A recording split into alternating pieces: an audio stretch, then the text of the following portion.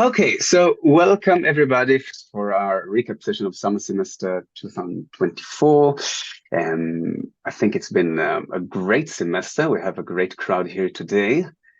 The lecture notes that you can access are on Piazza. There is a pin message. People can or people just shared it here in the chat. Restricted, sorry, you don't have permission to load this page. Maybe because, Matthias, are you a TUM student or are you a LMU? Maybe that's the problem.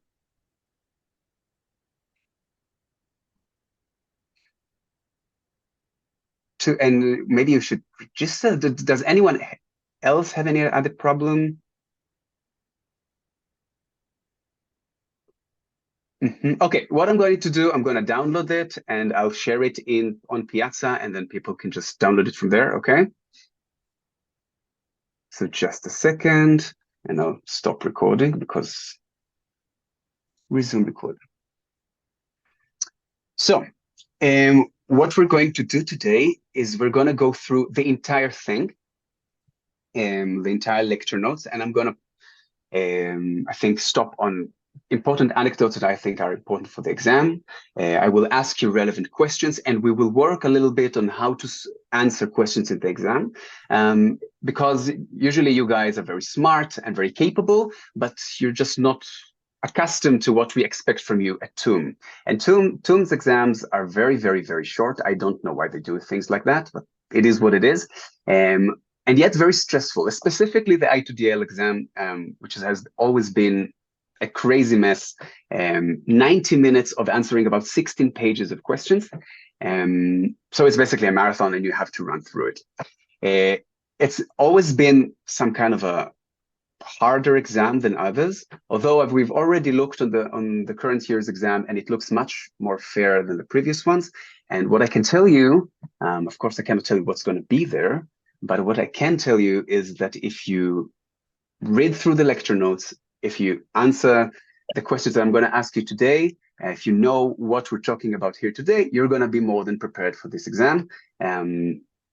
We've done a great job, all the tutors and the PhD students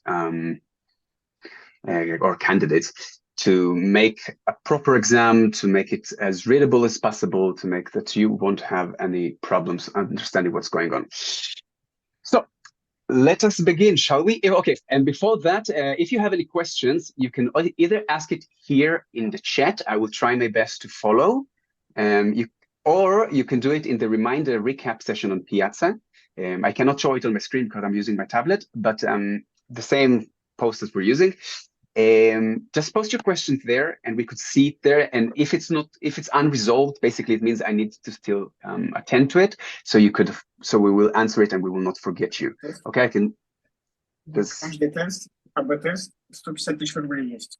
3 теста, 350 тысяч рублей чисто, чтобы выпустить модельку.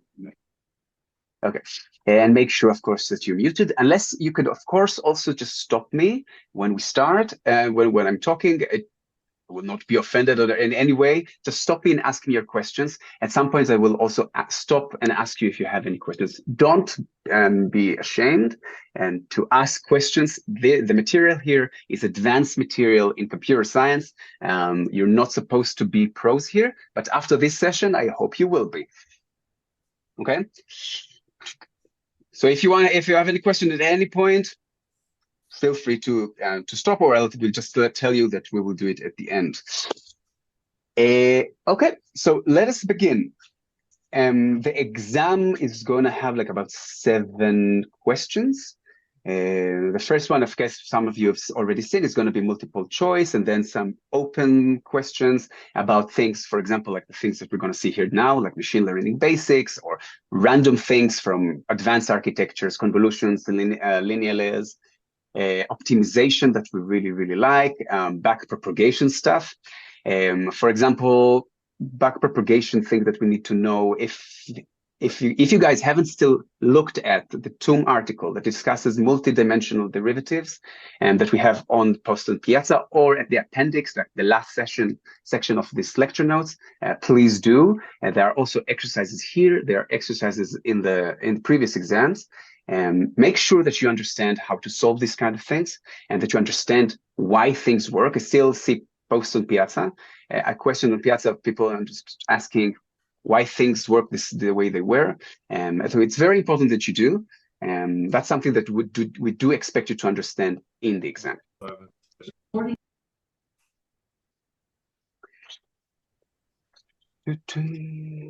Okay, so far I have only prepared for the exam with the lecture slides. Are we also excited to know things that are in the lecture notes, but not on the slides? Yes, definitely yes, because every exam so far in i2dl, you only had the lecture slides, but if you're expected to know much more, the slides are not efficient enough. They don't, I think that Professor Nisna just doesn't go enough in detail, and we expect you to know things in detail.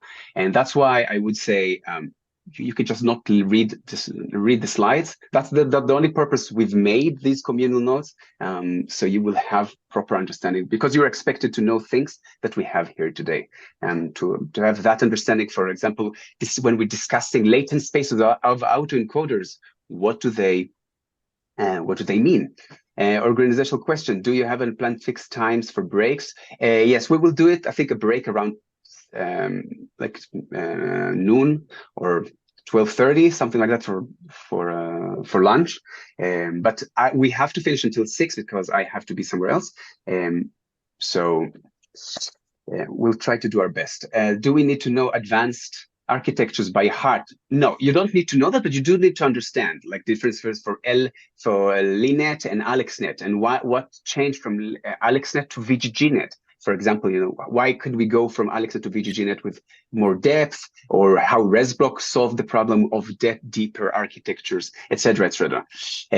Knowing that AlexNet had 60 million parameters, not something that you need to know by heart. But if I ask you, for example, why AlexNet has 60 million parameters, because it has a convolutional part, which is feature extractor, and it still has 60 million parameters, and I could ask you, where does it come from?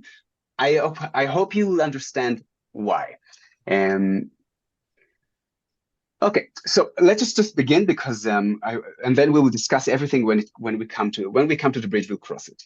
So, machine learning basics. What we need to know here is that we have different kinds of learning methods in machine learning. What we're dealing in this course is supervised and unsupervised. Then there's an interesting question in the chat. Can we assume that anything omitted from these notes is not material that will be tested on the exam?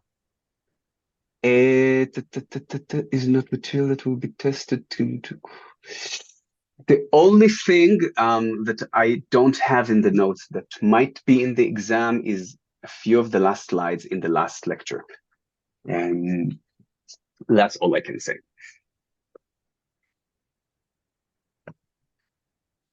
But besides that, yes. Besides that, you don't need to even open the slides. I try to do my best to fit it with the slides and to elaborate on every topic. Okay. So in this course, we're dealing with supervised and unsupervised learning. It is important for you to know what kind of different techniques we have of supervised and unsupervised methods. For example, when we use an autoencoder in exercise 8, we used it for both unsupervised and supervised. You're supposed to know the techniques like PCA, just to know the name, what it means, and what the difference between this and autoencoder, etc. In this course, we dealt with classifications. Let's just do this. We dealt with, let's change it to red.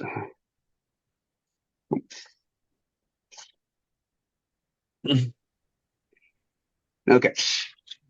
Classification, the difference, the classification problem. The classification problem is a discrete problem. Basically, we are assigning our input to some discrete number value. Okay, it's not a regressed value that is a continuous thing in R. It could be, if, for example, we have 10 classes in our data set, labels, each one of the images in the data set will be classified into one of these 10 bins, which has its own different loss functions that we will discuss later on. Or we have regression that has its own loss function, and it's a continuous goal to solve different things. Here in this image, we could see that, for example, if we have an original image, we can do many different things with this image in computer vision with deep learning. For example, something that you did already in this course in exercise 10, you did semantic segmentation. That's a classification problem when we classify each one of the pixels, or we have depth prediction, for example, that is a regression problem. Or for, of course, clustering, which is an unsupervised method of just we're just setting a number of means and we cluster around them. The first thing that we would touch is what we have seen in exercise 3. Now, usually people just skip that because it wasn't in the slides. And yet we really expect you to know it. This is one of the most basic things. Like without that, there is no deep learning. How to deal with data. Since deep learning is basically data-driven, as we say, it's very important to know how to handle data. Basically, we get raw data that is collected by some cameras somewhere in computer vision. Of course, you could also do text from the internet like we did in the last exercise about attention and transformers. Data sets are usually split into 3 parts. So basically, we get a data set. It could be 1 million pictures or 1 million sentences. So if guys, you're not muted, please make sure that you're muted. And we divide it into 3 parts: the training set, the validation set, and the test set. Now, the most important thing to understand is what is the goal of a neural network? What is the goal of what we're doing in this course? We have machine learning models that their entire purpose on this earth is to minimize a loss function over the training set. It does not care about validation, and it does not care about the test. It only cares about overfitting to the training set, to minimize the loss over the training set. The byproduct of that is that it could generalize to unseen data. Okay, then that's what we're actually interested in. But basically, a model that works amazingly well is a model that overfits. That we just don't want it to happen. And yet, a validation set and test sets are very important, that they will be kept unbiased, and what we mean by that, and that the model does not see them in any part. Every time that we do the machine learning or the deep learning pipeline, and we do an epoch over the training set, an epoch is one run over the entire training set, and then we do a validation set. The model sees the validation sets as it for the first time. It forgot it completely. It has never seen it before. Very, very important. Otherwise, we will have what we call data leakage. Data leakage is when the model sees some of the unseen data and basically learns something about it and could change its own parameters accordingly. And then basically our model is biased to it, and we cannot compare it to we cannot really see how it will behave on unseen data, which is the most important thing. For example, when you're doing deep learning applications for autonomous driving, you want your car to be able to drive in unseen scenery, or at least some scenery that it's seen before, but some new scene would know how to handle it properly. And that's something we cannot measure if the model has seen one of the test data. Now, a thing that is important about the test set, we always say that we want to be used only once. So basically, that's not a golden rule that if you pass it, you will be executed with a guillotine in the Concorde Square in Paris. No, it's just the thing is that it's the most important, that the test set usually is what is used in benchmarks to be compared among all models. So when you compete on a benchmark, for example, what we know from this course is ImageNet, where we had all these architectures, ELINet, AlexNet, VGG, whatever, all of them competed for the same task. And they have their own test set that you've never seen before, that you've never tested before. So you cannot change your model accordingly. The validation you can change it. Of course, you change the model according to how you perform on the validation set. But the test set, that's all limit. But if you ran your code on the test set, nothing happened. Okay, that's not the end of the world. Another important thing is we have to know how to shuffle the data.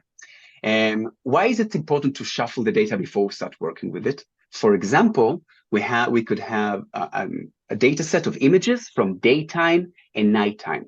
If we don't shuffle the data and just split it, the training set might have only daytime images, while the validation could have a mixture, and the test set only nighttime. Basically, they do not represent the same distribution of data. And while the performance of the model on the training set would be amazingly well, because daytime images are very easy to learn in comparison, when you try to do it on the test set, on the validation set, you'll see a huge generalization gap. And you'll wonder, am I overfitting? What's going on? Very, very important to shuffle the data before we start working with it. Okay. Another important thing is how to split the data into splits.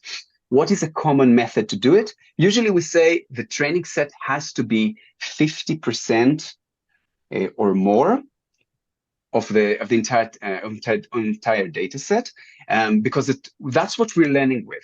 We need, because deep learning is data driven, we need to have as much data set, a training set as we can.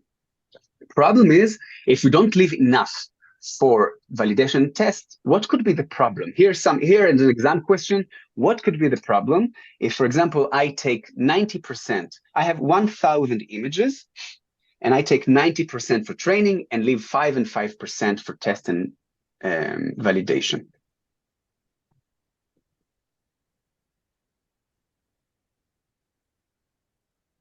Who can tell me? Yes. Then perhaps we cannot assess the performance of the trained model completely without a big enough validation data. Exactly. It's not representative of the distribution because it's just too small. It's like, using a batch size of 2 and trying to approximate the statistic on it, like with batch normalization, or anything else. It's not representative enough. It could lead to suboptimal performance. When we have a big data set, well, let's say we're doing a supervised set. Okay, guys, can you make sure that you're muted? When we have a big data set, let's say 1 million images, then it is okay to have like a nice, a more relaxed division, like for example 60-20-20. So because the training set will be big enough, and as the bigger the validation and test sets are, the more representative they are of what we want to, of the real world distribution that we want to solve for. But if we have a smaller data set, we would like to more stick, either to stick to something like this, to 80-10-10, or do something with, like, for example, 70-15-15, and use a technique that increases the training set without adding more, without actually finding more images. What technique am I talking about? Cross validation. Sorry? Data augmentation. Very good. Very good, guys. Data augmentation. Perfect. But we will touch this perfectly later on. Okay, so as we said, it is important to shuffle the data set. A data set represents a distribution, which is a sub-part of the world, and it cannot ever represent the entire world. So it's limited by the available data, and that's it. That's all the model knows in this world. Okay, data sets. Dan. The way we... Yes. Before we move on, there was a question in the chat about time series or sequential data, and I'd like you to elaborate on that a bit.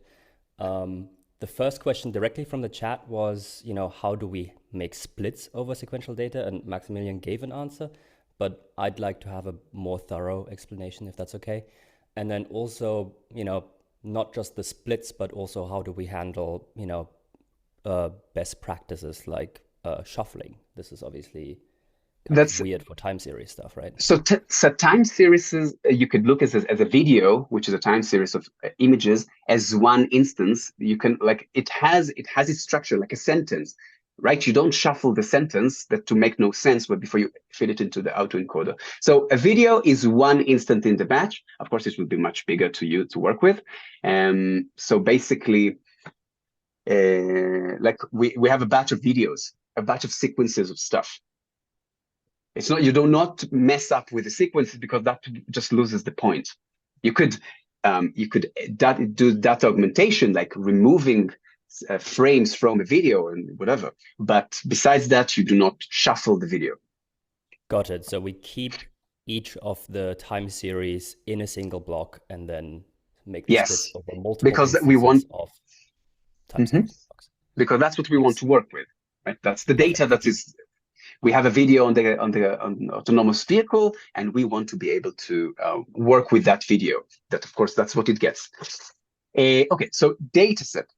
The thing that you need to know about dataset is something that we've seen in exercise 3, and the dataset class in PyTorch, or what we work in the frameworks of deep learning, it has two different functions. It has a len, this thing, and it has the get item. The len variable just returns the length of the dataset. It is just important to know. What we really care about is this get item. Get item takes one image from the dataset, only one image, performs pre-processing on it. Pre-processing could be, I think we will touch it in a second. Yes, data processing. It could be normalization, could be cropping, could be anything else, like anything else that you think that we need to do before we feed it to the network. Or we could do also data augmentation, and that's only on the training set, but we'll touch it in a second. Okay, that happens in this one. Then we move on to data loaders, and that is the end of this section. The data loaders take the data set and just perform and creates batches out of it. So data set is responsible to process images one by one, while the data loader loads them efficiently to the RAM as batches. Okay. Data augmentation. We will touch it even later on when we talk about regularization, but because it's a part of loading the data, and which is really important. So the definition of it is a way of artificially increasing virtually the size of the training set. What I mean by virtually, I mean that physically, usually that's the way that most people use it, we do not increase the size of the training set. Just every epoch that we move on training set with some probability p, we modify the image. So we take an image in the data set and we ask, we sample a number and we say, are you below 0.5? If so, flip the image. If so, add Gaussian noise.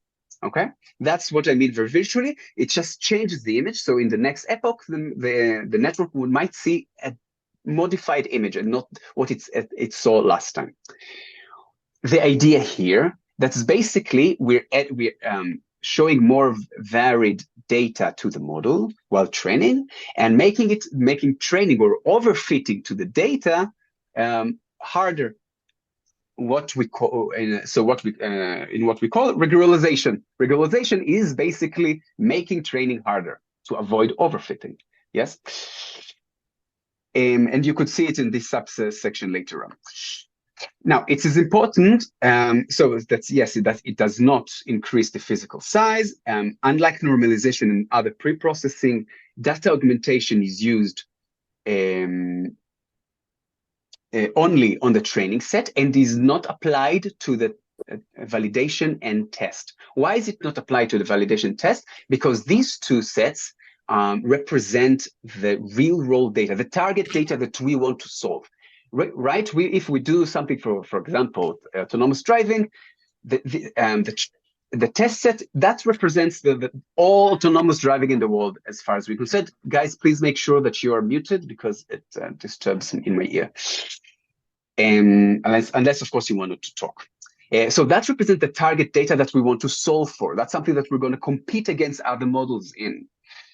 That's where we do not modify them with data augmentation, unlike data processing, that is, for example, normalization, that is what the model expects to see. So it does not expect to see, for example, an image between 0 and 255, but between 0 and 1. Okay, so that's the difference. And well, the good documentation should fit the problem at hand. Okay, also data augmentation should also fit the problem at hand. And that's something that returns in every exam. That we ask you questions about, well, like for example, we give you a data set, for example, the MNIST that we've dealt with exercise 8. If you remember that we reconstructed images of digits, and we ask you what kind of data augmentation methods fit it. For example, like if we flip the images like horizontally, it means we're destroying the distribution because we can flip 6 and 9, and that doesn't fit. Okay, so that's very important. Not every data augmentation fits any scenario. Very important. Usually Gaussian blur, cropping, that something that works with mostly everything. Questions. The data augmentation does increase the physical size of the data set with teacher-student reinforcement learning, doesn't it? I do not know about reinforcement learning. Maybe there's another way. I cannot answer this question.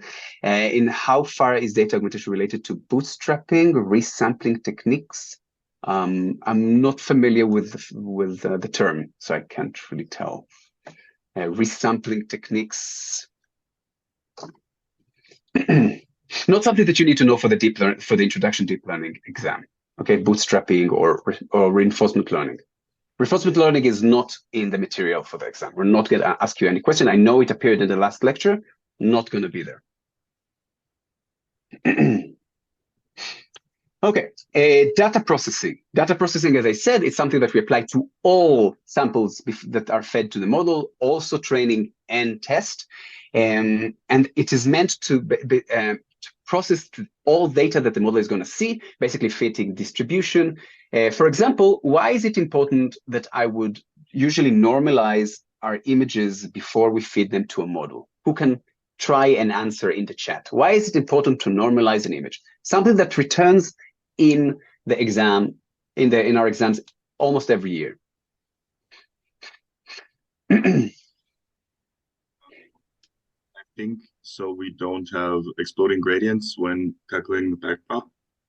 For example, yes.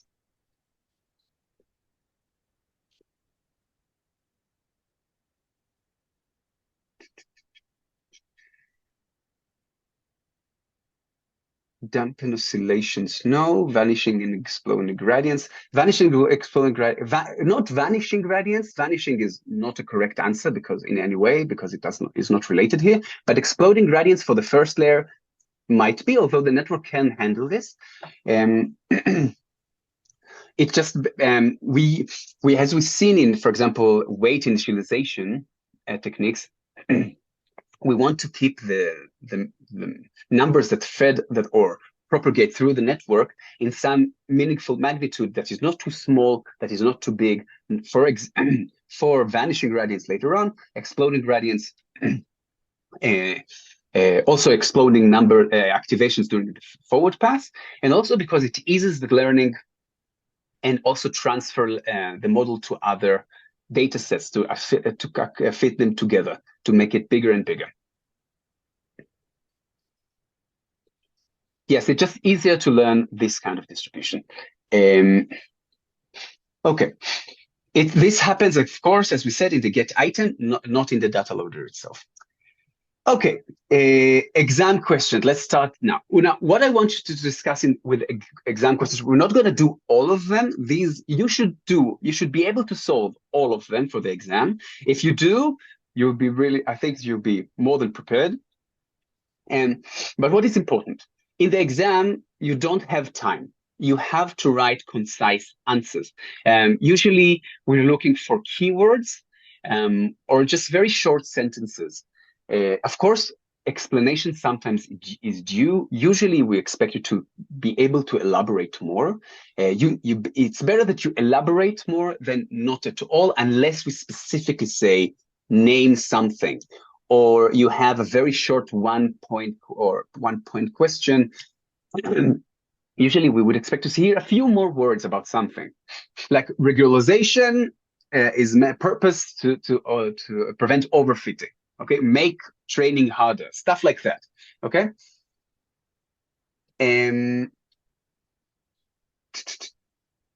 So can we write keywords instead of full sentences in the exam? It depends.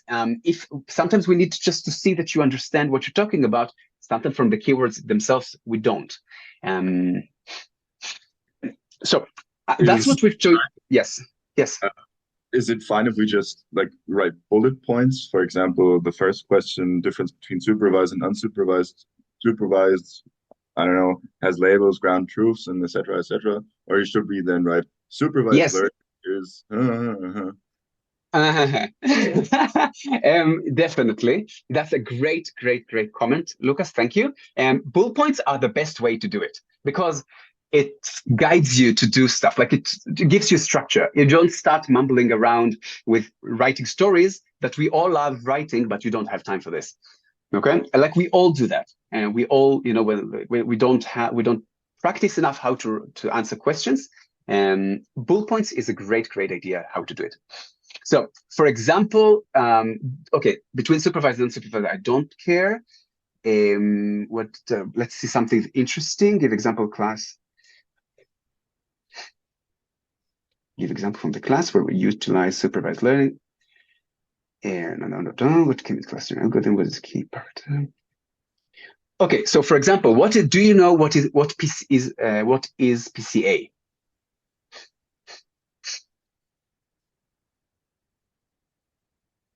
Yes, but K, Connor, your answer, K, the number of classes, the number of means, okay?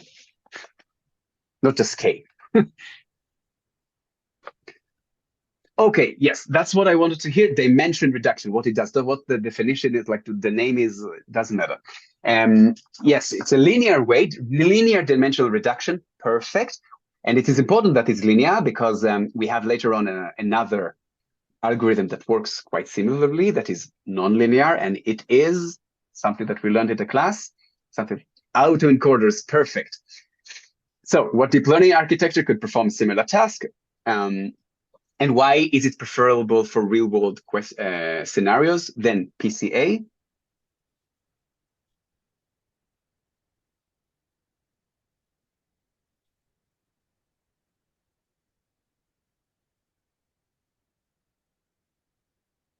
Okay, yeah, so Maximilian just answer that. Yes, exactly. We can approximate nonlinear functions. Okay, PCA does not know that it is a linear function, and autoencoders can do it nonlinearly, which fit more to real-world problem. It's also important there was one exam question, I think, last semester about PCA, and some people said that it's a learning algorithm, not learning algorithm. We could say that it's a learning algorithm. It will not appear like that in the exam. We made sure. Why is it important to shuffle data? We already did that. Common split ratios, we already discussed that. Why is the training set bigger? Also discussed that already. Why not to use the validation set? Okay. Why can't we say, okay, we don't have enough data. Why not just to merge the validation set into the training set and just use test set at the end? Why shouldn't they do that?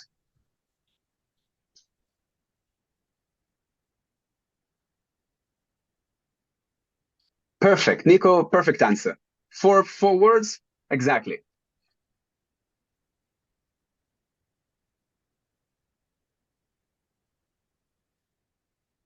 Perfect. Okay, so test set has not to be untouched. That's not a good answer. Like, that's true, but why?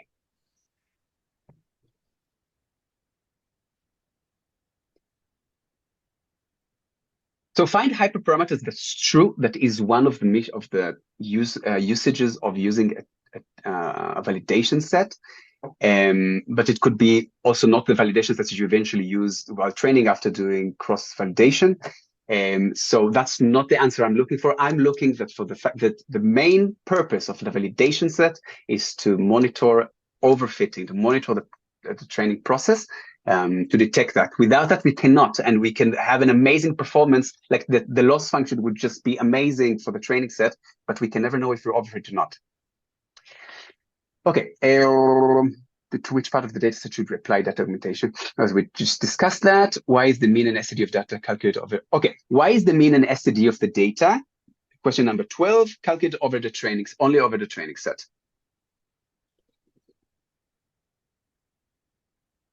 When we do pre-processing and we normalize the data set, perfect. Q is very nice, because otherwise you would bias it. Perfect, Simon. Yes, perfect. Okay, perfect answers. You understood that. Amazing. But these questions that you see here are questions that could be in the exam. This is exactly how they're going to appear. Okay, so, and these short answers, that's all we expect you to do. Okay.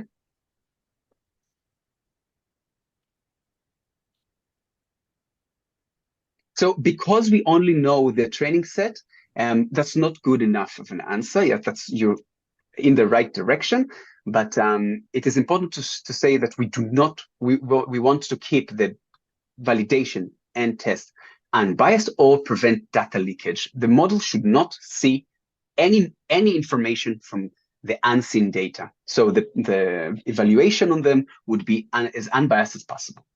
I'm not going to go over the answers. You have them here. If you have any questions about them later on, please ask on Piazza. Unless you guys have any questions about this, because if not, we're moving to the more interesting part of the course, neural networks, and all that comes with it. We don't need it for the k-fold cross-validation. We don't need it for the exam, so I'm not touching it. Maybe for the k-means and PCA, are there other versions that we should know about, or should maybe no. All that is here, that's what you need to know. Perfect, thank you. For example, if I ask you in the exam, give me a method that's like an unsupervised method, or you give me a supervised nonlinear method, machine learning technique that we've learned. So who can tell me, by the way? We haven't touched it, so I don't want to ask it yet.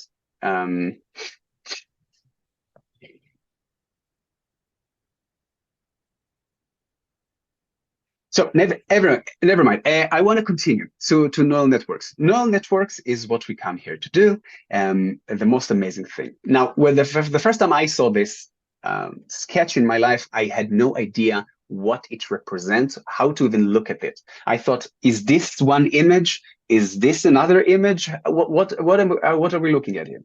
So the important thing is that these nodes are what we call neurons. Each one of them symbolizes a single value. Some of you guys probably already know that. Some of you, I guess, not. Okay, so each one of them is called neuron. It holds a single scalar value. Or each one of these edges is what we call the weights. Okay. Also, each one of them is a single value. But these are what we call the learnable parameters of the model.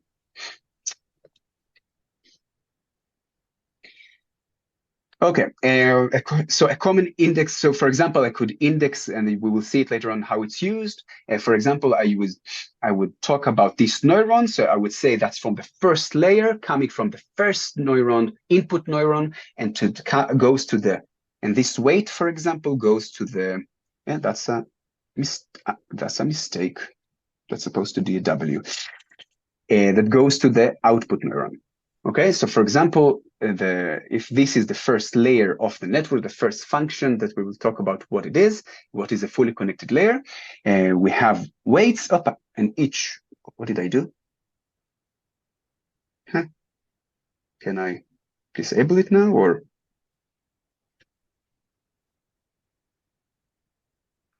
Yeah, what have I done? On your toolbar, the third symbol from the right, I guess, is the upper toolbar from your editor. Okay. The A with the arrow. This one? That's one. Perfect. Thanks. Thank you. Thank you. Okay, so basically we will have a weight that goes from first layer, from first neuron to the first neuron in the output, W111. And that's important because we're going to discuss how to do backpropagation and this is how I'm going to index stuff. Okay, so you understand what we're talking about. Usually neural networks represent nonlinear functions, and for that we apply nonlinear activation on the function. So basically, after performing some kind of function in neural network, for example, this fully connected layer that we will discuss later on what it is, we apply activation functions that are almost always element-wise functions. Okay, so basically they are applied on every input independently, of every neuron independently, without no connection. What activation function do we know from the course that actually breaks that abstraction and takes all of them into consideration? Softmax, perfect. Very good. But it is important to know that these activation functions work this way, besides softmax, because when we do multi-dimensional derivatives on them, it's much, much easier to do that, because it's always just element-wise multiplication and not transpose and matrix multiplications. And on top of that, so if you guys are more interested in how the architecture we need to okay. So and that's another thing that I want to discuss. What we see in this sketch is always a single instance of the input that goes in. Usually in deep learning, we work with batches, and we will talk later on why we need batches and why not. But in this case, we only see a single thing. Usually, batches are calculated through neural networks independently. Each instant in the batch there is processed independently from the other instances in the batch. So basically, for example, here we have an image with three or some input with three input features. That's it. On a computer, we can calculate it all together in parallel.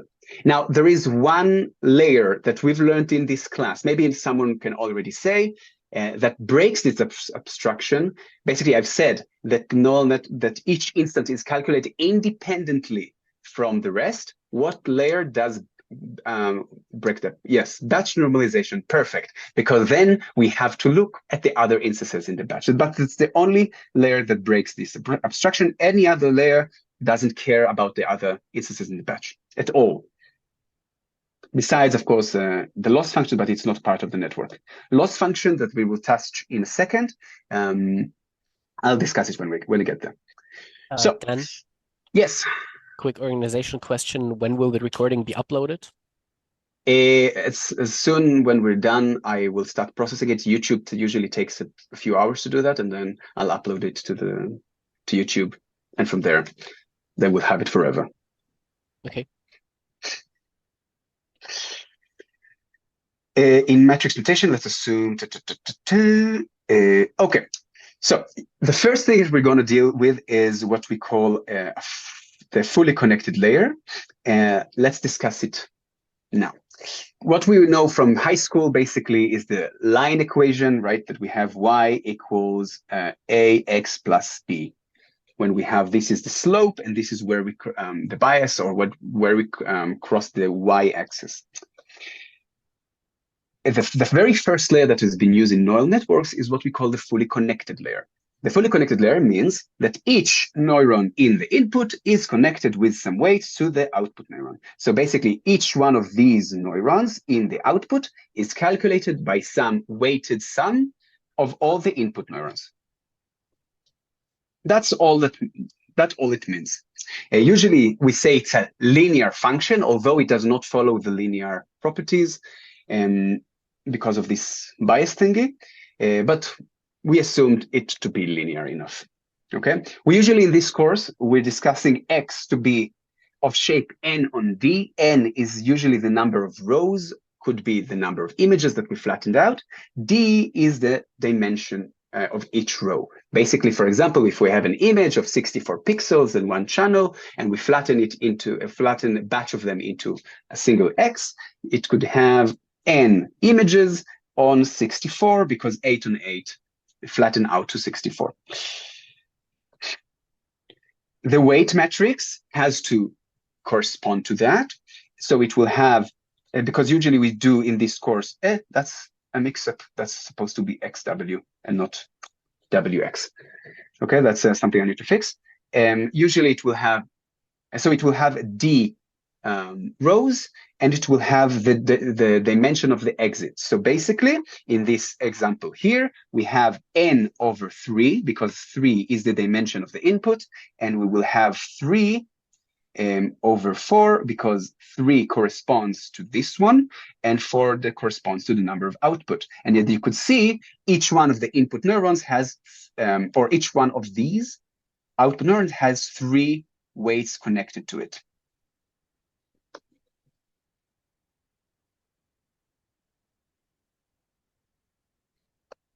The bias, so if X is a matrix and W is a matrix, bias is some vector, okay, that eventually is added. The way it is added, because mathematically that doesn't make any sense, right? If the result of XW is some matrix, and this is just a vector, basically what we do is we multiply it by a column of n of 1 over n, and basically so this one is multiplied to be n rows, and then it is added perfectly into the XW. As we, if you need more understanding of what I've just said, please see the appendix where we see the multiple dimensional derivatives, where we explain how to deal with the bias. PyTorch and NumPy usually just broadcast them, just duplicate them along the rows. Okay, so actually I have this explanation here how to do it. So basically the bias is multiplied by with 1 of n, and then we create this one that we could add to. Does anyone have any question about this one?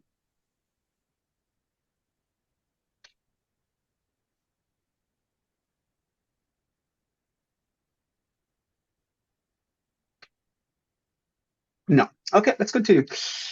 Okay, something that is, so we just discussed what is a fully connected layer. And 2 things that I want to discuss about it. First of all is the naming. You'll see in the literature and also in previous exams that we can call it in many different ways. A network that uses only fully connected layers could be called multi-layer perceptron, or what we call in many papers MLP. Okay, it's just basically this. Just a lot of layers of fully connected layers attached on each other. Or fully connected FCN. It's usually in the exam we could call it FC. Okay, did you need to know what it means? Fully connected. We could call it affine layer. Okay, what for example we saw in in the appendix in the multiple dimensional derivatives, or we saw in exercise 4 and exercise 5, I think, but we call it affine layer and not fully connected. All are the same. They're all abbreviations of the same thing. The important thing about fully connected layers is it's very, very, very important, and it would help you to solve, for example, last semester's exam, last question, is that FC capture global features. And what do we mean by global features? That, for example, we have an image, yes, and it is reshaped into one single vector of 1, 2, 3, 4, 5, like 9 of them. Yes, this one just goes here, and then is fed into this network that assumes that we had 9. Each one of these neurons, as we said, is calculated by a weighted sum of all those pixels. So it takes global information from the input. Each one of them can only represent something that is calculated about the entire image. The difference between this and later on what we see about convolutions is convolutions go on this image and go on different windows and calculate only local features, which makes it much more easier to extract meaningful features like edges and whatever. So this is why, for example, when we moved from fully connected layers to convolutions, then performance in computer vision tasks actually boosted up. Before that, it was really, really, really hard because all we could extract is to look at a picture and just to say something general about it. And that's very important because that's why we don't use it. However, sometimes we do need fully connected layers. For example, in classification tasks, right? Even if we process stuff with convolutions before, we want eventually, if we want to label an image, we need eventually global information. Okay. Can we add the bias to X and X? Yes, we can, Jose. That's one common way to do it. I just find using the bias outside a bit easier to look at.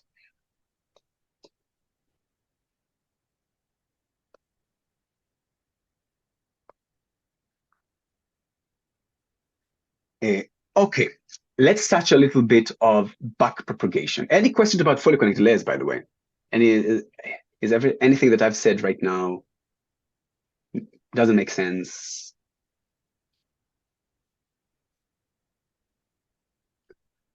Okay, let's touch a little bit of back propagation. We'll do both scalars and multidimensional derivatives. Okay, so the first project that I found always easier because we deal a lot, and the previous exams you'll see it a lot, that we deal with back propagation, and we have to basically write down the chain rule. Basically, why do we have the chain rule? Because neural networks are just, if, for example, this y hat is the result of the neural network, it would be an f over g over h over z over whatever of x. Right? It's just it's a function over function over function over function over function. So therefore, in order to find the derivatives of the weights and the corresponding upstream gradients, we will have we have to know how to do the chain rule. Problem is that usually we write something like I think I have this here to explain it. So usually what I want you to remember that the nominator represents always a function, always a function, and this one represents the input to this function, the variable that goes into the function.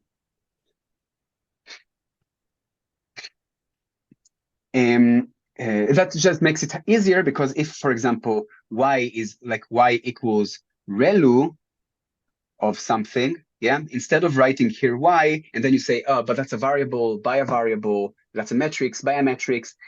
Where does the ReLU come in? When do I need to do y over ReLU first? No, because that's the same thing. That's abbreviation. That's just basically a substitute for the function name. So I think it's just easier if we remember that in the denominator we always put functions. Okay, so just for you to do it faster in the exam. Let's have, for example, here, let's have a little example from the slide itself. I saw that some people were struggling with it. Let's, for example, do this. Okay, so first of all, we have H. H is this hidden layer, and it's created by X over W plus B1. Okay, that's this function here. And then H is taken into the second hidden layer and gives us the Y hat. And we avoid currently the activations just for simplicity, so we don't have to have more things. Dan, question from the chat. Could one shortly Yes. explain the global features / local features part of FC layers? Yes. Okay. So fully connected layers, as Q's just said about receptive field, but we will touch it later. First, as we said here, fully connected layers, as we saw, I can have it here, right? What we said is each one of the neurons in the output is connected to all the neurons in the input, meaning that this neuron that represents something that we learn from the input comes from global information because it has all the neurons in the input. Okay, all the image, like we said, that we flatten an image of 8 on 8 pixels and we flatten it to a vector of size 64. This neuron is computed by all of these 64 features, meaning it cannot really learn local features. Local feature would mean that if we have an image of 8 on 8, we take only one window and we calculate a feature about this. So it has more understanding of what's going on in this specific part of the image and not the global part of it.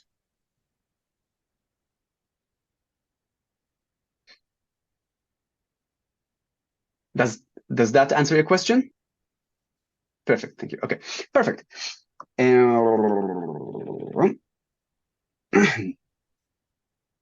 And it's important to know what we've just said because it was in the previous exam, like in last semester, in the last question, that was most of the points that you got to understand the difference between fully connected layers and convolutions. Okay, let's go through backpropagation. We want, in our example, to calculate. Yes, Matthias? A follow-up. So you said it cannot learn local features, but couldn't it be that it just learns to ignore, say, the border of the image and just looks at the center? It could, but it will be much harder for it to do. It just practice has shown it. You're right when you think like that. But practice has shown it that usually just fully connected layers don't work well on images, for example, for classification. It just simply, gives you 60% accuracy and not 99%. Okay, It's then good. it's not independent of the position, right? Yes. Okay. Okay, so we want to find the gradient of this thing, of this weight, the first weight from the first neuron to the first neuron in the hidden layer. How do we do that? So we remember that the derivatives, when we calculate the derivatives of some weight in some function in the neural network, some layer, we take the abstraction that we do not care about the rest of the network. We care only about the layer that we're dealing with. Meaning, I do not care what happens here. I do not care about the loss. I do not care about how things are calculated in other layers. For example, if you had like 7 more different layers in the network, I do not care what happens there. All I care is that they send me an upstream gradient. And what I mean by upstream gradient, remember that the neural networks has these blocks, right? This is the forward pass. And when we do backpropagation, when we want to basically learn the directions where the weights need to go. We will discuss it more elaborately when we go to optimization later on. We have a gradient that this is the loss function, and we will talk why it has to be a scalar later on. And it brings through the chain rule, it propagates a gradient all the way up. So this is down the stream, this is up the stream. Because the stream flows like a river, and then we like salmon going up the stream. So what we care when we calculate the gradient of this is to calculate the local gradient or local derivative, and with respect to the gradient that is being propagated from the loss function, what we call upstream gradient or the out. The out basically comes from the derivatives and the out of the function. What is the derivative of the out? That's what we've seen in the exercises. How do we look at this? Maybe we can, okay, no, you cannot see this like this. So basically what we said that we always take, that's also important, we always take the derivative according to the loss function, never according to anything else.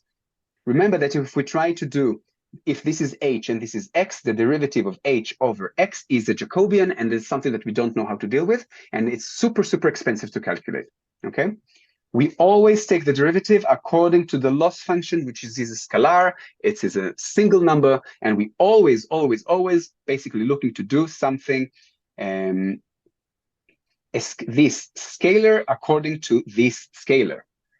This later on is assembled in matrices, and we find a much more efficient way to calculate it in a computer, which is the multidimensional derivatives. But that's what we're basically looking for.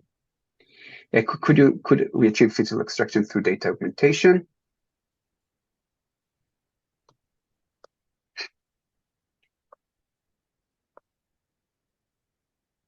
For Lucas's question, could we achieve this through data augmentation, like local features? Again, yes, you could blur part of the image and stuff, but that's also manual labor that no one will do. but the fully connected layer eventually takes all of the input, and it will need to know to tweak it, to wait, and what to take importance of, and it's much harder task than what convolution immediately does. That's why we say it's just it takes global information. There's nothing we can do about it. It could go on the spectrum towards local, but never as good as convolutions. Okay, so basically what we want to do is to have the gradient of L over y, and then y, as we said, y equals, right, this fully connected layer. So immediately I write it down as the fully connected layer, not as y hat, just for me to see, I need to do this gradient according to h. I already see the variable. It's easier for me to see.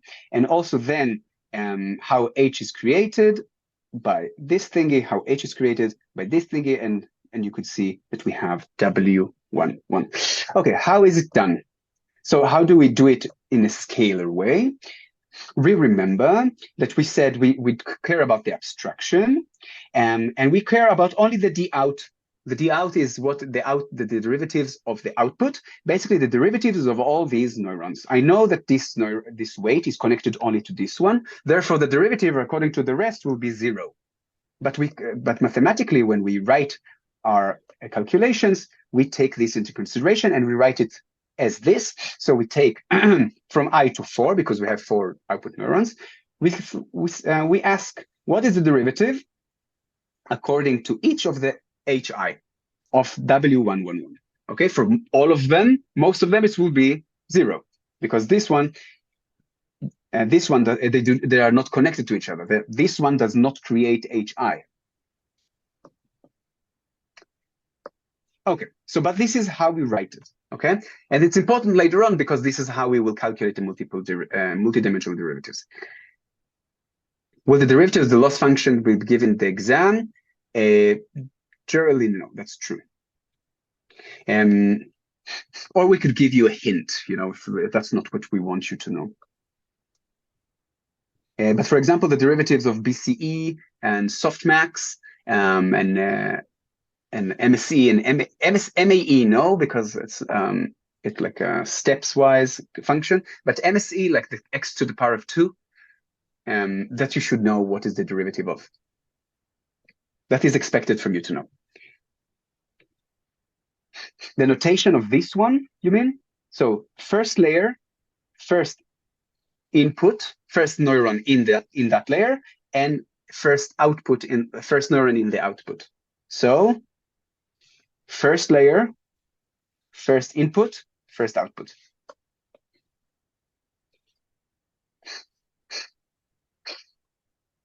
Also, so basically that's the out and that's the derivative. Perfect. That's how we calculate it. Eventually, it will be just h, the derivative of L over H1 multiplied by the derivative of H1 over W11, because that's the only thing that makes sense.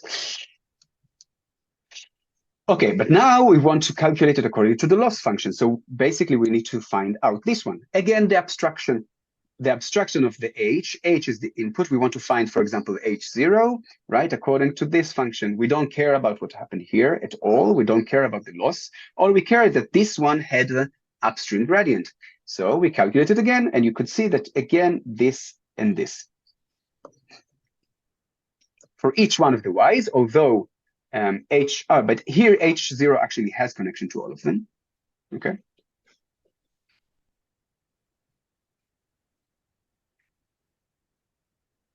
And basically, when we plug in all together, so we take this one and we take this one, and we could plug it in together here, and this is the gradient of W11 according to L. If you want to look at all of it, but it's not something that you need. All you need in the exam is this. That's all we care about, because we do it by steps. We do it by abstractions. I never expect you to do this. This is just too complicated. Imagine if you had 7 layers, it will be impossible. You'll have 7 different sums and you will just get lost. That's why we don't do it like this. We calculate it. You do need to do it by steps though, yeah, to calculate this and this and this differently in all different layers, and then use them together in the sum. We had, I think, one question yesterday on Piazza, just doing that, from some semester 2023, last year.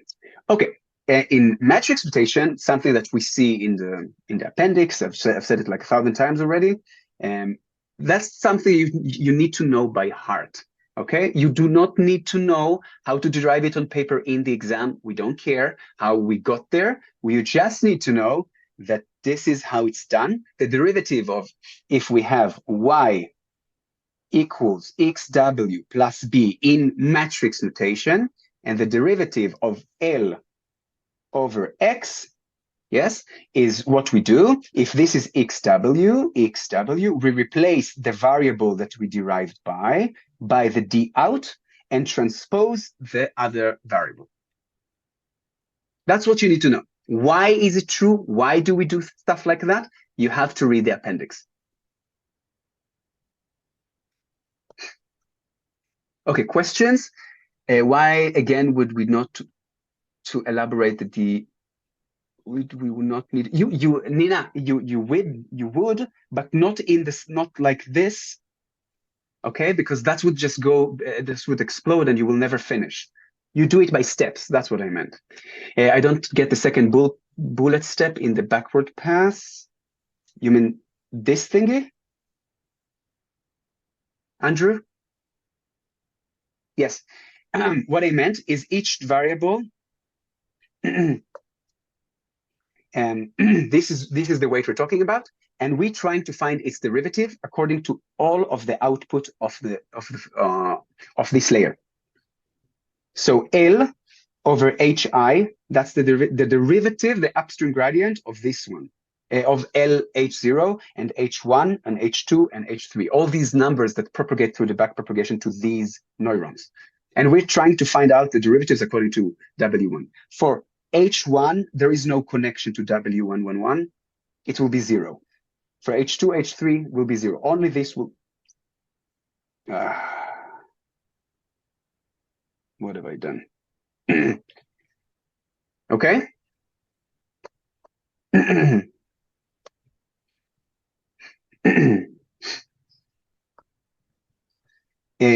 Another question. Can you again explain the difference between the first bullet point and the last bullet point in the backward pass? Why would we want to do it in the latter way?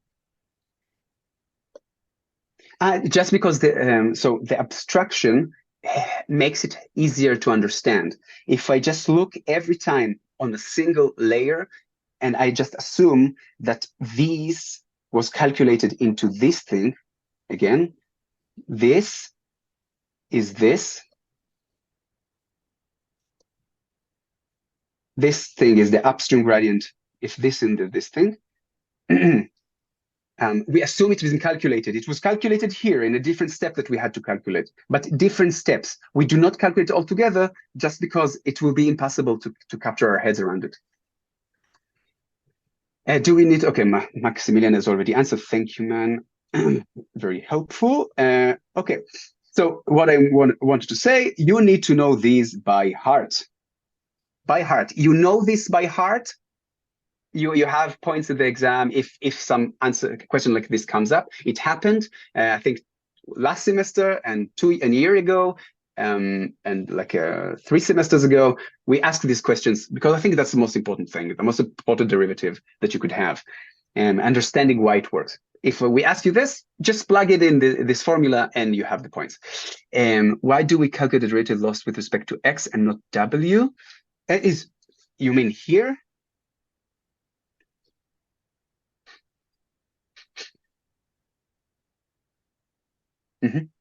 Yes. Okay. So who can answer? Why do we take the gradients according to x? Why do we need x? Oh, we said only w is the learnable parameters. Why do I need to do this? Exactly, because x is the output of the previous layer, and we need the upstream gradient. Very good, guys. Yeah, people are listening. Okay. And of course, for beta, this is something unique. If you want to understand why this works, go to the app. W is the matrix, right? Yes, matrix. It's the weight matrix. Inside, you have all the little arguments. Okay, any questions about that before we move on? That's important, very important topic. Any more questions? What is the result if we have a batch of samples on which we want to calculate the derivatives? Is overall derivative the mean over the individual sample derivatives? Is the overall derivative the mean? No, definitely not. X here is a batch of samples. Okay, like we did in the early exercises, in exercise 4 and 5, before we move to convolutions, right? We had a batch N over D. D, for example, 64 for 8 on 8 images. So this one works exactly the same. The mean is taken only at the loss function area.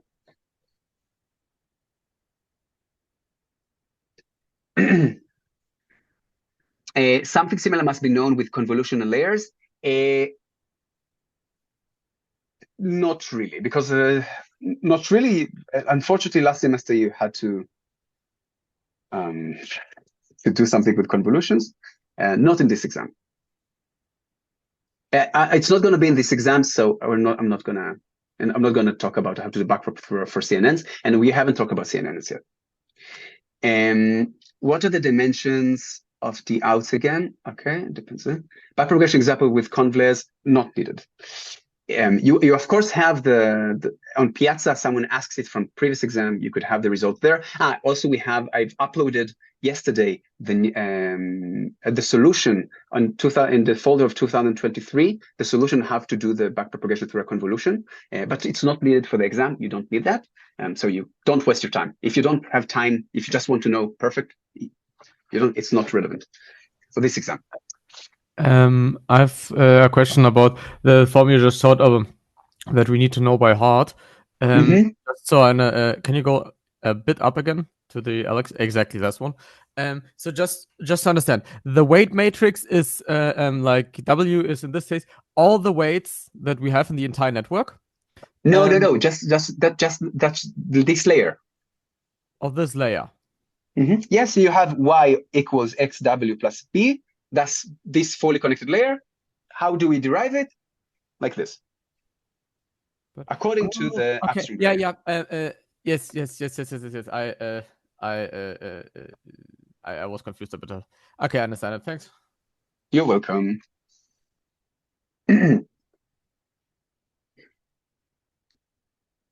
No, W is not a diagonal matrix. It could be anything.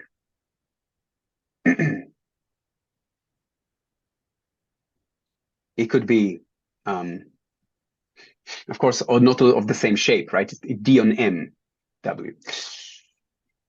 Okay. If the resulting matrix from the derivative of the activation function is always multiplied ms.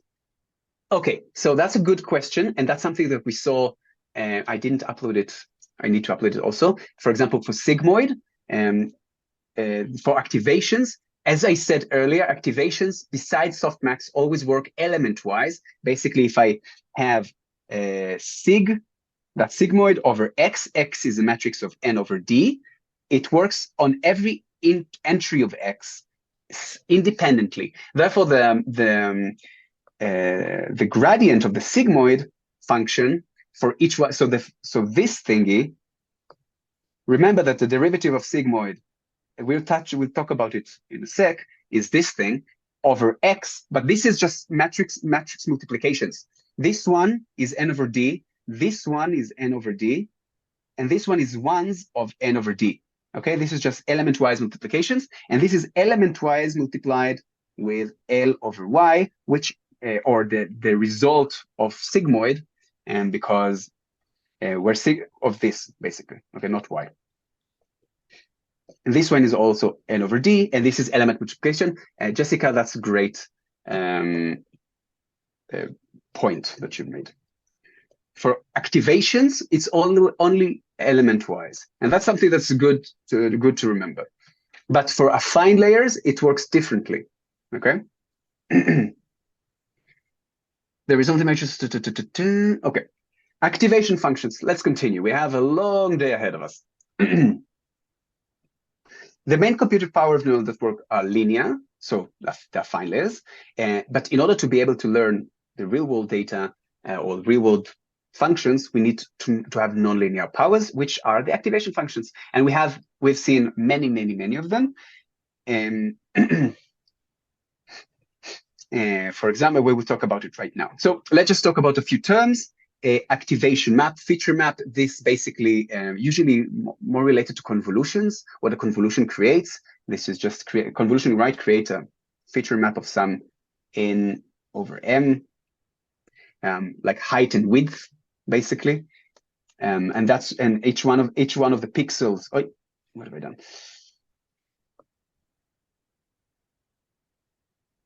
Each one of the pixels created by a kernel and then is applied through an activation, and we call it an activation map.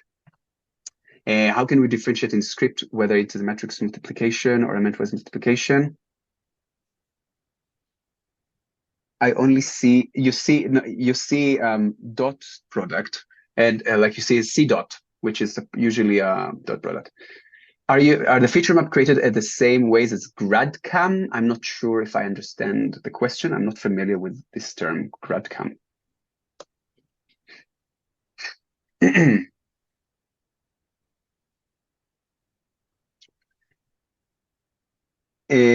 Features. What are features? Features usually in fully connected layers, as we said.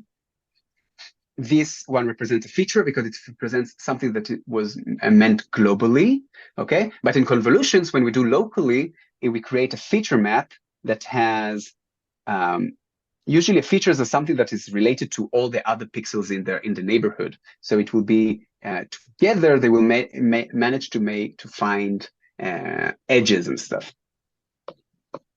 But features, we just say, what do these numbers that we have here represent? Okay, we calculated some numbers from the input image. What does it represent? That's a feature. Sorry to remind a bit about backprop in the second bullet point, missing the LDY hat in front of the summation. No, we're not, because that was the whole point, that I don't want to get here. This one equals this. I want the abstraction. I just want to look at the local layer. Okay, this one is this thing. And I don't want to look at this because it gets too cumbersome. What if it's between an affine layer and normal fully connected layer? No difference. It's just two abbreviations to the same thing. So again, fully connected layer is affine layer, is multi-layer perceptron, FC, FCL, it's like fully connected, FCN is fully connected network. All of these are the same things. Okay. Generally, when we do matrix multiplication and we do use element-wise multiplication matrix mult, that's just the way we do it. At least I do it in literature, or I saw it in literature. Not anything that is relevant for the exam. We're not expecting you to. And if we understand what you're talking about. The activation map of FC layers is basically the map of size n on m after the activation, right? So basically each row would be an activation map because it's in fully connected layer, usually it's just batches of images, and each image is independent of each of the others, so it's not related. In convolutions, it's usually something that has a special size, spatial size. Okay, another thing that I really want to discuss, and I find very important after a long discussion on Piazza, is what we call zero-centered activations. For example, we saw, and we will see it just in a second, that sigmoid and ReLU are not zero-centered. What does it mean? It means a function of fx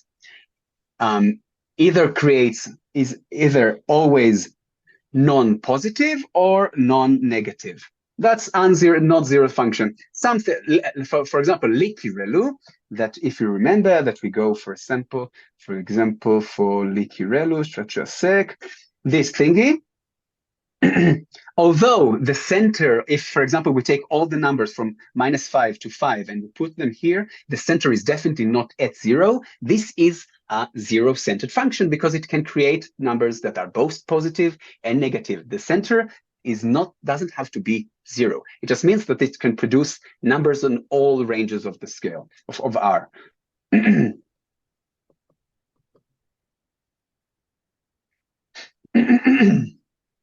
Okay. Let's just drink something for a sec.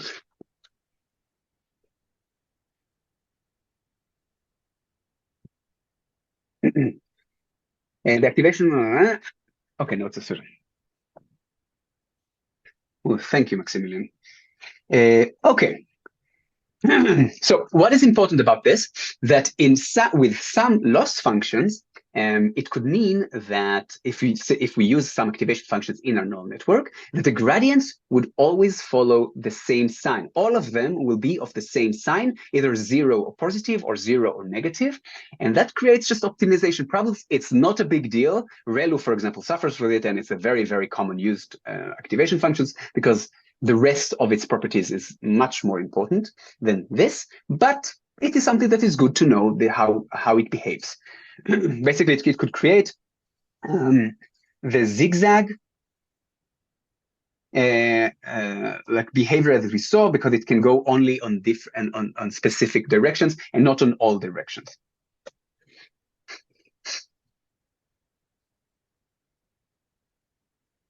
Clearly, what purpose of data normalization? Okay, so if someone can answer that, because so I don't move from this topic. Okay, let's just have an example. Okay, assume the following network. So we have some fully connected layer, activation of a sigmoid, another connected layer, another sigmoid, and a loss function. A loss function, remember, that goes to an R, always. In the plot above, I see that it moved here. I need to fix this. It needs to go up here.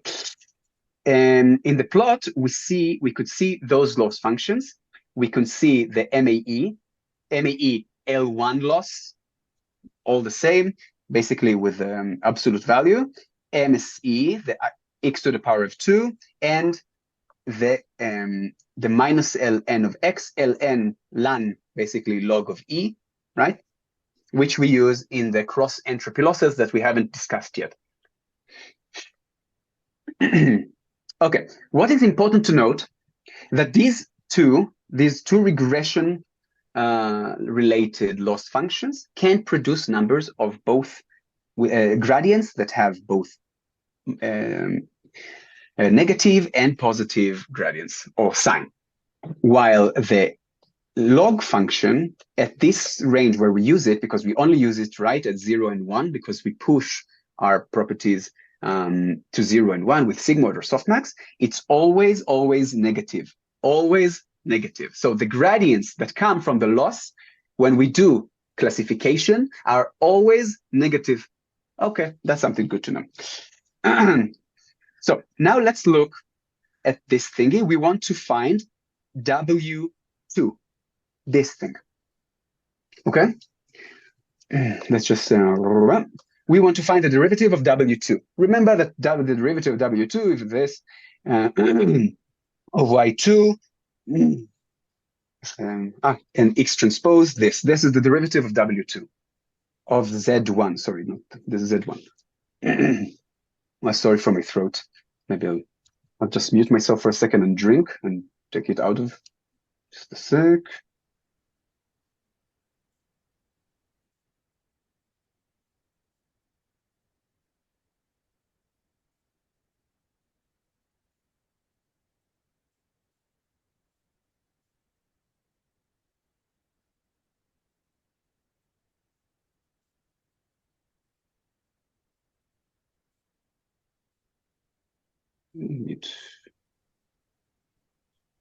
Yes, I will repeat. Why is it always negative? If you look here at the function of the minus log n, this is the minus log n. This is the function, how it is described in the range of 0 and 1. And the derivative at each point here is always negative by definition. Here, this is negative gradient, this is positive. Negative, positive, the ln doesn't have any positive part. So the gradient is always, always negative for the ln, not for the rest, for the ln. Okay, now we want to find the W2. Remember that this is the gradient, right? We said, what is the gradient of this? This is a Z1 transpose this one. And this one, this is the upstream gradient. Okay, now Z1 is created by a sigmoid. Sigmoid is a non-zero centered function that creates, remember that the sigmoid send us to, is always, always positive. All sigmoid of X is, no matter what X is always non-negative. Yes, I know it is never zero, but it is so close that it's basically zero. So basically the sign of Z1 is always non-negative. Okay. Now we only care about this thing. We remember that this thing is always negative. So the derivative of the loss function is always negative. And the derivative of sigmoid that we have here is always the derivative of sigmoid. The derivative of sigmoid is always positive, right? Always, always positive. There is no thing that comes to go this way. Okay, if the loss function is always negative, and this derivative is always positive, and this thing is always, let's say, positive, not negative, this derivative of W2 is gonna be always non-positive, either zero or negative. And that's the thing that is important about, this is about how it boils down to with the zero-centered functions. That is important to know. That's what we say, that it goes the zigzag, that it could lead to this optimization problem. It's not that big of an optimization problem. Any questions about that? If I ask you this at some point, if I ask you this at some point, can you explain it to me? Yes, it's always better to have zero-centered function. For example, all the variants of ReLU, like leaky ReLU, p-ReLU, GeLU, CeLU, all of them are zero-centered. They never suffer from this.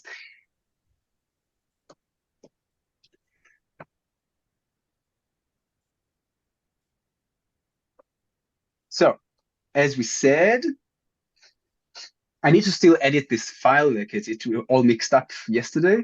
And the Z1 is created by sigmoid, always positive. Sigmoid is always positive. Gradient of loss, always negative, like non-positive, zero or negative. So plus multiplied by plus multiplied by minus, minus. For all entries of these metrics. Okay. Any questions about the zero-centered? And in ln is connected to sigmoid because it is the derivative, correct? Yes, like that's the loss function. Can be zero. Yes, that's what we say. It's non-positive.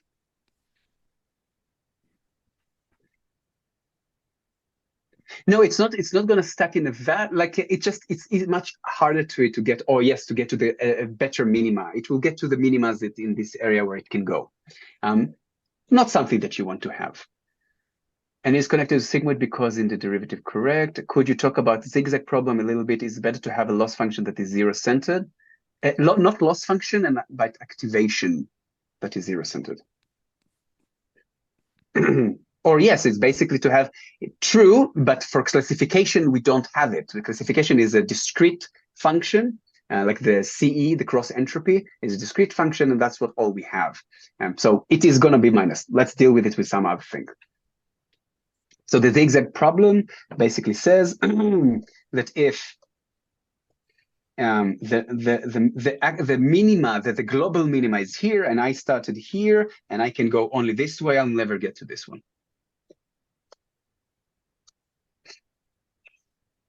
That's why you should not use only sigmoid when we do classification. It's not a good idea. Yes, leaky ReLU is a better choice than ReLU. It adds more calculation, and people shown, not mathematically, but just experience, that it doesn't really matter. Like, it's not that big of a problem. Isn't that the fact that move in the same direction bad? Wouldn't we want something that's more freedom and weights? Yes, but there is no real alternative to BC or CE, right? Not yet. So to avoid zigzag in classification, we always use zero-centered activations. Yes, just don't use sigmoid. Or ReLU also suffers from this, but apparently it's not that big of a deal. But use something else, not ReLU. Use leaky ReLU.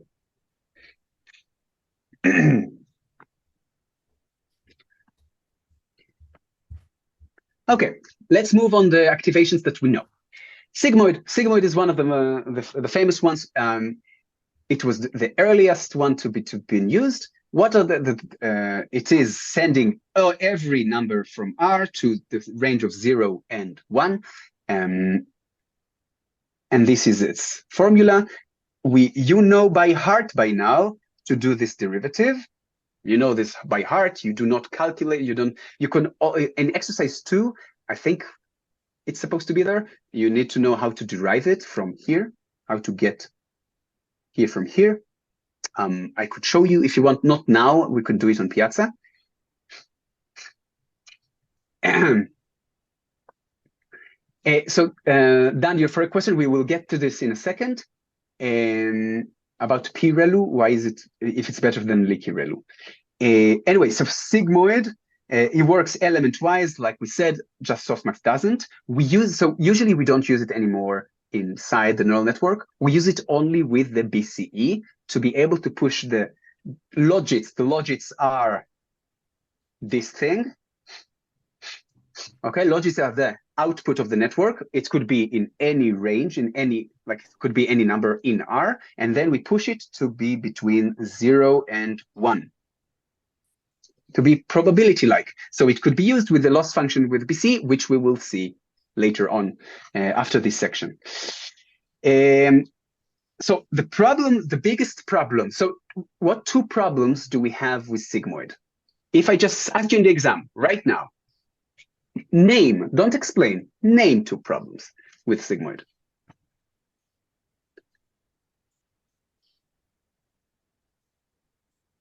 Okay, you're almost there, Okay, not zero-centered saturation, Nina, thank you. Not zero-centered, saturates, yes.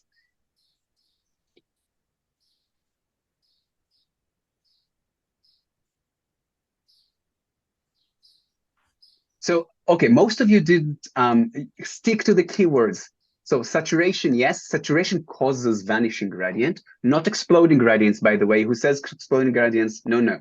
There are no exploding gradients here. What is the biggest gradient of sigmoid? What is the value of the biggest gradient? It's not half.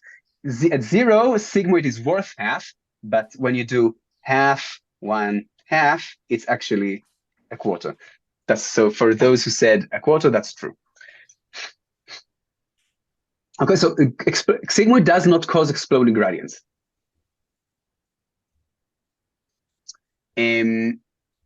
But it definitely causes vanishing gradient, and we will just discuss in a second what is the vanishing gradient. Also, it saturates. That's the problem. It saturates unless it's in this activated region. It has a very small gradient also as something you could state. What is the problem with sigmoid? Like the maximum value, the maximum gradient is half. And it's not zero-centered.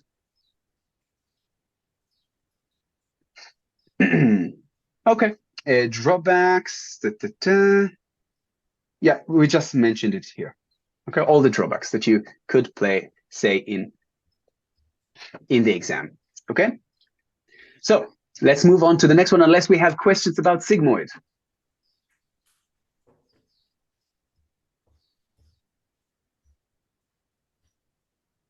No. Okay. So tonnage. Okay. The question: what do we problem sigmoid? Okay. Well, thank you, Maximilian.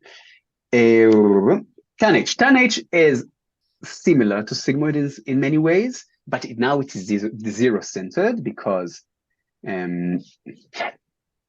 it has a negative part. It has a much bigger gradient, right? The biggest gradient of tonnage is immediately from the top of your head. Who knows? Perfect, 1. It sends values to between -1 and 1, and it we used it. We could have used it in exercise 9. Remember that we had to regress key points in an image of a face, and the values were between -1 and 1. So we could just push the numbers into -1 and 1. And if the numbers were in that region, they also got meaningful gradient. Like the gradients in this region are quite meaningful and will not cause the vanishing gradient. The problem is that if we do not constrain them to be in that region before, like explicitly do that, then they could also saturate and cause the exact same problem with sigmoid, which it saturates and then vanishing gradient. But tonnage has a much bigger. So if I ask you what are the advantages of tonnage over sigmoid, it has a much bigger maximum gradient. It is zero-centered. Okay, it still saturates. That's still a problem. Also, element-wise, this is the definition, and just for I think in the previous exam you had to do it to derive this function from the definition of sigmoid.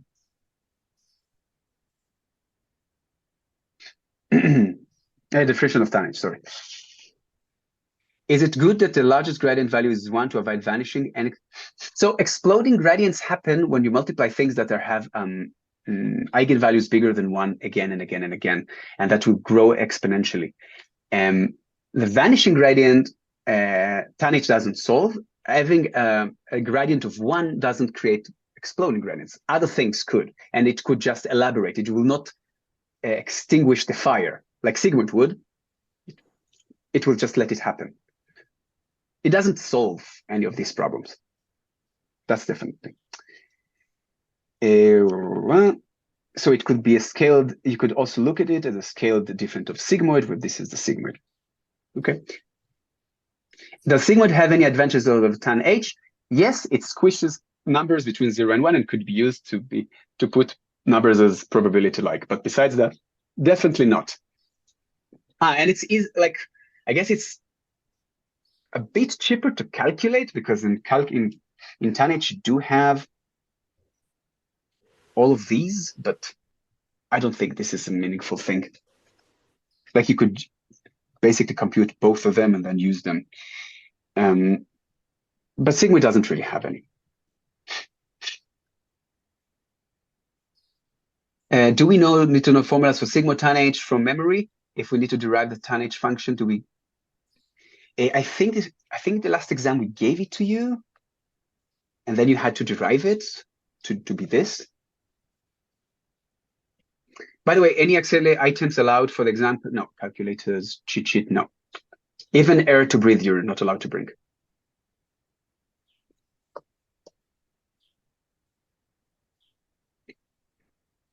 Okay, let's move on, and unless we have more questions about it.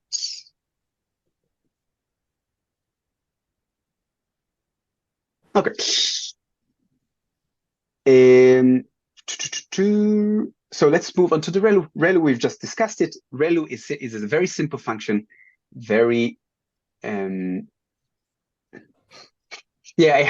for the question there, why is gradient 1 an advantage? Because in deeper networks, it will not cause the vanishing gradient.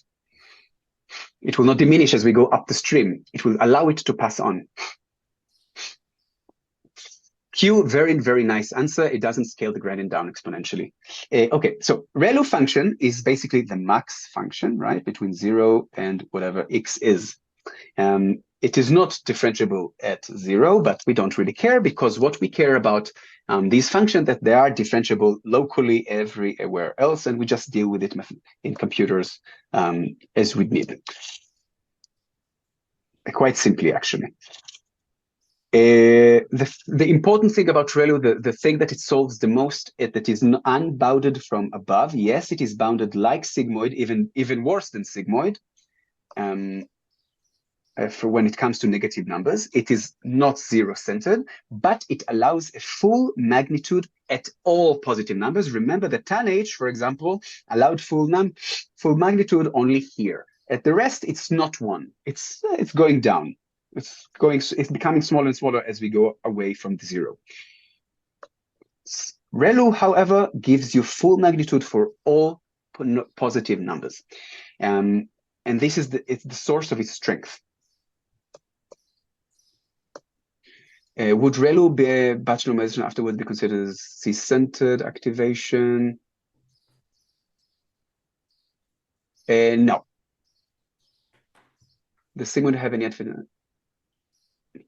Does ReLU plus Bn? No, because they're two different functions. Maybe it could help you with the example that we've shown above, but it's still not zero-centered. To still produce, it could create some problems if not careful. Do we need to know formulas for sigmoid tan H for memory? Yes, it was answered. You better know them. I think that usually if we ask you something, we will give you this formula because we don't want to make your lives harder. We've actually gone through the exam, all the tutors together, to make sure that it is as fair as possible. Like the first time we ever did something like that. So this exam is supposed to be much better organized. Of course, mistakes could happen. But if we will ask you something like that, we do not require you to know this from memory. For example, things like doing bias correction in Adam, for example, that's very hard to remember Adam, right? So we will never ask you to write it down by yourself. You need to explain what's going on there.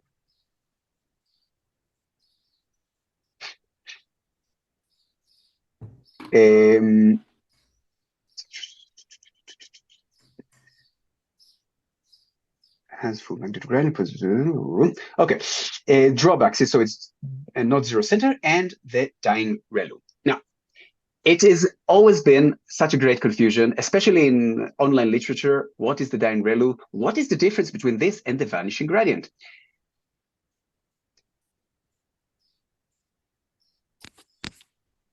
The derivative, might be actually, yeah. Yes, that's true. Needs to be fixed. I think so, yeah.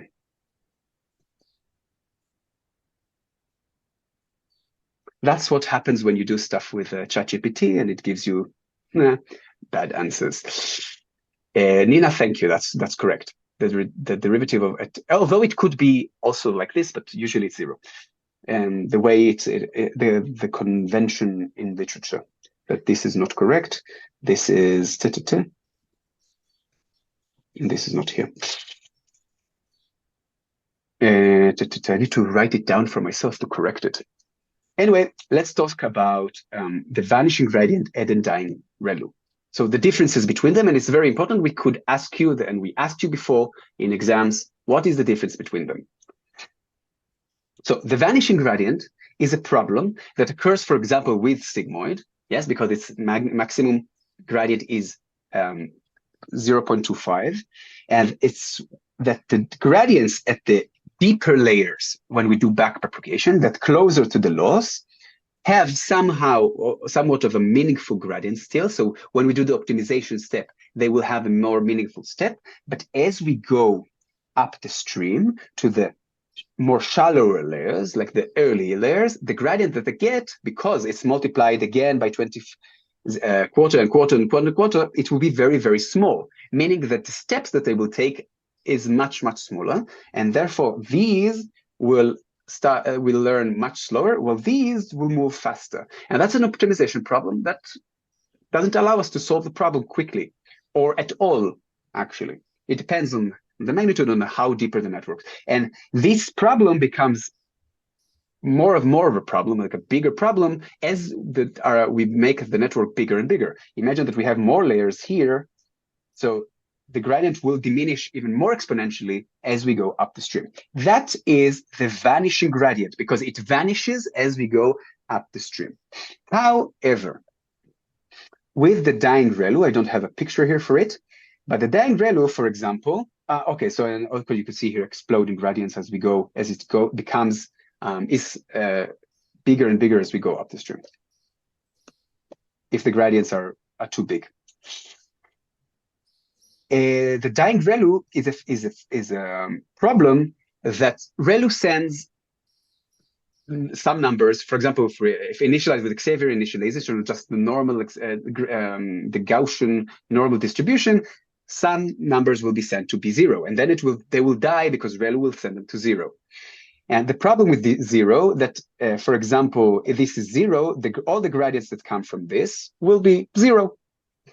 So they will not learn at this specific iteration. It could be because they are bounded to other previous layers that are calculated. It could be that in the next iteration, this one will be positive and will get a gradient.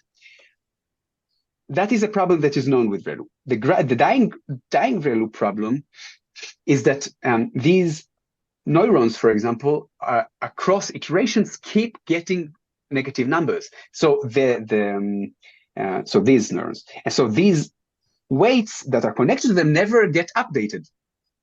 Okay, that is what's called the dying ReLU. It's kind of a rare case, but it could still happen. In very rare cases, all of them will just get negative numbers and nothing will learn, and you will never be able to solve the problem at hand. That's the dying ReLU, and it is easily solvable by two things, either by initializing with k-mean, and not the Xavier initialization, but we'll talk about it later, or just using a variant of ReLU, like GeLU, CeLU, ELU, PayReLU, LickReLU, whatever. Okay, so now I'm going to read a little bit of question. Yes, okay. So vanishing gradients is a problem when the gradients are between 0 and 1, and exploding gradients is a problem when the gradients are greater than 1.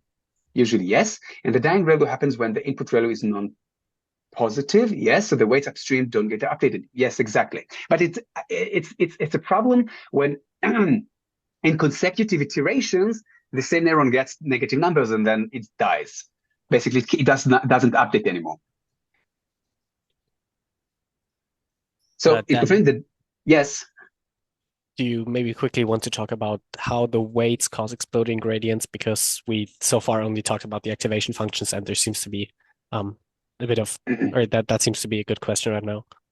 Okay, yes, I will definitely. So it really depends on the network. Usually, in the straightforward network that we know, AlexNet and ReLiNet, whatever, the exploding gradient isn't that much of a problem. Thanks for these activation functions, for example, sigmoid that use in LiNet.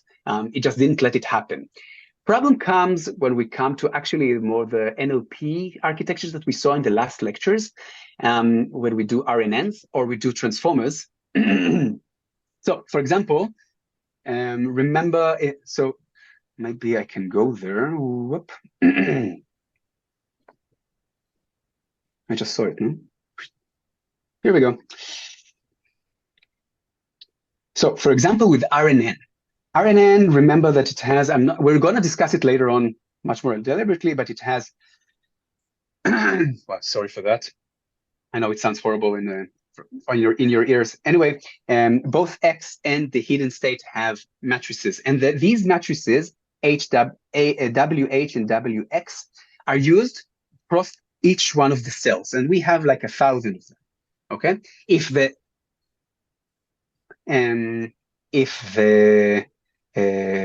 eigenvalues of those weight matrices are bigger than 1, basically because what we do in the update, and I have an example here, yes, to show that how it happens, how it's being multiplied by itself all the time. If it's bigger than 1, the gradients as we go up the stream in the RNN will become bigger and bigger and bigger and bigger and bigger until we do the optimization step. And that causes this problem of exploding gradients. They're growing exponentially. We'll have to do a break soon, so I could work with my throat. And anyway, I guess everyone wants a break, right? a little break at least. For transformers, for example, if you remember that those who did the last exercise, self-attention mechanism, we have it here. These things use linear layers that do not use any activations and doesn't use any normalization within them. If you don't use outside normalization or scaling of some way, that would explode immediately, because these, when the matrices are really big, when the embedding size is really big, that would cause huge numbers and it will explode immediately. That's what layer normalization and the scaling that we have with the decay thingy are super, super important. So it will prevent it. I have experienced it on my flash, basically.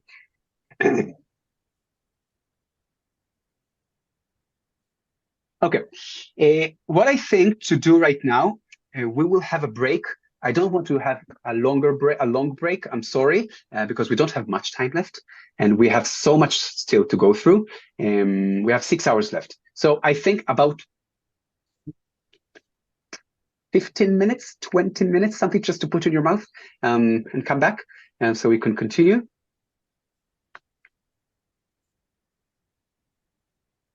I'll just stop recording. Zoom recording. So, what did you do? Ba-bam, ba-bam, ba-bam. Okay, we were dealing with the vanishing gradient and the dead ReLU. I hope we don't, if we have more questions about it, we could discuss it on Piazza later on, or ask here, and I think Maximilian, as long as he's here, will try his best to help. And let's talk about how to solve these problems. So the vanishing gradient has many different solutions that you could incorporate into your model. For example, use activation functions that have full magnitude of gradient. That's fine. The bunny. Yeah, I'm sorry for that. Anyway, so you could use ReLU that has full magnitude gradient, or that does not saturate for at least one part, so the network could learn to shift the numbers to some section where it does not saturate. Use normalization techniques like batch normalization or layer normalization, group norms, that keeps the magnitude throughout the network.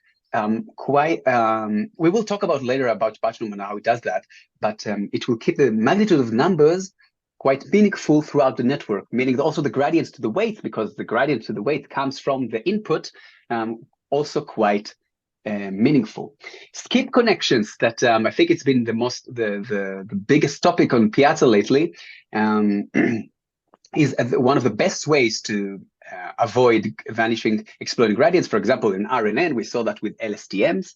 Also, we saw that in transformers, and we saw it in UNet, and in ResNet, and in many other places. We will talk about later about the highway of gradients.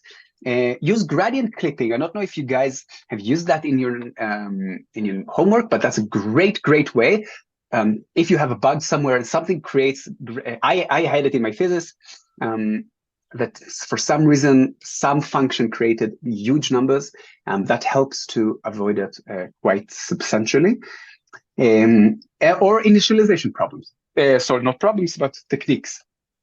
For example, we will talk about it later, of course, about sigmoid and tonnage and how they work with Xavier one, or K-Ming and E initialization for ReLU.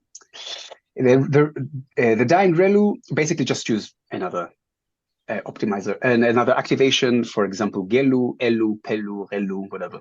And then also have a K-Ming initialization and problem solved. But I think the best way to use, I think the skip connections is something that you should always incorporate, but we will talk about it later. Just you wait, you will be suffering pain. Just a minute. I can Okay, so let's continue. Leaky ReLU. Leaky ReLU solve the problem of ReLU just by adding this alpha parameter. Now, that is a good question that came on Piazza yesterday. Alpha in the original paper was 0.1. also the graph that you see here is created with 0.1, but the thing is that this 0.1 is a hyperparameter that is set up. It's not changed throughout the network. So when we decide what it is, this is what we're using. It allows us to have this zero-centered property for the activation function, which is great. Let me ask you this: if alpha could be also a negative number, like so, it would be this thingy. What property do we lose when we do that?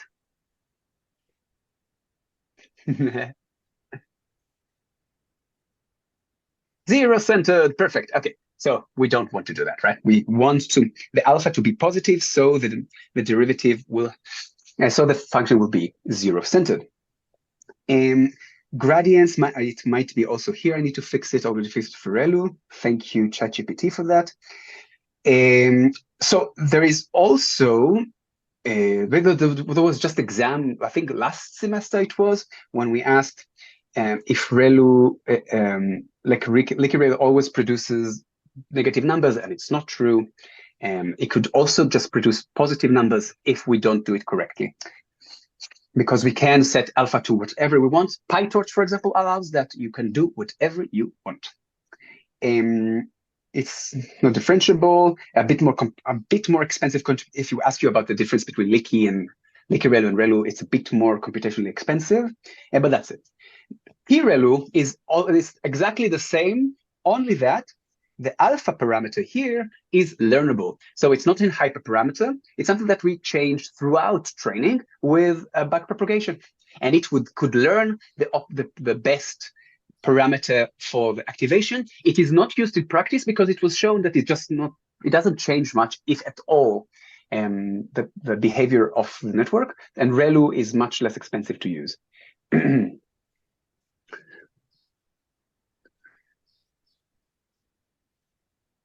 If the slope of negative part of could be negative, what property?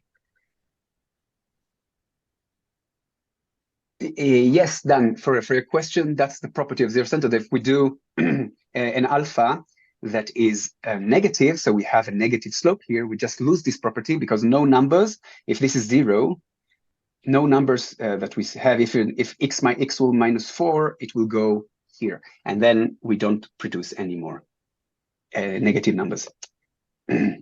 So that's P-ReLU. Nothing that you need more to know about that. ELU was questioned in the previous exam that you needed to draw this. I don't know why that was a good question, but it is what it is. Another option to have some zero-centered function. It was quite good. It was really widely used until it was replaced with other ones like CELU and GELU that we haven't touched in this course. But that's what you need to know. It's it's element-wise again. It's zero-centered. It solves the dying ReLU problem, but it also saturates for bigger, smaller numbers. Do you have something to say? Or I'm muting you.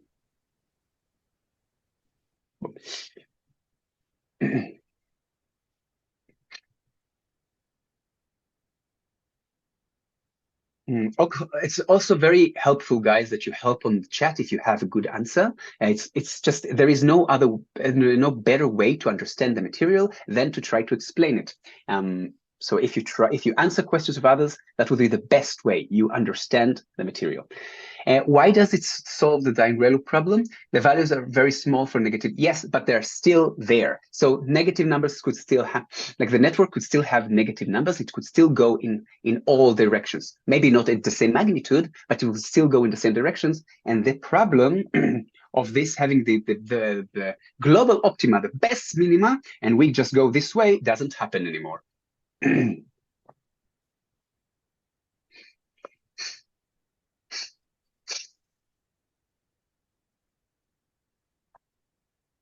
Yes, the formula looks the same. The difference is just it's a learnable parameter.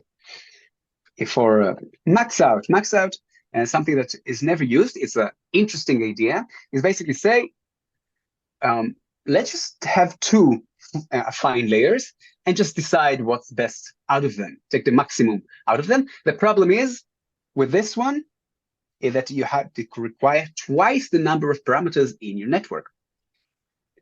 Basically making it huge and never used. It's not like if it has any improvements in performance, it's not worth the number of parameters that we introduce. Does ELU have any advantages over leaky ReLU? I think performance-wise, it worked better. Of course, all these performance-wise we're talking about 0.5% eventually, a top 1 rated performance on ImageNet. So it does. But later on, we haven't this in this course, but for example, for transformers and large language models, they use GELU, which is Gaussian thingy that is super, super complex to understand how it works. We just use it as a black box, and it works even better. Which is more used in present? Depends. ELU is really used. You could see it in a lot of GitHub repositories. ReLU is almost never used anymore because we have better things.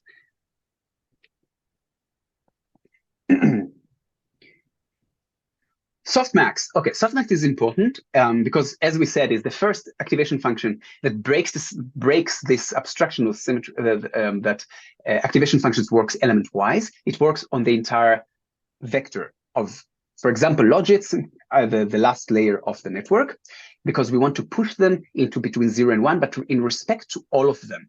If sigmoid took numbers and just pushed them independently to between 0 and 1, now it will shift them to be more even probability-like, to complete to 1. Basically, the sum of this vector will be complete to 1. It also takes bigger numbers and makes them bigger. Smaller numbers makes them smaller, which helps us with our classification task because we have more confident solution or confident probability for our selection. And if we pick the right label for our image, then the loss will be even smaller. And what we need to know about softmax for this exam is if it pushes things between 0 and 1, it is used with a cross entropy loss. Okay. What else? That we use it? We never use it within the network. We use it only with the loss function, and something that I will repeat again later on. Remember that we have the network and we have the loss function. And for example, if this is the BCE, this loss function comes with sigmoid, but this sigmoid is not part of the network. It comes with the loss function. Okay, it is not applied on the out. Like if we have this network here, I went too far, unfortunately. If we have this, we were doing BCE, the sigmoid does not come here. Okay, it's not part of the network. It comes with the loss function. And if we've changed the loss function, we can take the entire network and not change anything and do another task. Okay, and because it doesn't come with the network, I just want to make sure that you guys understand it. Very important, very important. So this is the derivative. I can tell you for this exam, we don't need that. You don't need to know that to derive softmax. So I wouldn't waste time on it. This is a question that I like, and it could come back in this exam, something that's more easy to produce in such stressful time. And how can softmax is bound to have numerical instabilities on computers that are bounded by the number of bits we can have per register. Never mind computer science stuff. But how do we solve this? Is numerical instability. Basically, we reduce from softmax from all the numbers in the vector of x. We reduce the maximum value in that vector from all the entries, and then produce softmax, and it gives us exactly the same results. I think we have also in this, we have it, I think, in exercise 2, but I also put it here in the question section of this part, that you will try to do it manually with hand. Okay, does VC have to come with sigmoid? Isn't activation function one layer before? And it's decoupled? No, it comes with sigmoid. BCE comes with sigmoid. That's the definition of BCE, because BCE expects uses, of course, we'll see it soon. It uses the log function, and the log function cannot take negative numbers. It's not defined there. It has to go between 0 and 1. And because we use it as probability-like, then we also want to bound it with 1. This is the sigmoid uses it. And using one sigmoid in the network doesn't create any problems. Using it throughout the network, that's already a problem, creates a vanishing gradient, etc., etc.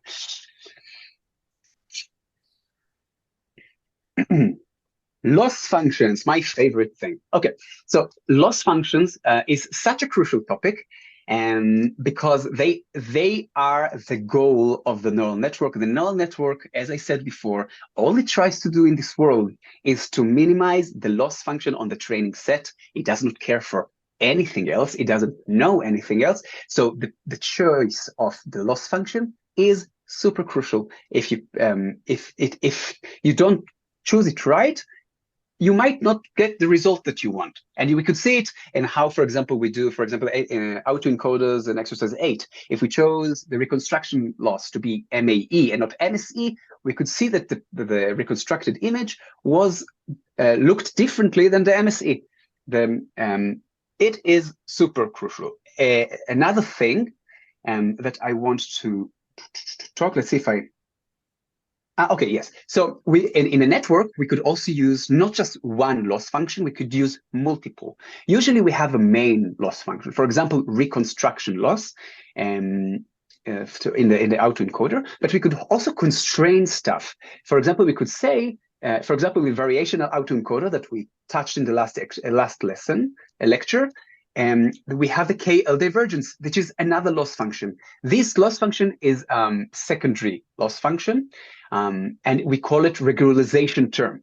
Why is it regularization term? Because we add more constraint to the network, making it harder to learn. But we want to network to behave in some way. Because to solve the problem of minimizing a loss function, there are 1,000 ways to do it.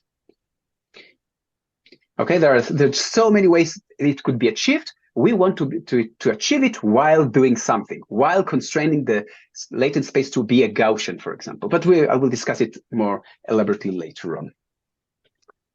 Do we have any more questions that I need to answer? I think, yep, people are helping out. Thank you for that. Okay, this thing I cannot. Yes, anyone? Question? Okay. Emphasize enough how important it is. The loss function always results with a scalar. It always results with a single number. And why is it so important? Because otherwise we cannot do backpropagation. Because we always do, for example, for some variable x in the network, we take the derivative from L, from the loss value, meaning that this is a function on a matrix on D, and this is a single value. This is a single value. It means that the gradient will be the same shape. This is the definition of a gradient. We could see it in the appendix later on. The definition of what is Jacobian, what is a gradient. I could go there if you want to, and just to show it. Okay, so that's super important, and for that we always take, of course, like we take the mean, we take the sum, we do something. Okay, we always divide. So let's take, for example, an example here for the BCE loss function. Look at this n thingy. If we backpropagate through 2 loss functions, do we need to calculate the gradient with respect to the weights for each loss function? Yes, but you do it in one place, right? You add up the 2 loss functions, and eventually you get one single value for the loss functions. So like you also for the KL divergence, it gives you one single value, and the loss function for reconstruction gives you a single value. You add them together, a single value, and then you do the backpropagation.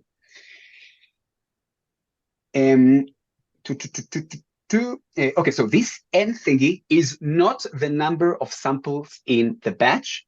It is not. It is the number of residuals that we make. What are residuals? Residuals, by definition, is every subtraction between 2 scalars. That's a residual.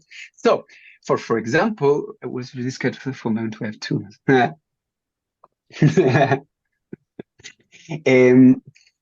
So for example, with BCE, where we do classification, each input, if X is the input matrix, which has n different samples in the batch, and each one of them has D features, eventually each instance, each image has a single loss or a single prediction for where it belongs, to which class it belongs. Therefore, it has n different we have n different residual in the loss function because we sum over them, right? We sum over all the predictions of all images in the batch. Therefore, in that case, n is just the number of images in the batch. However, we saw in exercise 10, we did semantic segmentation. And in semantic segmentation, we had an image with, for example, 8 on 8. We had much more, but 8 on 8 height and width. So each pixel, we try to classify each pixel in the image.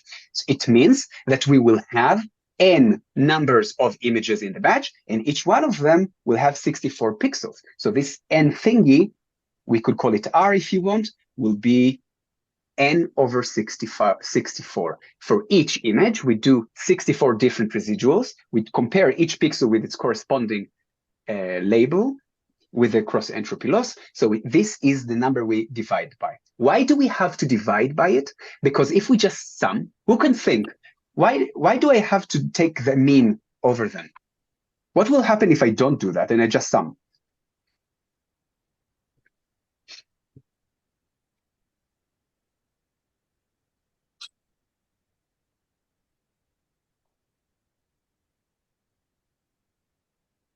We want to compare between models.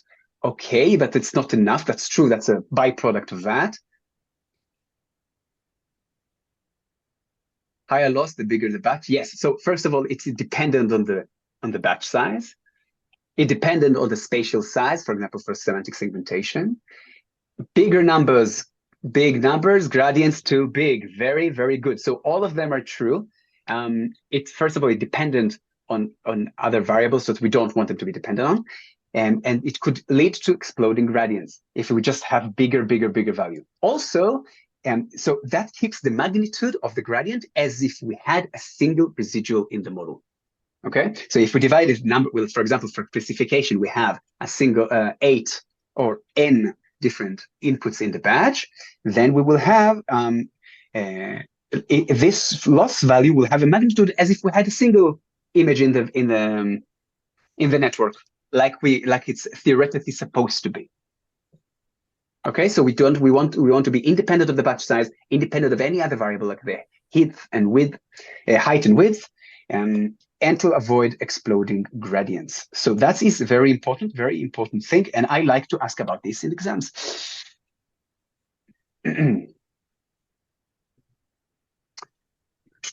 Okay, we've seen in the class the term cost function. I have it here because just forget about this. It's just confusing. We only use the term loss function, and that's just the loss. We do not care about what is loss and cost together. No, don't care about it. This is about inconsistencies in literature. Of course, it exists, but we don't care about it. And in the exam, only care about loss functions and about how we define these things. Okay. Okay. Any questions about this introduction, or I'm moving on to the actual fun?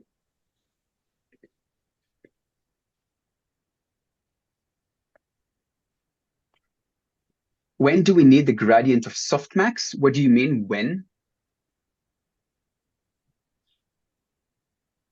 When you calculate the loss of the function, like you calculate the loss function and then you go to softmax, just a chain rule. Residuals are, for example, I have a network that I have a neural network, right? It produces, with BCE, it has a single neuron, right? And it produces, this is the ground truth, GT ground truth, and this is Y hat, okay? Or just you want Y, okay? One number. The residual is this subtraction between them. This is a residual. That's what happens basically here. right? If the ground truth is 0, that's goes bye-bye, and if it's 1, that's bye-bye. That's a residual. When we divide by the number of residuals we actually take into account when calculating the loss. Does that answer your question, Nina?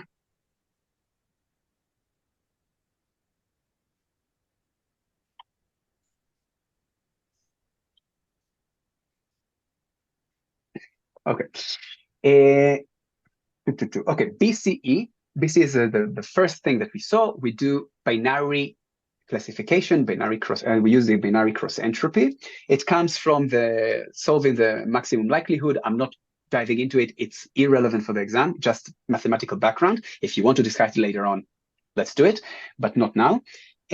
Basically, we have this function, and it is bound by log, and we remember that this has only negative gradients, and it is bound, we bound it with the softmax. It comes with the softmax loss function between 0 and 1 to be kind of a log probability. Remember that for log of x, when x is between 0 and 1, which the sigmoid sends the logits is the output of the network, the logits too, and this one is always negative. Okay, always negative. So that's why we have the minus here. What if we didn't have the minus here? What would happen?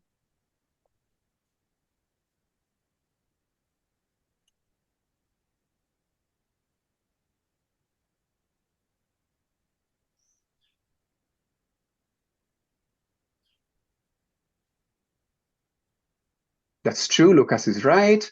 Then the loss can go to -infinity, a perfect, unable to learn. Okay, but why? The loss would always be negative. That's true, but what will be the problem? Divergence from optima, true, or optima like the minima. Optima, you could go to the maximum, basically. Harder to optimize, that's not a good answer because it's okay. Why? Loss would be negative, okay, but you need to say why. What was the problem with that? Can't learn, minimum likelihood is search, we are maximizing, not minimizing, perfect. If we lost the negative, can't minimize, go to -infinity. Okay, perfect. By the way, if you want to, we could have numerical stability. It never happens, but if y hat is 0, then this creates a none. That's create a bug. That's why we can use it with some epsilon just to prevent this numerical stability. We do it again and again in deep learning, just for this not to happen. Categorical cross entropy. Okay, categorical cross entropy. And the categorical cross entropy loss function is defined as this. Basically, it means when we have more than 2 classes. So we don't do binary, we do with more, like for example, 10 or 1,000. The way we do it is basically for each, after predicting for each instant in the input or each pixel for each instance in the input, the corresponding label, we have a prediction or assurance, confidence in this label. We take the relevant ground truth index and we just compare it to how much are we confident in that. So for example, if we have 4 different thingies, and this represents a cat, and my picture is of a cat, I will only take this. They all have numbers after softmax. There are probabilities between 0 and 1 and complete to 1. But I will only take this one and see, are you good or not? If, for example, this is a small number, 0.3, and it's supposed to be 1, the loss function will be big. Then the loss value will be big. Why? Let's go back to here for a sec. No. Where is it? Did I miss it? Here. Okay. The lower the loss, right? But we are from here to here. The lower the confidence is, the bigger the loss is. This is 0. This is big. Okay, so the lower the prediction is, the bigger the loss is going to be.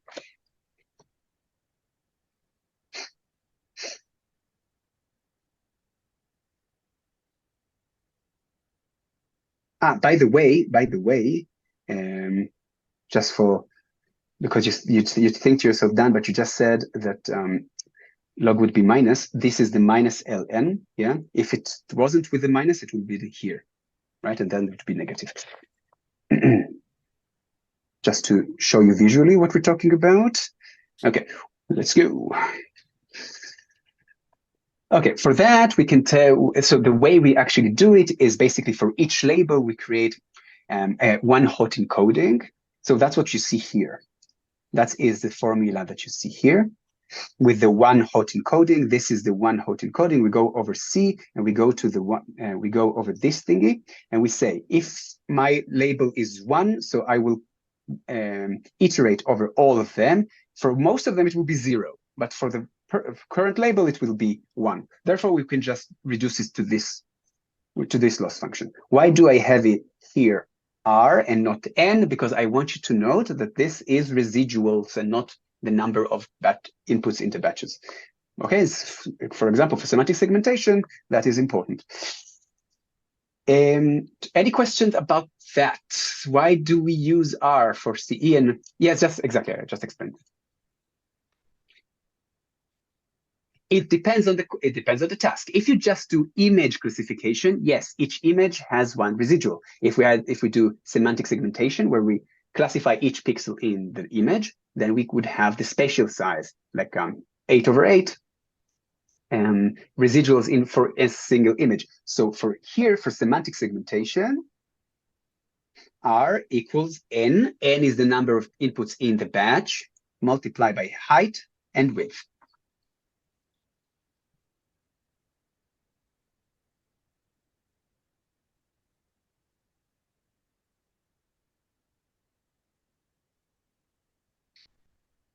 Can we give additional example, where R is not the number of samples? Could be RNNs, for example, with multiple outputs. Could be image reconstruction, right? We did an autoencoder. We reconstructed an image, each pixel compared to each image. Also here. So register is always equal to the number of things to predict. Yes.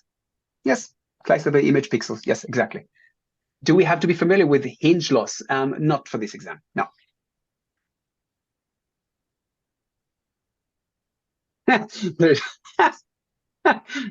Nice. What a father joke. Okay, regression loss function. Okay, so the difference here between classification loss function that we had, cross entropy, and binary cross entropy, or categorical cross entropy, the CCEs. This one is also called CCE, categorical, yeah, with this thingy.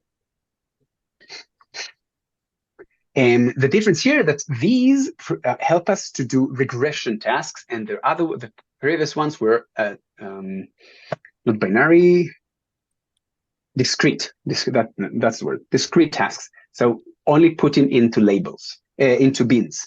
Here, that's what we use, for example, in linear regression that we haven't even talked yet, but we will talk at the end of this section. Okay, MSE, the mean squared error, also referred as L2.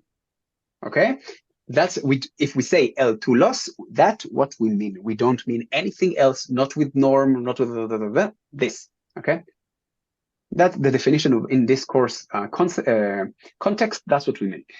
Calculates the Euclidean distance between true and predicted values, blah, blah, blah. The interesting thing here is that it is prone to outliers, or it's not robust to outliers. What does it mean?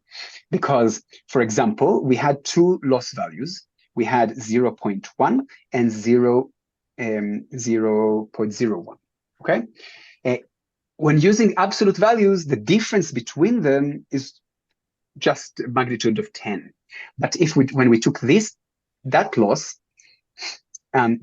each one of them is basically weighted by themselves, and the loss of this one will be that small, and this one will be only that small. So already the magnitude is about 1,000 more or 100 more between them. Okay, 100 more. And what does it mean? That when we calculate the residuals over all of our residuals, the loss over all of the residuals, some of them, if the loss between one residual is high, the loss function would try to minimize it more because the magnitude of it will be bigger than the others. So that's why it's called not robust to outliers, because the loss value of this thing of some y hat minus y, that is 0.1 and not zeros around this thingy, will be much, much higher now. And the model that tries to minimize the loss function as much as it can, that's all we're trying to do, will focus on minimizing this, less than it will focus on minimizing these ones. That's why it's not robust to outliers. Also, you could say that when you reconstruct with this loss function, things will look more blurry. For example, if you reconstruct images with this, because it takes the mean of the loss, while the MAE takes the median of the loss. You don't need to know that. But just because the way we see the images, how we reconstruct them, and like this one, you don't need to know that. It's just extra. For example, it's better when we try to do denoising, like we have Gaussian noise, some just black and pepper, just dots on the image, and we want to try to learn to denoise it. MAE works better for that, because it plans to send stuff to zero, while this one takes a more shared, more communist way to share the load among all weights. This is capitalism and this is communism. I hope I'm not hurting anyone.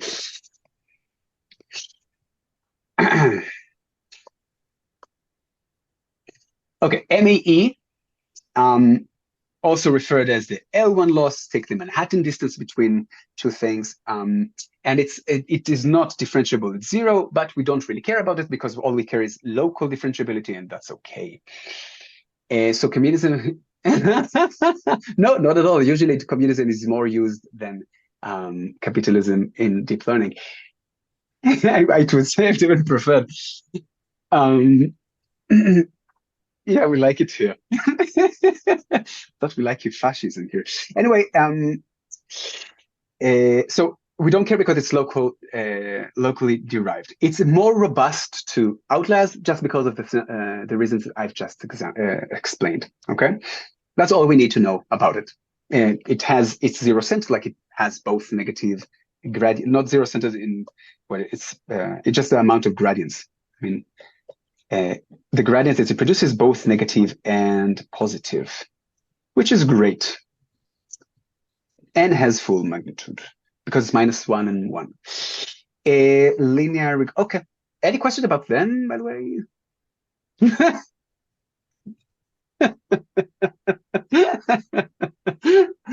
Nice. Okay. Linear regression. Linear regression is the very first problem that we face here. The point that we have neural networks is because real world problems are not linear, so we cannot really solve it with linear regression. This is usually very, very simple tasks. Usually they are defined as the affine layer. So we've tried to find a set of weights in W that solve basically to find the line in scaling in 2 dimensions. Basically, it's just ax plus b, right? This is the parameter of the slope that we try to learn, and this is the bias where we cross the y-axis. But it is linear and therefore not really help us with real-world problems. Basically, we could define it as the least squares criterion. You could also do it with MAE, just the way you decide to do stuff, to basically fit the perfect line through the nodes. What I want you to know is that the linear problems have a closed form solution from the maximum likelihood problem. And you could basically, if the thing is, if you could load all of your data to the RAM, yes, and put it like and do these calculations, you could solve a linear problem in a single step. Just doing that, and you get the perfect weights. Okay. But the problem with deep learning datasets that they are huge, they are not linear, so we cannot do that. Even for linear problems with, for example, I have a question here later on. If we have a linear problem, but with 5 billion points, we cannot do that. It's not feasible to put it in the RAM. So we cannot solve this. Therefore, we have iterative optimization algorithms that we'll touch in a second. Okay. Therefore, we have gradient descent. Any questions about that? That's all you need to know about linear regression. That it has closed form solution, but usually it's infeasible to perform, especially for our kind of problems. Okay, logistic regression. Do we have to know the closed form equation from heart? No, definitely not. That's not what we expect from you. Usually, you need to know that it exists, and if you need to know it, you go to Google and ask for, and we'll look for it. Okay, that's what I need you to know. Logistic regression is basically taking. So basically, we have two classes. It's already a discrete problem, and we could take the linear problem with y equals x w plus b and apply a sigmoid on it, and voila. We can do classification because we take some kind of a threshold, for example, 0.5, and then we say, are your prediction bigger than 0.5? Bam, you belong here. Prediction lower than 0.5? Bam, you belong here. And that's why this function, the cross entropy function, works as it works. Because if the prediction is small, like it belongs to 0, and we put it here, and then, for example, if the prediction was really close to 0.1, the actual prediction is 0.9, and the loss value will be small. This is how it works with the BCE. Now, logistic regression, so basically just uses the sigmoid, we use the threshold. Yeah, that's all you need to know about this. I have a question, but I don't really get the difference between linear regression and logistic regression. So logistic regression is non-linear problem, classification, for example. Okay. So is it okay? Can I see it as the basically that logistic regression is the same but with an activation function at the end? It doesn't solve the same problem, it solves a different task. Like if linear regression is a regression problem, logistic regression is a classification problem. I don't know why it's called regression, because we regress the prediction maybe, but then we have to classify it. We have to put it in a bin. So basically linear regression just creates a line to separate data points or to fit data points, not even separate them, to just fit them, to try to predict them the best way. Okay. And logistic regression, okay, separates. Okay, yeah, sure. Thank you. I don't even know why we call it regression, but whatever, because we regress the prediction. What other nonlinear problems can we solve? Could I tank instead of sigmoid, put threshold in 0? Could I use tanh instead of sigmoid? The thing is that tanh would not work with binary cross entropy, right? Because it has negative values. So it does not work with logs. But if you create, different loss function for that, sure. Okay, questions. We love questions, don't we? Here, that's what I meant. Assume a linear. Am I recording? Yes. Assume a linear problem fitting 5 billion points, each with 100 features, meaning it's bigger than your head. Is it feasible to find an optimal without a neural network? The answer is no, because we cannot apply it to the RAM. We cannot load it to the RAM, so we cannot apply the closed form solution. And that's exactly what we just discussed. How can we transform a linear problem with only a fine list into a classification problem? Apply a sigmoid, or apply a non-linear activation. But that's not interesting. Something interesting I could propose. Given how can we process them fully? Oh, okay. So we have this batch of images, of RGB images. And I remind you, batch, channels, height, and width. That's the convention that we use in this course, okay? How can we process them through a fully connected layer? What would be the shape of the weight matrix in that case? Case of just logistic regression, BCE is a loss function. Ooh, okay, that's a nice one. BCE, remember how many output neurons? What is theoretically we have enough advanced software to load the whole matrix, then do it. CHWB. Jessica, don't transpose it. So B and C multiply H multiplied by W. We just flatten the image. Okay. And okay, and what is going to be the weight matrix? Remember, how many output neurons do we have?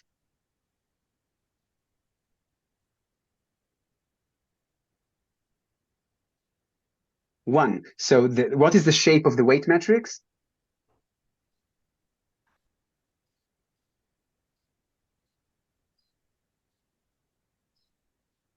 Okay, but you need to calculate it. So it's going to be this. So it's 3 multiplied by 8 multiplied by 8, which is 192 on 2, 1. Okay? That's the shape of the weight matrix.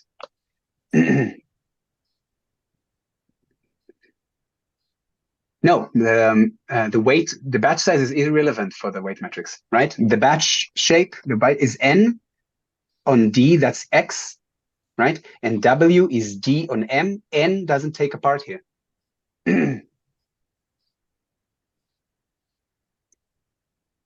The chat isn't visible, but it is saved to my, it is saved, so I could also share the chat.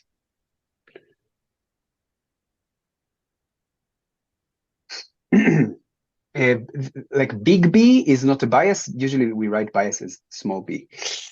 Okay, next question. Given a bit okay, so you have to find. So I like this one. You need the task is to detect eyes of people in images. Okay, and you have a fully connected network. Name 2 disadvantages for trying to solve the task with the current setup. Let's see what you can come up with.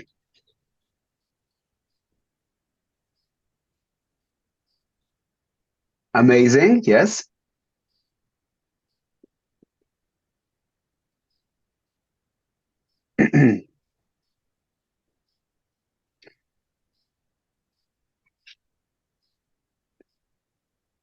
I don't know if some of you guys already solved the questions here. Maybe you have, and you saw all the resolution. Yes, also, image size is very small, so the resolution just doesn't make any sense.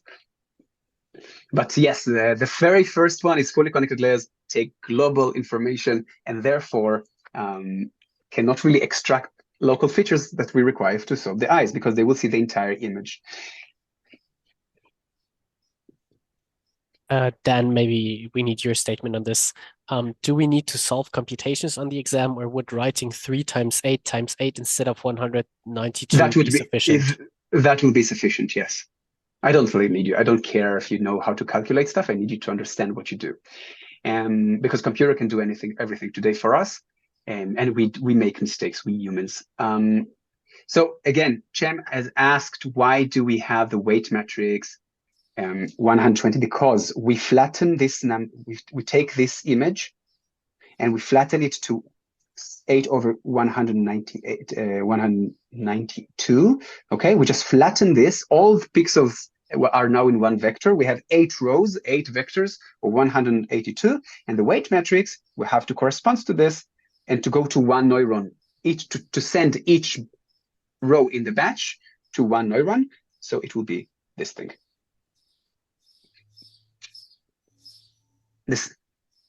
What would be the second disadvantage? That the image is too small. So basically it's super, like the resolution is just too small. It's too hard to detect eyes in 8-on-8 picture.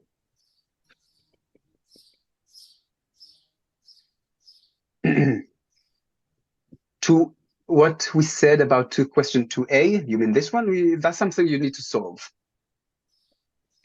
That's a question from the multi-dimensional derivatives, and that's something that you could solve yourself later on in the appendix. You have more exercises exactly like this. This is just for you. I want you to show that you know this is an affine layer, or somewhat of an affine layer, and we have a loss over y. So I want you to tell me what is L over W.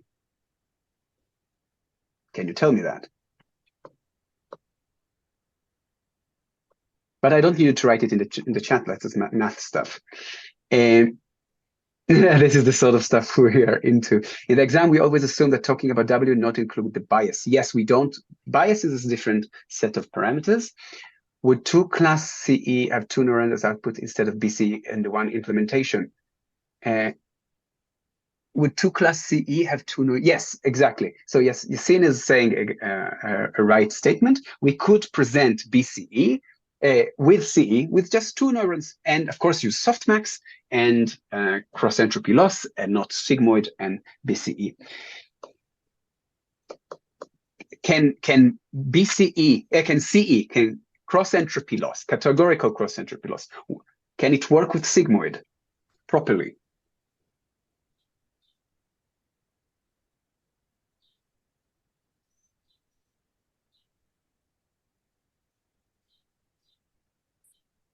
Can the categorical cross entropy loss,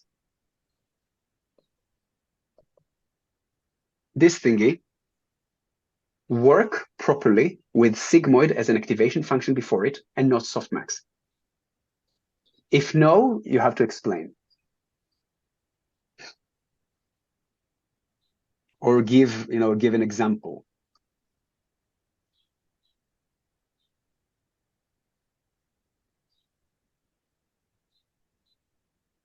Both answers are not correct. It doesn't matter if it's 2.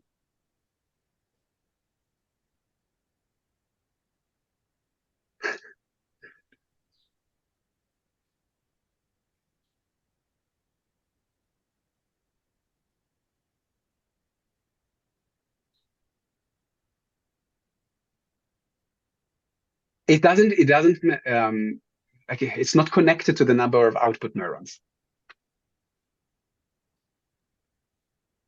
Output would be probability, like they would be between 0 and 1. What could be a problem?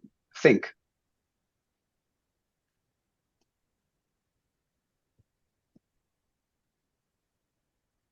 Oh, I think Daniel is the first one that has something. Yes, but it doesn't matter. Remember that the cross entropy loss simply takes the probability. The fact that okay, maybe let's work with that. If they're not don't sum to 1, what could be the problem?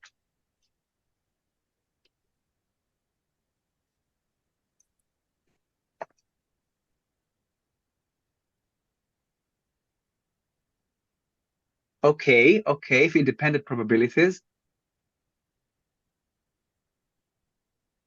Not a proper. You guys are getting there.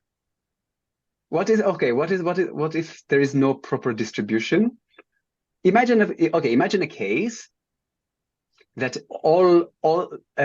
basically all logits applied with the sigmoid then give you 1, and you pick randomly one of them because everyone gives you the same score,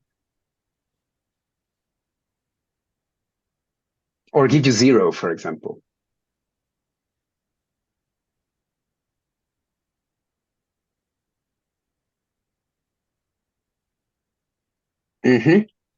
Exactly.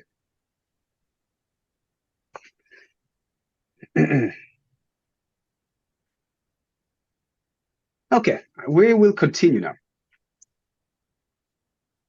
because we have loads to do. And activation functions.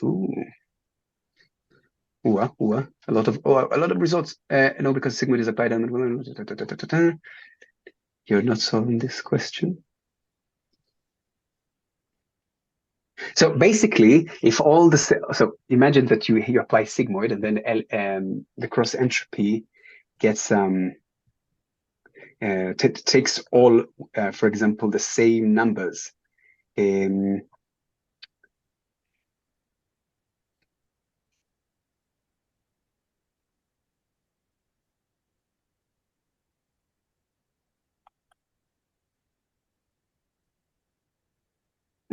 So basically, it will not. So what the network would learn. Where is it? Okay. What the softmax allows us to do is to differentiate between the different. The network will not learn to that. It will collapse to just sending everything to one. That's what, because that will be the easiest way to solve the problem, right? If you just said, okay, I just need to, in order to minimize the loss, just create a one. No matter what is the image, create one, and that will be do it. It will not try to learn features that differentiate horse from cat, or differentiate plane from a house. Everything will be sent to one. That's also a problem, for example, that occurs in GANs, but we'll talk about later. It will simply collapse to some, no matter what the input is, it will always produce one.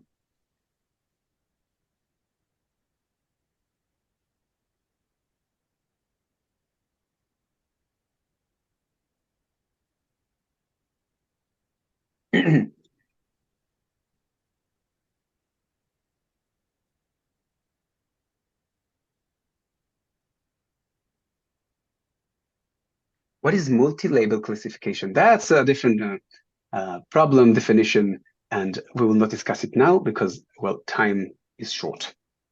Okay,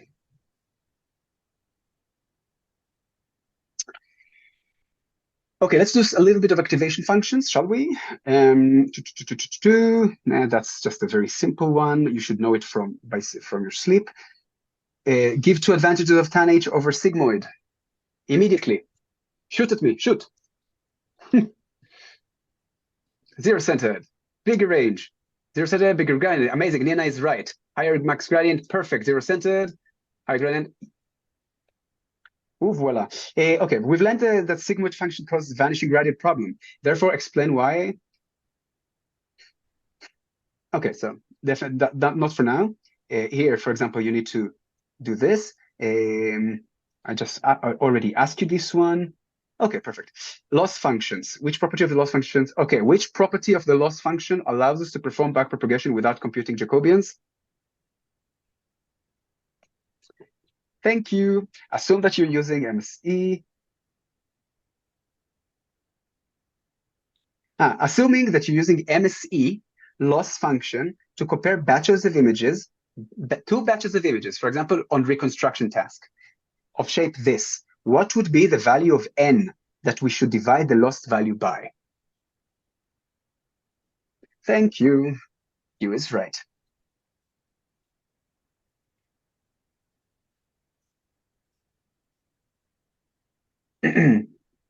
Okay. In depth estimation, where we predict the depth each pixel in an image, we found that the loss majority pixel very soon. Okay, that's a hard one, by the way. Okay, yes. Okay, let's do that. So depth estimation, we predict depth. It could be also image reconstruction. I just need a regression task where we predict the depth each pixel in an image. It was found that the loss of the majority of pixels is very small. So most of the residuals, the loss is very small. However, while some of the pixels is very large, what would be a better loss function to use in this case out of these, and why? Perfect, perfect. Very nice. Very, very nice.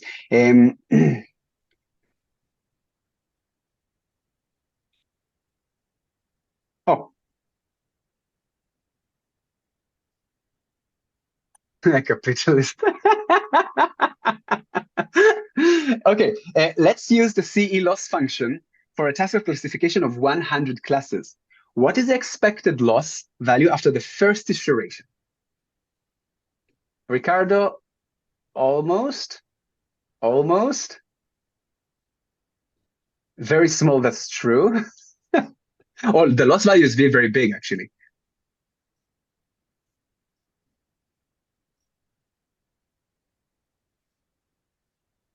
Oh, I think Nikita is the first one to say it right, and then Akmal also. Very nice. Minus log of 1 over 100.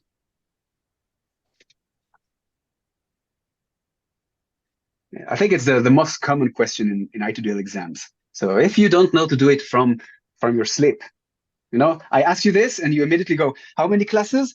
Minus log 1 over number of classes. Rach. You have 1 point. And continue on, okay?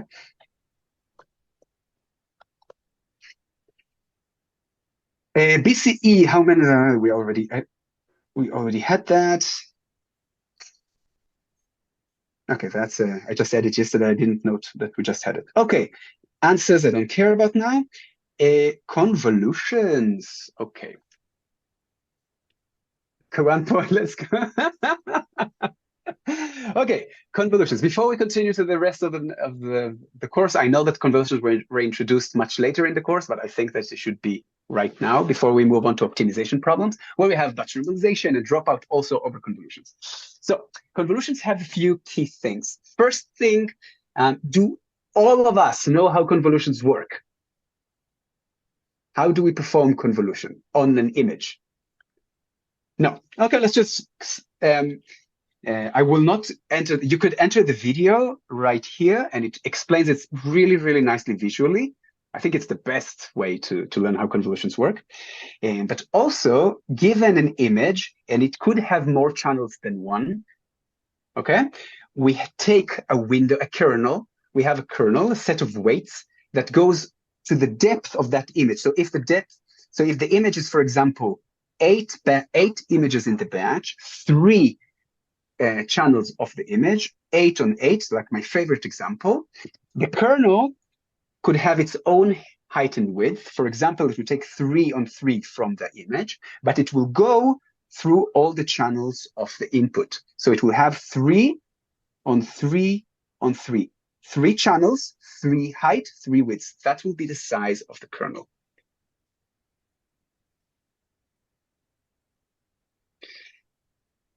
Okay. Okay, so the way convolutions work is basically we start with the first left top corner, calculate it. Basically what we do, each pixel, each entry of the input matrix would have a single weight, and we do dot product. We do basically multiplication element-wise between the weight and all the current elements in the input that we have in the window, and then sum them all up. That's all we do. So we sum them all up, we multiply each one with the weights, and then sum them all up, and it will result with a single value, not the same number of channels. It doesn't matter that it has 3 channels. It goes through the channels. It multiplies all the entries that it caught in the window or in this kernel by weights and sums this to a single value. Basically, each kernel creates a single output channel. Okay? And it will store it here. Then we move with the stride. Stride is just how much pixels do we move to the right or down when we finish the line. So we move and we do it again, and we put it next to it again and again and again. Of course, the kernels could have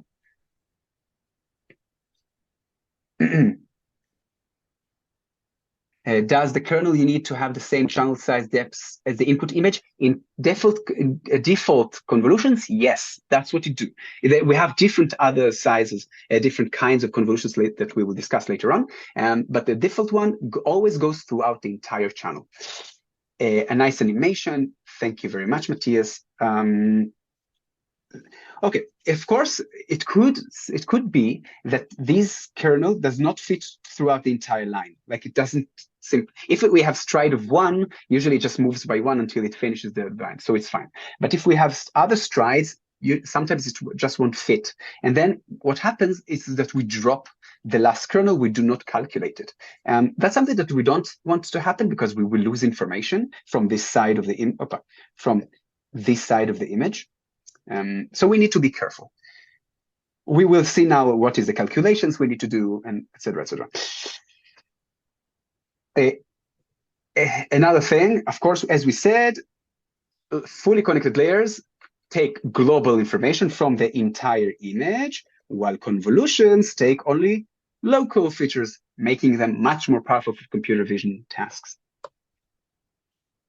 And much much fewer parameters, much fewer calculations, so faster performance, smaller models, and better performance. So like convolutions are just best for or later on we'll see how we could use transformers for that, but that's an advanced thing. Okay, so also more global loop over the input image is achieved by deeper layer and the receptive fields.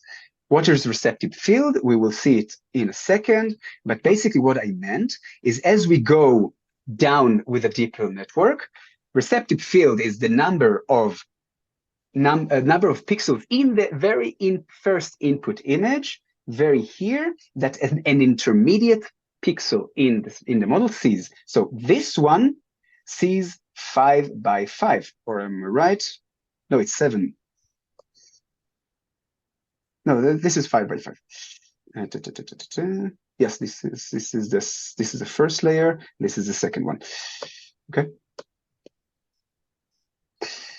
So this one sees 5 by 5. This pixel sees 3 by 3, and that's a receptive field. So it means that yes, the first layer of the convolutions takes very, very, very local information, while as we go down the stream and the features become high-level features, they see more of the image. They have more understanding of what's going on, but it's done gradually. They can learn this global information gradually and in much more meaningful way than just a fully connected layer that takes the very raw pixels and tries to conduct something from that.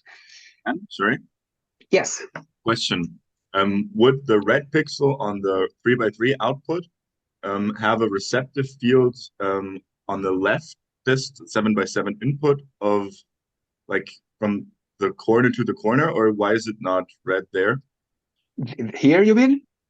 No. On the leftist image, yeah, like the 7 by 7 input.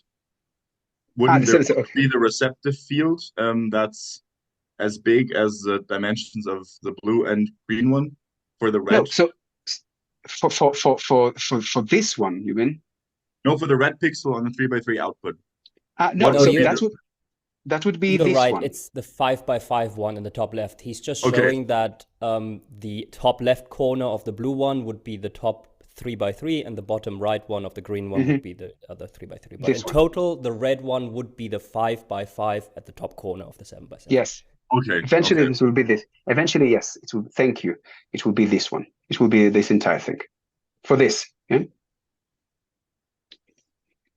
Thank you very much. Okay, but we will discuss it just in a second, okay? Because we're not there yet. We'll first go through some definitions. Okay, while fully connected layers are completely fixed in their size, convolutions usually can take different sizes of inputs because they work.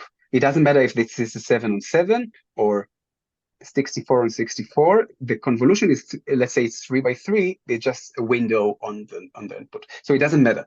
It can work. It does matter because fully connected layers expect a very fixed number of neurons, right? For the input. It cannot change. But convolutions cannot. Convolutions can. But they are not invariant to scale. So if we just take an image and scale it up to a bigger resolution, objects in that image will become bigger, and the convolutions will not know what to do with it. They expect the image to have the distribution of the image to be very specific.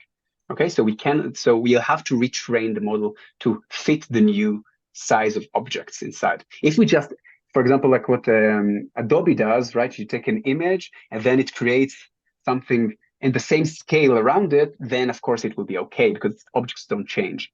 But when we go from when we increase resolution or decrease the resolution, then convolutions will not work the same way. Quick question. Yes. Could we sort of solve that by making the kernel size dependent on the input resolution so that we scale up the kernel size with scaling up the input resolution? But then you need to have more weights. Yeah. Right? So you change everything anyway. You have to retrain. Okay, right. Convolutions are also efficient in the number of parameters and calculations that we said. Let's see if we have any questions that we didn't answer. Okay. So convolutions are translation equivariant. What we mean by that is that if we have an image, yes, and we had the bunny object just here. I'm not gonna.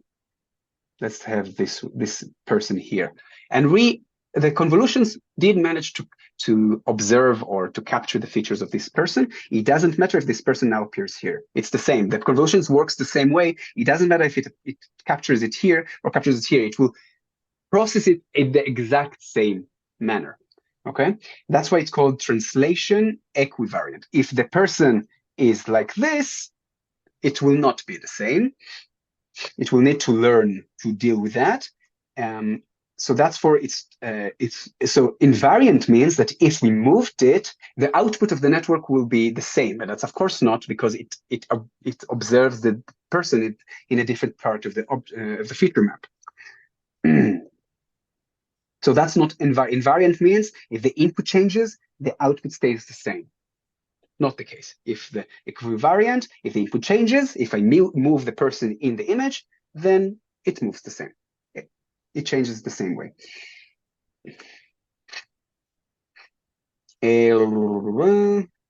Okay.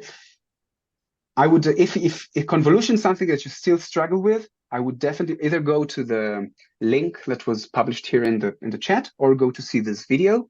Very, very helpful. So each kernel of a convolution, default convolution, is applied with 3 key parameters. The k, which is the kernel size, usually the height it's like the height and the width of the kernel. Usually they are the same. They can differentiate. They can be different than one each other. Usually they're applied the same for simplicity. It has height and that's so usually, and they could usually choose to be an odd number. So why do we need an odd number? So the kernel will have a center, so it moves. So we have a center and a neighborhood around it. Otherwise, there is no center. There is no main pixel in the frame. Stride S is the number of pixels that we move at each iteration. Do we simply take the value in the center pixel to the other layer? No. It is calculated as the same. It has a weight, of course. Each one of them, this is the kernel, right? Each one of these entries that you see here has a weight, has a different weight, learnable weight that we apply on the big image, and then we sum it to a single neuron. The stride is the amount we just move, okay, each iteration. And padding is something that is basically taking the image and padding it with some value. Usually we use zeros. This is, for example, padding of 1, right? It has 1 around each pixel. Okay, why do we use that? Usually we use that because convolutions take this window and reduces the spatial size. Here it was 7 on 7, now it's 5 on 5. If we want to keep the spatial size is this height over width. We use padding, so the kernel doesn't go to the first iteration here. It will be on this thing instead.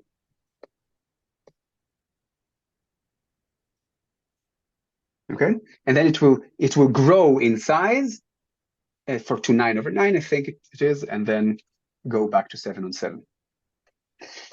And it will keep so the image. Usually that's what we usually do with convolutions. It's like very, very convenient. We don't have to reduce the spatial size.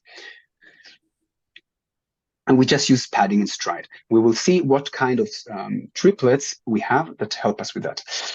And this is just how it works. This is a single value that is created by the convolution. I'm not going to talk about it. Okay, that is important, how we calculate the new dimensions of the out feature map. If we had first in the example 7 on 7, then we had 5 on 5. How did we do that? We did 7, padding was 0, kernel height was 3, divided by stride 1 plus 1.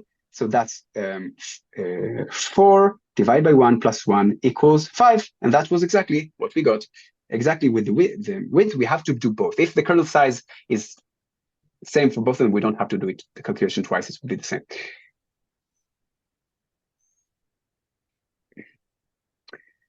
Do we simply take the value in the center pixel? Okay, right, makes sense. Okay. Usual, like common triplets that we use. Boy, I have a mistake here. That's 0. Okay, I need to fix that. So basically we will have 1, 1, 0, basically pointwise convolution or one-on-one convolutions. We will discuss when we use them. We will have this point, they do not change the spatial size, right? They do not reduce the spatial size. If the kernel size is 1, padding is 0, stride is 1, 7 minus 1 divided by 1 plus 1 equals 7. So this doesn't change. 3, 1, 1, also here, again, we showed that we could share, if we do 3, 1, 1, 7, 3, 1, so that's 2 basically, 2p, that's 1. So 4 plus 6 divide plus 1, it's 7. So it keeps the special size. In very recent works, I've seen that we have 3, 2, 1 to reduce the special size by 2 without using max pool by 2. So max pool does this max function, which we'll discuss in a second. You could do it also with convolution. Just this one, it reduces the spatial size, the dimensions by 2. This one does it by 4. And that's what actually, this is why it's quite common to do, because convolutions on the very first resolution could be, for example, 227 over 227. Convolution on that image, on this big side of a kernel, are very, very expensive because it's not about the parameters, like 3 on 3 on some channels is not really expensive in parameters, but in calculations that we have to do is a lot. And that takes a lot of time and a lot of RAM or VRAM on the GPU to do. So basically, usually we want to reduce the spatial size. We'll see it in unit. We want to reduce it as fast as possible. And this kernel is actually used to do that as, yes, it is quite expensive, but it is used once. And the number of output channels usually are quite small. So it's yes, it's expensive, but not as much as just doing all the calculations on this resolution. To the same activation map. Okay, so we continue. Unique convolutional layers. Max pooling. Okay, the first thing we need to know about pooling is that they only work on channel-wise. So they don't go like default convolutions throughout the channels. They work on each channel independently, separately. What, for example, max pooling does, the most common hyperparameters for that, it will be kernel size of 2 and stride of 2. So basically, it will calculate here, 2 on 2, and then we'll move to the next window by 2 pixels, right? This point moved 2 pixels to here, and that will stand here. What max pool does is it takes all these numbers and picks the bigger one, the biggest one. For example, 6 and 8 from here, 4 and 3, okay? What is important is that we keep doing back propagation, but doing forward pass, we have to cache, like we did in the exercises, the indices from where these came from. So we know that the gradient will flow through them. Like in ReLU, what is the gradient through max pool? What is the gradient of this cell?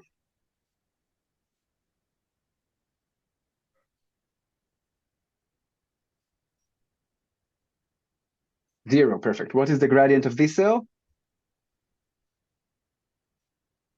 Yes, pooling layer can overlap, definitely. It's just a function. Usually, max pool is used to reduce the spatial size. That we use these ones to reduce the spatial size by 2. But in inception layer, we saw that it was used with with a magic trio of 3, 1, 1. So this was the window, and we picked the biggest one, which was 7. Okay, and then we moved to the next one, and we picked the biggest one, which was 8. And of course, with padding, so it's not really what I did. It was more like this. It's with zeros, so that would be 6.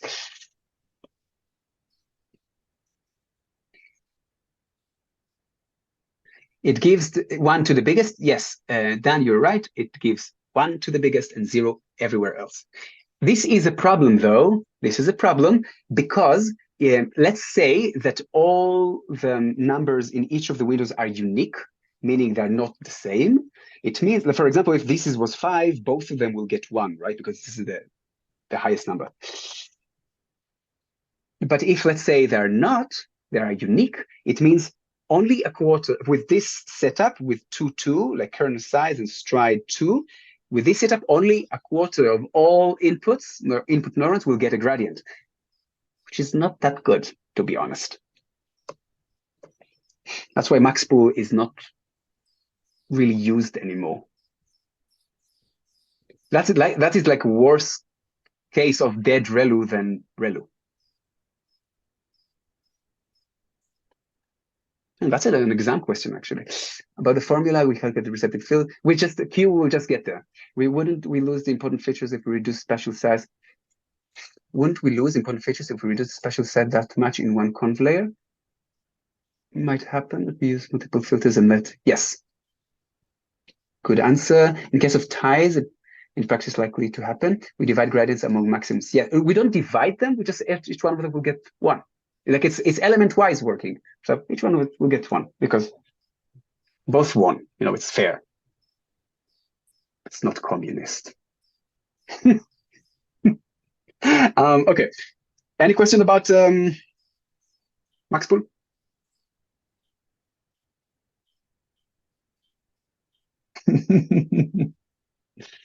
Bro, is the political. Anyway, any question about maxpool?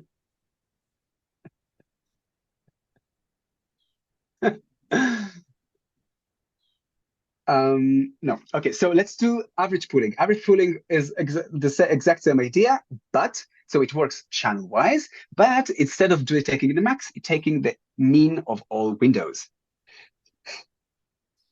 So we have an example here. We have maxpool that takes the bigger number, and here we take the mean. Okay, we just sum them up. We could use them with all kernels. We could do 2 and 2, like exactly like to reduce the spatial size by 2. So basically what I said about, so remember with ReLU, it sends some numbers to 0, and then basically they do not get a gradient. The weights that create them don't get a gradient. But in the case where all the numbers are unique, like in this case, for example, in each window, only this one takes a gradient. These ones do not. So in each case, this gradient, this one no, these are dead. This one takes a gradient. This is dead. Gradient dead. So you see only a quarter of all inputs get a gradient. The rest dead. That's why I would not use maxpool. It's very efficient. It's very computationally. It's very easy to use. But I would definitely use this thing instead. It's more expensive, but much more comprehensive, and doesn't create this kind of problem.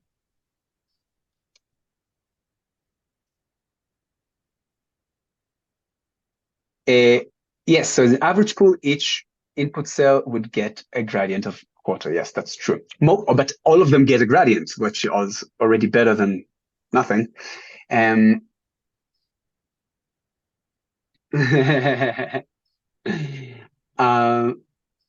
Yes, so Dan, you're right, assuming that the window size was 4.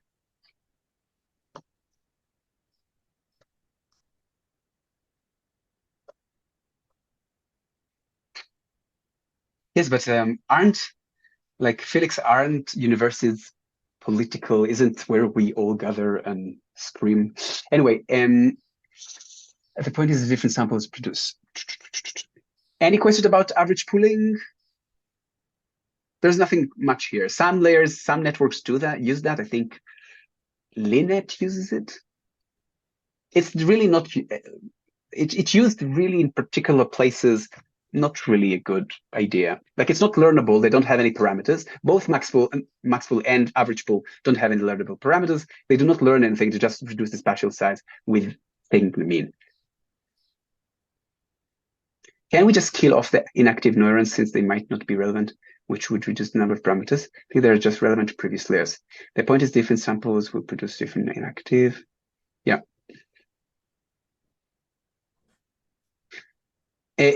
Average pooling introducing nonlinearity. Did I say that? Did we write it? No, it's not. It's a. Oh, really? Where? Oh, I missed it apparently. Max pool, average pooling.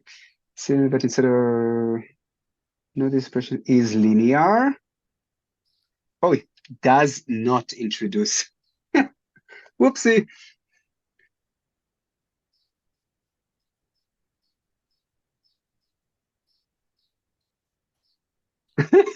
Thank you, Maximilian.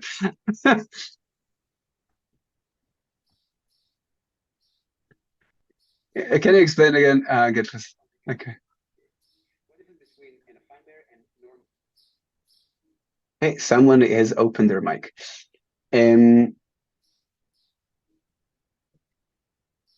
Okay, now let's get to the thing that you guys like the most. Can you explain again how does max pool not reduce the space? No, like if you use max pool and is just a kernel of convolution. If we use max pool with kernel size 3, stride 1 and padding 1, and put it in this formula, it doesn't reduce the special size. It just does some kind of a calculation and not weighted calculation, weighted sum of something, but it doesn't reduce the spatial size. Usually it is used to reduce the spatial size. That's the way we use it usually. But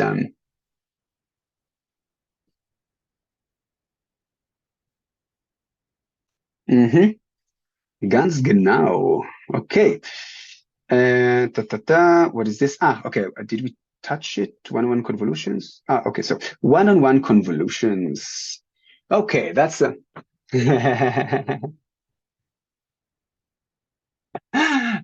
If this is much.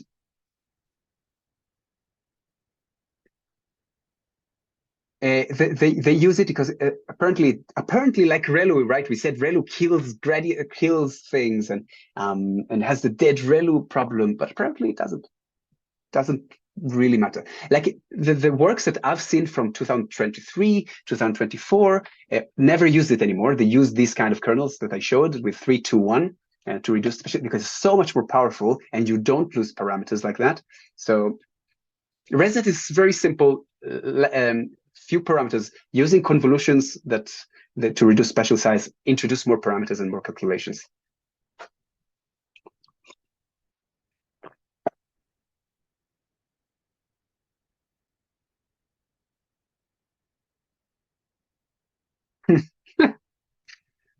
Maximilian, you're on fire today. Okay, so one-on-one convolutions. That's something that returns in every exam. Why do we need them? What is the purpose of using one-on-one convolutions?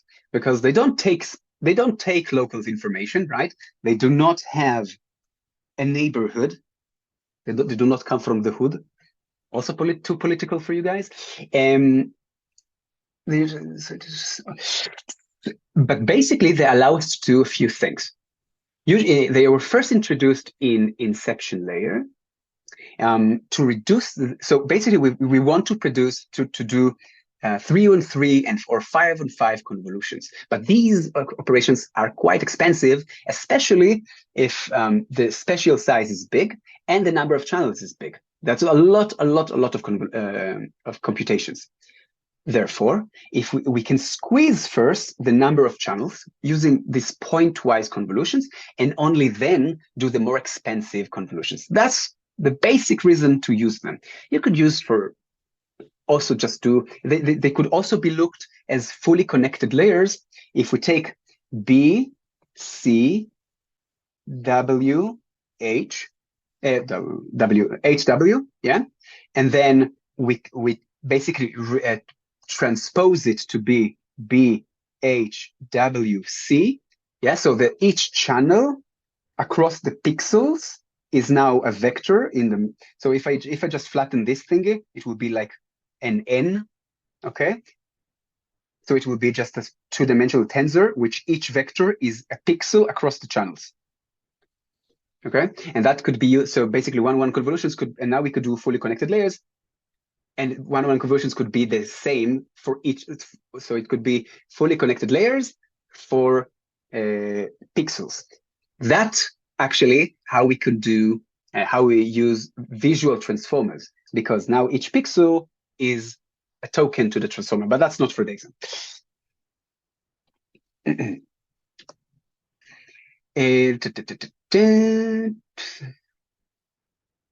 Okay.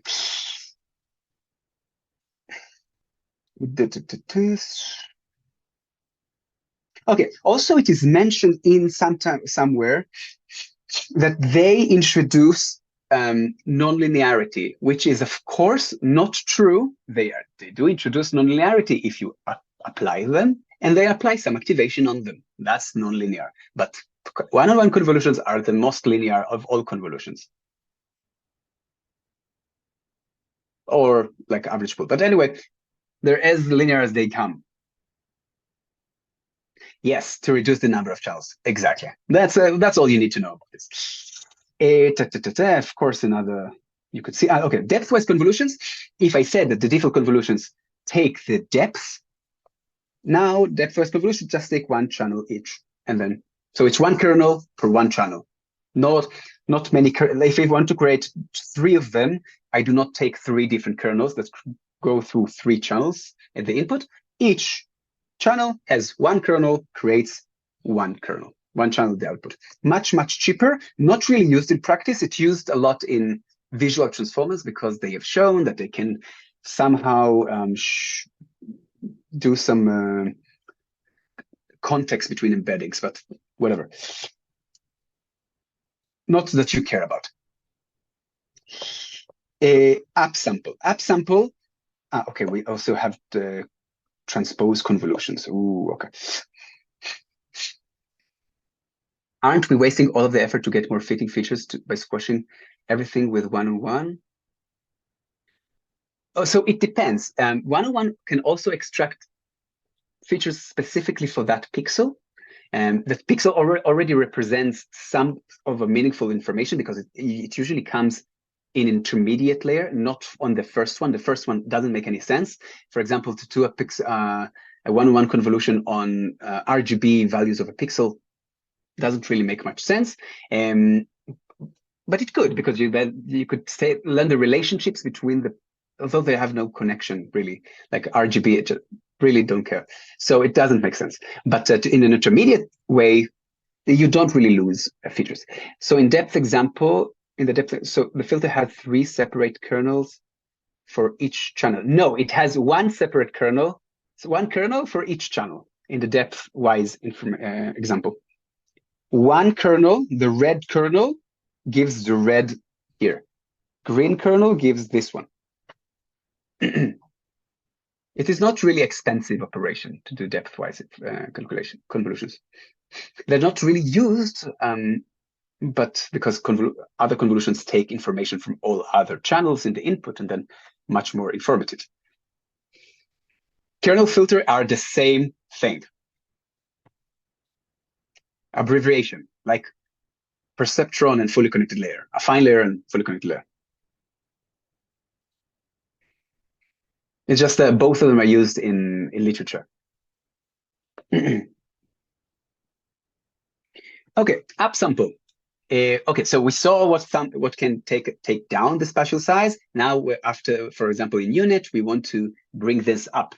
So we can take a feature map, a map that holds features, usually corresponds to a single channel. It could have more channels, but each one of them is a feature map.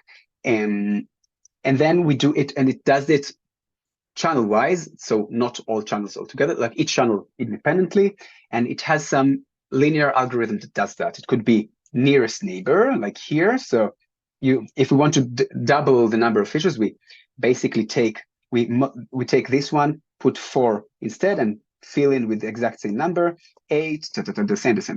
We have bilinear, we have bicubic. You don't need to know that. You don't need to know how they work. You just need to know that this exists, and it does not introduce any parameters.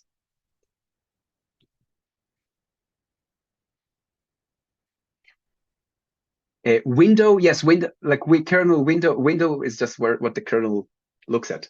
Just it looks through the window to other metrics, like this narrow window. What happens if you don't finish the material by 6 p.m.? Yes, yes. So that's where, but we're already half through, as you could see. So we'll be fine. Don't worry.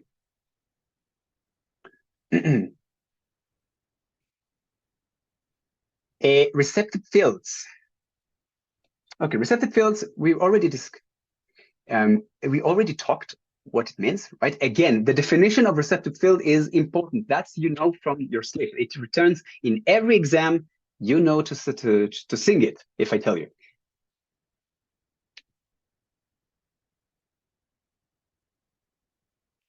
Yes, I always try to, like in the lecture, in the notes post on Piazza, I just say when I updated last. Fuck, sorry. Sorry, I did miss it. Transpose convolutions. So for that, you don't need it for the exam. So I'm not going to dwell on it too much. It is a complicated technique to upsample feature maps in a weighted sum way, like in a convolution. It does not similar convolution. And I'm not going to dwell how it works. It has, I introduced the link here.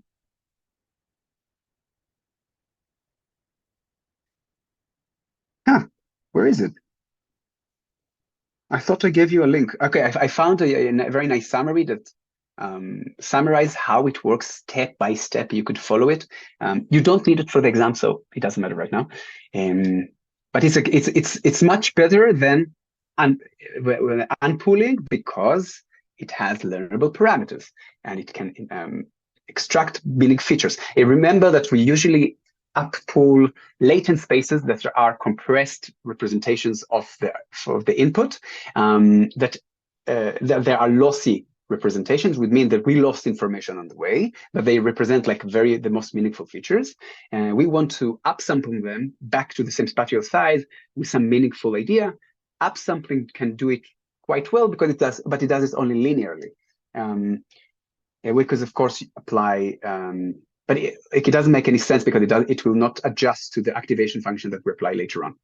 So you could do upsample and a convolution, or you could do transpose convolution. And from my experience, transpose convolution work better than upsampling with a convolution.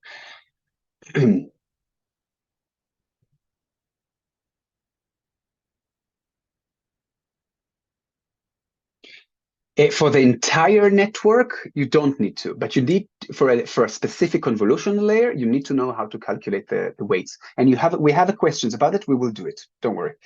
Okay, and let's do receptive interpolation and upsampling are the same thing. Upsampling uses interpolation to upsample. So it does bilinear interpolation. It's a linear algorithm to fill in the gaps between numbers after we make them apart.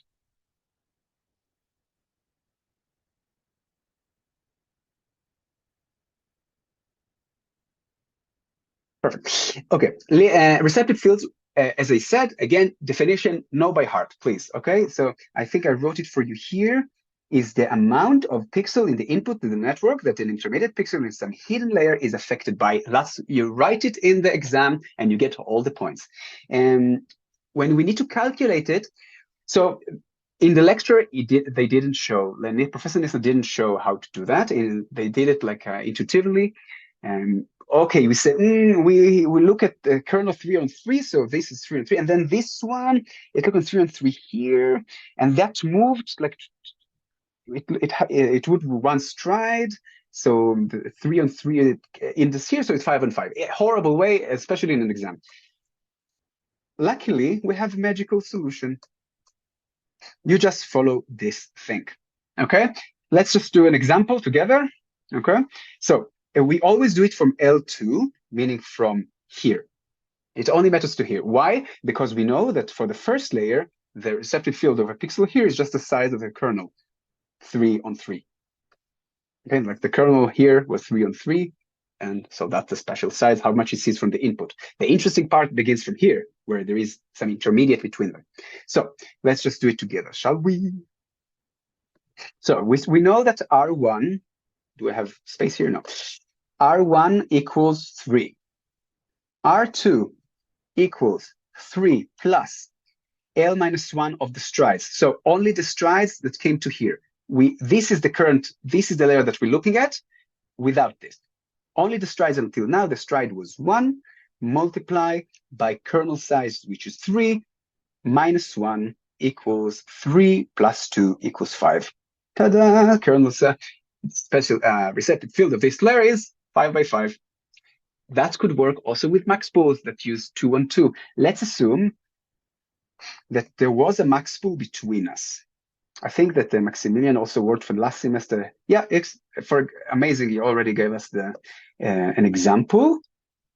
Okay, we had conv 1 is stride 1. The padding doesn't matter here. Okay, I only care about stride and filter size. So we said R1 is 3. Max pool does this, conv and max pool. We want to do for all of them, for R4, after the second max pool. Okay, let's do it. So let's do R2. So we have, remember, we have, just for visualizing, input. That's let's call it 1. Let's call it C1, max 1, C2, M2. Okay, that's C1, that's the output of it, yeah? M1, C2, M2. Okay, so this one, we know this is R1, R2, R3, R4. That's what we want to calculate. Let's do R2. Okay, we know it's 3 plus this. So we are R2, we're looking at the stride of R1, that was 1. So multiply by 1, multiply by the kernel size. Kernel size is 2. 2 minus 1, that's 4. Okay, R3, that's 4 plus 2. So now we're here. We're looking at the strides of both of them. So this was 2, this is 1. So 2 multiplied by 1, or 1 multiplied by 2, it's the same. And kernel size is 3 minus 1, that's 2, that's 8. And R4, 8 plus, we're doing 2, 1, 1, I think, right? Because this is the convolution. Yes, so this is 1. And we're doing 2 minus 1, and that is 10. Am I right?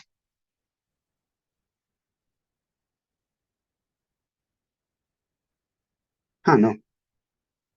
I think. Am I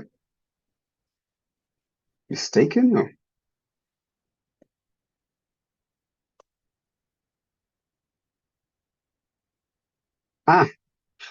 So, okay. Sorry, didn't see it. Okay, let's assume it's 3, okay? For a second. Anyway, after this wonderful example, you can all solve it from your sleep, because we just put stuff in a formula. You do need to remember it, though. Not anymore.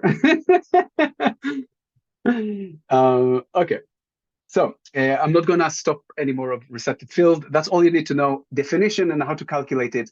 Usually these questions is definitions like 1 point, and then receptive field could be 3 points or something like that. So immediately 4 points out of 90 for nothing if you just know what to do, and bam, we already have like half the exam, you know? Yeah, remember the formula is problem, haha. Well, what can you do? You need to remember something. So if the maximal of the formula still holds, yes, it's maximal is like a kernel with strides and kernel size.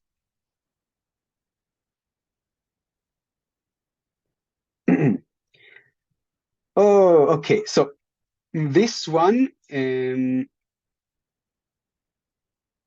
irrelevant for this exam, but so I don't need you to dwell on this bullshit. I don't know why they sometimes ask about it.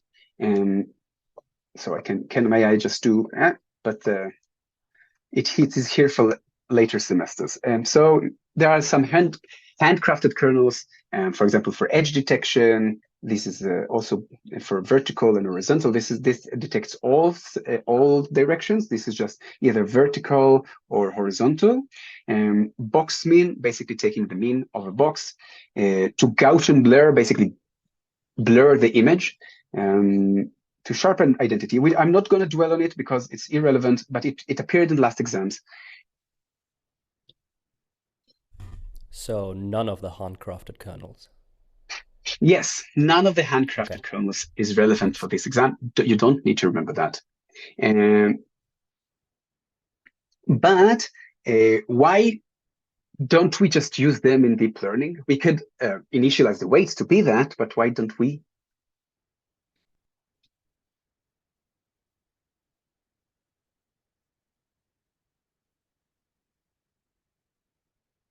Bro, I didn't see the exam last time we talked.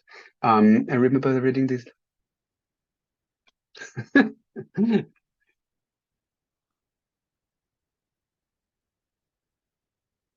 Not learnable, thank you. Yes, it says you should know them by heart because this lecture note is supposed to serve all students from all years and all semesters. And specifically, last semester, you had to deal with it. So, you know, you could, of course, if you want to learn them by heart, be my guest. It's good to know. You also see them in previous exam when you solve them. We ask you, what do you see?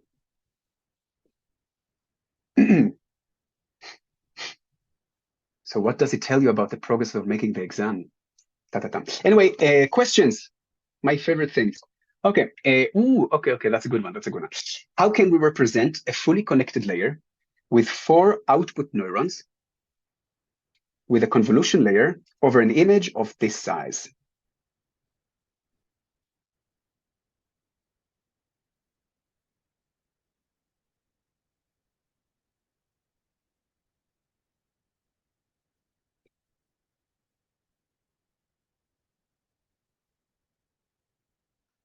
Okay, Q is right. Definitely. True. We have 4 kernels with the size. Can you guys write the weight matrix shape to solve that?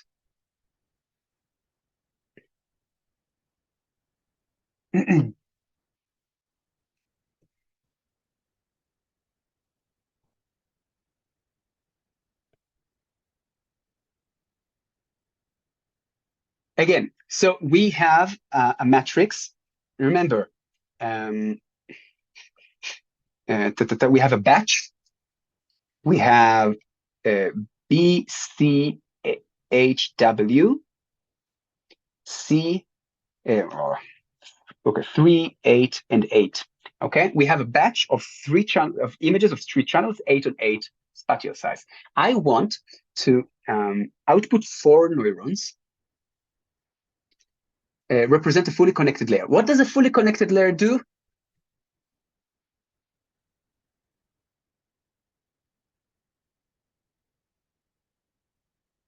Fully connected layer takes all of them, calculates them all at once. Exactly. So we flatten them. Yeah, we could flatten them. Exactly. But I want to do it with a convolution where I want to touch all the entries.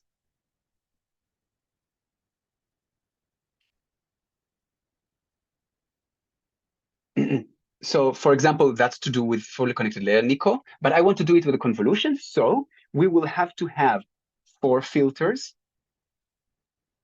of each filter. Yes, because it's not the same 4. Let's say we had 5 inputs, so it will be 5 filters. Okay, so you don't mix them up, these 4s. I didn't see it. Of shape 3 of 8 on 8. So basically, we take the entire tensor as a kernel, and that will result with 4 over 5, or if you want, 4 over 5 over 1 over 1. That will be the result of this convolution. Your minds might basically like right now. Any questions about that?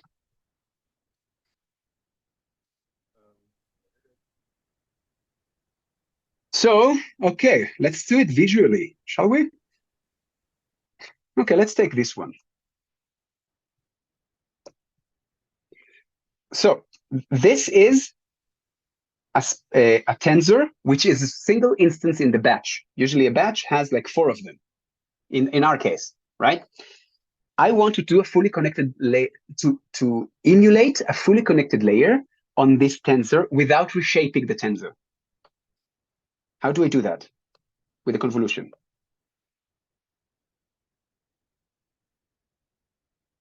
So basically, I need a kernel that has the same spatial size as the input and has the same number of channels as the input.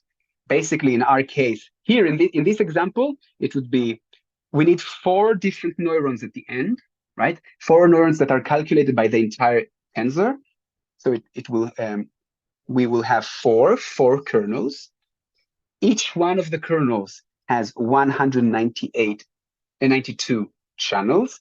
Each one of them has 64 and 64 height, k, h, and k width, because they need to touch not just the little window, they need to touch the entire thing. The window is the entire spatial size. Okay, that's how we represent a fully connected layer. Because we could also do, just take this entire tensor and flatten it to a single vector at size 192 multiplied by 64 multiplied by 64. Like 1 over this. That could also be a then fully connected layer with 4 different.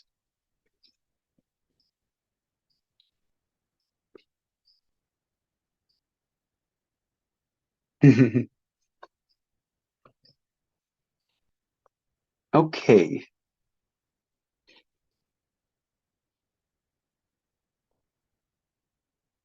Is it basically how to flatten the cone layer?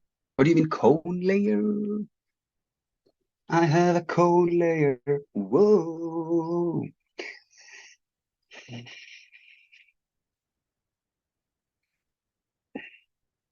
Yeah, you could see that my brain is starting to melt. It's getting all hot in here. Okay. Do we have any questions about this?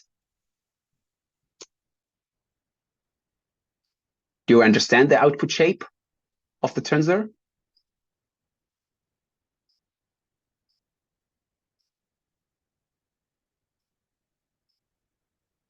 Did you understand what the 4, 5, 1, 1?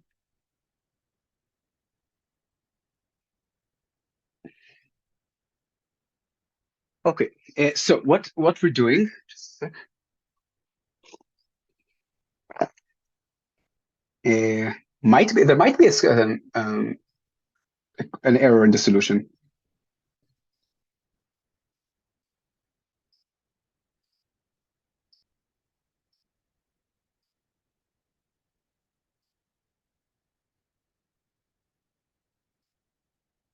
No, they're just no, okay.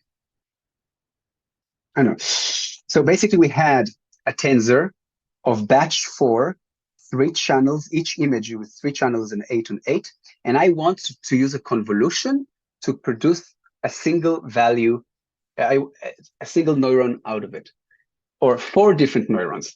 like a fully connected layer. Like a fully connected layer that takes an input of 192 and goes to 4. Okay, that's exactly the same thing, but without flattening it. How do I use a convolution for that? I take a kernel. I need 4 output neurons, so 4 kernels. Each kernel has to go this exact all the depth of the input, which is 3. It will have to take the entire space. The window is going to be the entire spatial size, the entire image, not just a small window, not just a 3 on 3 or 5 on 5, the entire thing. So 8 on 8, and that's basically the shape of the weights. And it will result with batch size of 4 of 4 channels and that are reduced to a single value.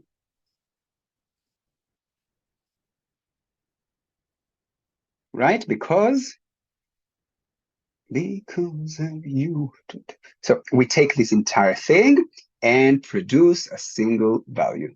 Not this doesn't exist, just this value. The entire thing produces this.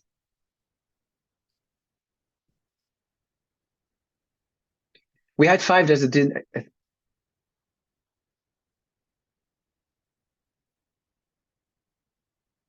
we didn't have 5 because I just didn't realize that when I wrote the question, I asked you to have 4 and 4 here. This is the batch size, and this is the number of kernels that needs to be done to make. I didn't want you to confuse them, to understand that there are different numbers. So I changed it now just in the example for 5, but we need to change it. I'll need to fix what would be the. So remember, also in fully it helps in fully connected layers. What is the size of the bias? For example, I have X n on D, W D on M. What is the size of B?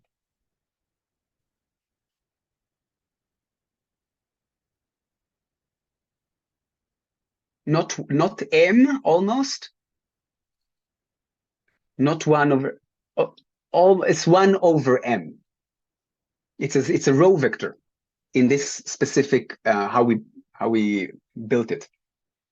It's a row vector that then is being broadcasted to be n over m, or by being broadcasted, I mean when we add them together, it is 1 over n multiplied by this bias, which is 1 over m, and then together, like it has 1, 1, 1, 1, and we have the bias here, B1, B2, blah, blah, blah, and we combine them into a matrix that can be added mathematically.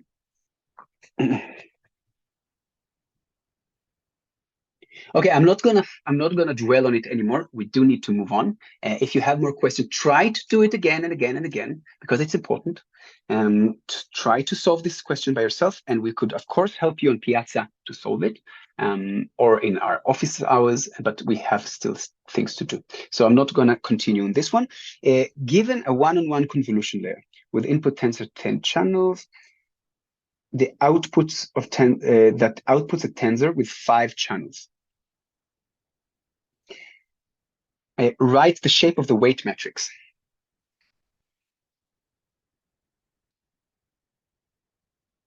That's exactly the same question that I asked you right now. Let's try it again. It takes input tensor with 10. So it has input B 10 H W. And the weight matrix has to have, it outputs 5 channels, the output. So how many kernels? 5, 10, 1, 1, perfect. Okay, very good.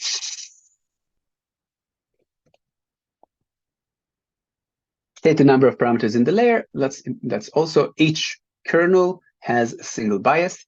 So we have 5 of them. So the number of parameters would be what you guys said, 55.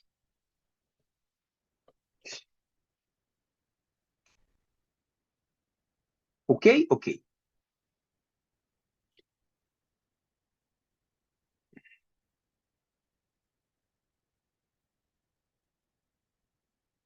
Okay, a good question. Give me 2 reasons to use a convolution or pooling layer to reduce the spatial size of the tensor. Why would we want to reduce the spatial size?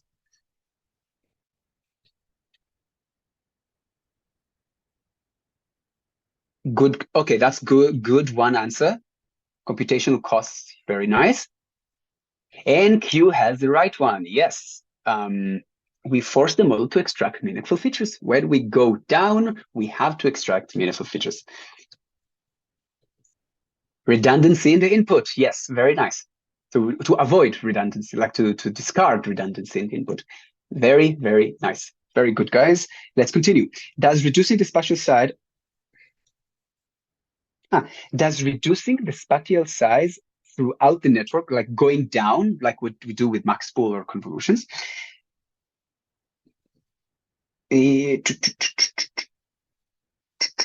So let's say okay, so I don't think it's formulated right.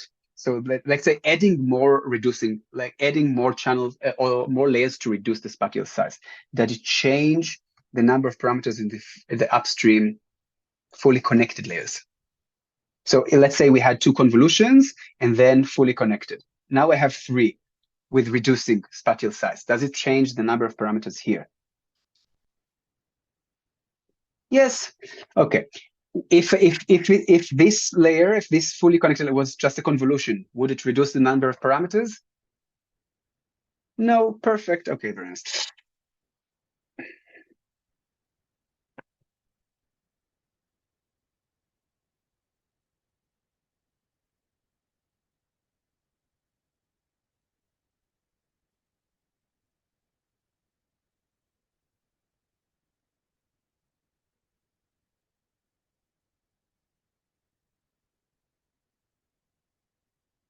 Okay, in what technique, however, can we use kernels such as Gaussian blur? I remember. Data augmentation, very nice. Okay.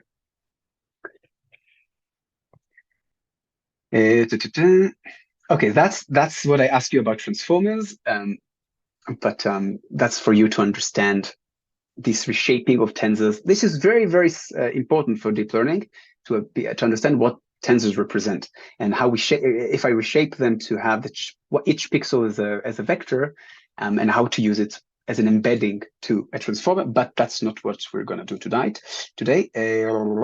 So now it's 2:20. I want 10 minutes break, and then 2:30 we'll be back. Go with you guys. Good.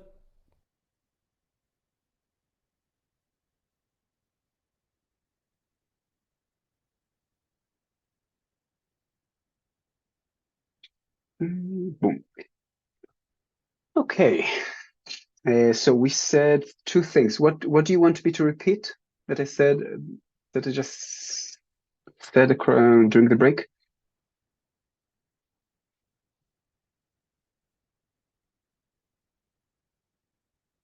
Nothing. We were just gossiping about you.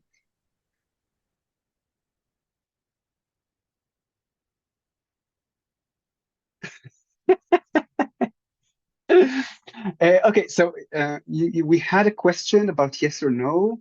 Where was that though? The answer somewhere? That's 4 and 5, right? Yes, does reducing the spatial size throughout the network reduce the preference in downstream convolution layers? It does not change, so it's no, it does not change. If it's fully connected layers, yes, it will change. Okay, but guys, remember that now that Maximilian is not here, it will be harder for me to maintain the chat, so just be patient with me. I will try my best, okay? Okay, can we continue? We just did convolutions. Any more questions about convolutions? So Matthias, basically in the break, we were talking about the exam and what I think is a good strategy would be and how to solve it, and why we think This exam would be a bit more fair. It's still not going to be easy. You still need the entire 90 minutes for that. But I think that is more solvable than, for example, the previous one, where you had to pet the bunny. Why did it sound so bad? Anyway, let's continue.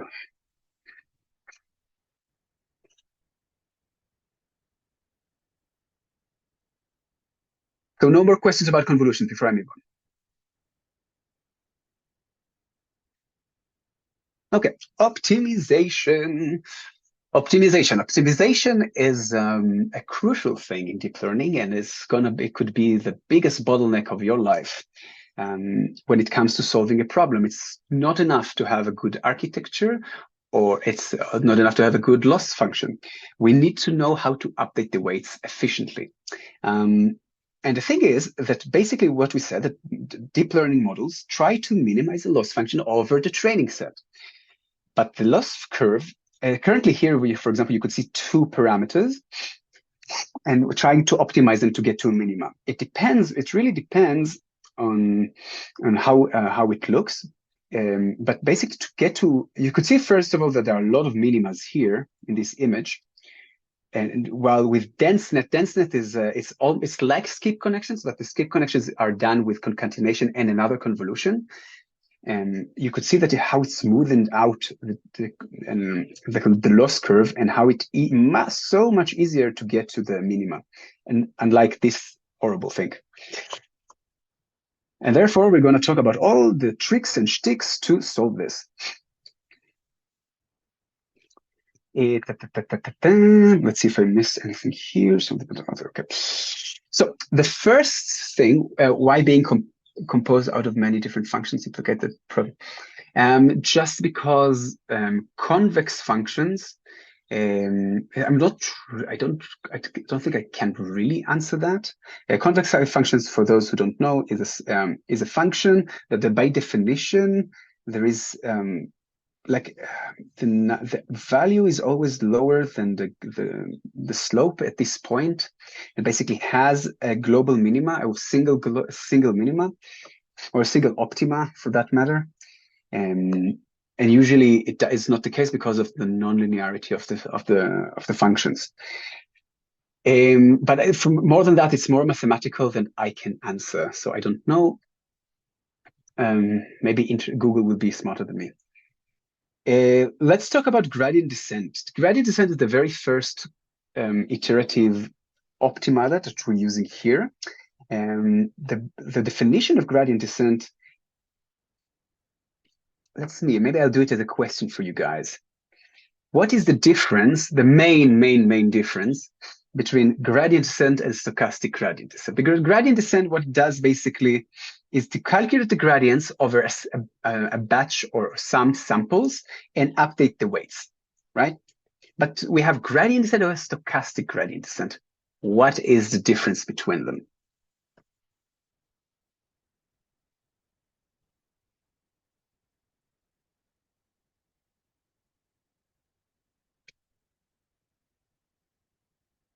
Good answers. Okay, all of the answers are good. Yes, and that's the most important thing, because gradient descent can take batches. Okay, gradient descent is not only one instance. No, Manuel, gradient descent basically updates the weights at the end of the epoch, meaning that we iterate through the entire training set. We accumulate the gradients at some point, at some intermediate variable, and we do this optimization step only at the end of the epoch. Now, an epoch could take about between 10 minutes to 2 hours. It means that if you do one step every 10 minutes or every 2 hours, you will never get anywhere. Now, gradient descent basically is much more accurate because it accumulates the gradients over all instances in the training set. So we update the weights with the most accurate directions because we have taken the gradients from this specific point where we are according to all of the data. Stochastic gradient descent does it every iteration, meaning it does this update every iteration, and the batch is just an approximation of the entire data set. But it's really noisy. And what do I mean by noisy? It means that the shared weights of the model, because the weights we try to optimize them for the training set, for the entire training set. The shared weights of the model are updated now or changed according to only a small sample of the data that is not relevant for some other data. For example, we had in our batch 2 images of cats and 2 images of dogs, but we also have horse in the data set. I update the weights now to minimize the loss over cats and dogs. Does it help me with horse? Not necessarily, probably not. Meaning that it will make the training much harder. However, we will still manage to move because we will do it at every iteration. We will start to move. So instead, for example, if this is the minima and we start here, if gradient descent will do this, but it will do it in a year from now, stochastic gradient descent will do this, and will actually be able to converge. Now, stochastic gradient descent also of this noisiness is a great thing. Now, in one of the previous recap notes, I had a very dirty drawing apparently, but basically what I want to say, what is a saddle point is. If we start here, a saddle point is a point that is not an edge point, like not minima or maxima, but has a derivative of 0, a gradient of 0.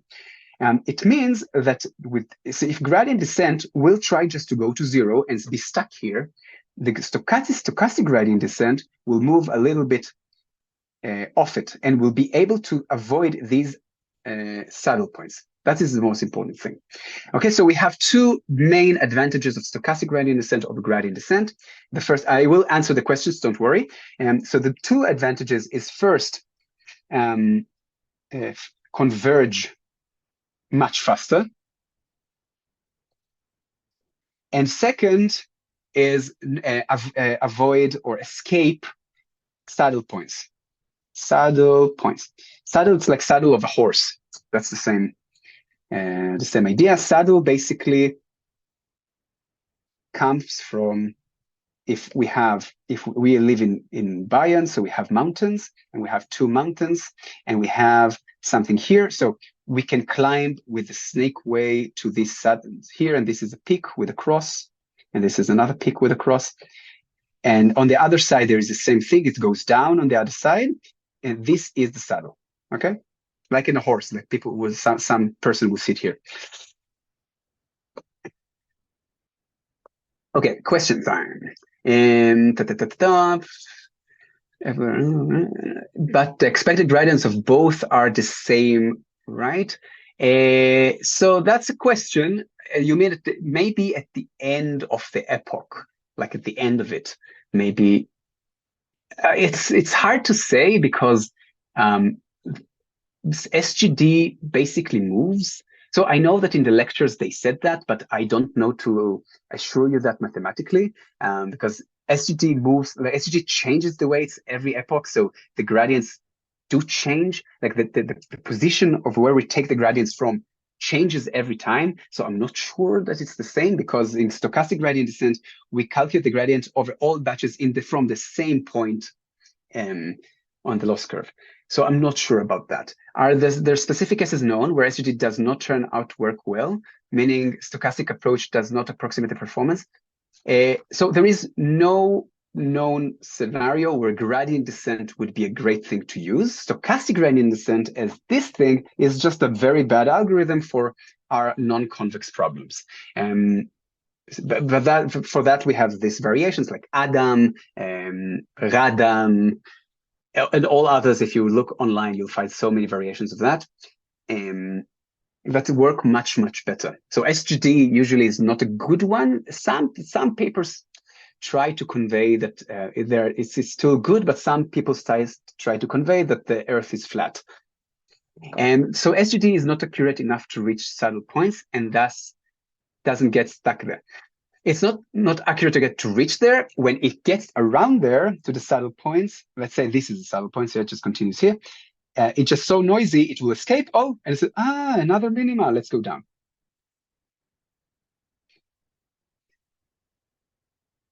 Okay. So that is the difference between gradient descent and stochastic gradient descent. It is all described here in this all of this text. Okay, GD. Okay, so that's a good thing. Gradient descent. Communist. Communist flat earther. Yes, SGD always wins. GD tends to underfit, and we will discuss what something is burning. Maybe it's copper cannoli. GD tends to underfit. Underfitting basically means that the learning rate, the model did not manage to overfit to the training set because it will get stuck somewhere. So the performance will be just bad. It will not manage to get to a good minima where the accuracy on our task is what we need. Just a second. Okay. Oh, I need to see that. Yeah, here we go. If the batch size is reasonably large. Okay, that's a good thing, a good point. It all depends on the batch size. If the bigger the batch size, the better the approximation of the data set is. That means the lower the noise. If it, for example, the edge case of having the batch size the size of the data set, that's like the biggest batch size you can have, and that's a bad thing. Usually we cannot really load the batch sizes to the model, to the RAM, like we use batches in the first place. Also because it's good, the noise is good, it's good regularization, it makes training harder, but also because we just cannot upload everything to the RAM. We're bounded by our hardware. So the bigger the batch size, the better approximation it is. We still want some noise. So batch sizes usually of 16, 32, so 64 are good approximations. Like it's good enough. Like we don't need more than that. To calculate the gradient over the entire training set is very computationally expensive and therefore it's not practical for large data sets. Okay, so here I gave you two Python implementations just to show you the difference. So we have gradient descent. Basically, for each epoch, we calculate the entire thing. We accumulate. I'm sorry, I'm covering things. We run the entire training set. We accumulate. This accumulates it in the respective places in the memory, and only at the end we do optimizer step. Okay. While with stochastic gradient descent, we do it at every iteration. Okay, that's the difference. If batches is equal to data set size, can we say that GD equals SGD? Yes, that's what it does. But usually it's infeasible to do that. Like, you know, it's just in theory. What I like about deep learning is it is a very down to earth. We take the math and we apply it to reality. So yes, the SGD, like, but the theoretical definition is a batch size of 1, but we only talk about mini batches of bigger size. Like, it's not interesting to have one. Just a note: when you define GT algorithm, it says, oh, when I defined.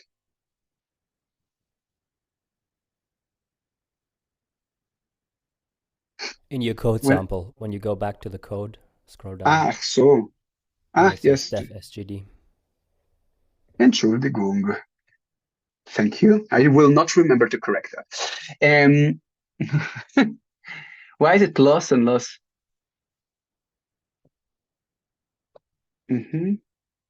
Just a sec. Because we don't accumulate the loss, we accumulate the gradients. We don't need to accumulate loss. Okay, the loss backward, that is in the background in PyTorch, and it accumulates it in the respective places in the memory. But we don't care about the loss anymore. It was loss for the iteration, and bye-bye.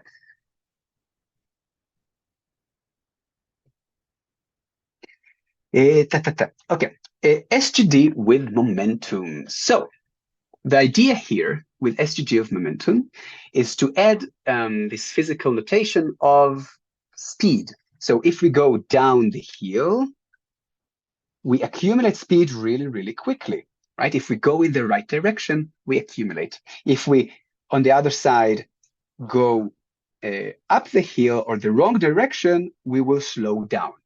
Okay, so basically, it is faster than SGD. It also it has another characteristic that allows us to escape saddle points, because if we have a saddle points, right, go with SGD going fast, woohoo, and go down.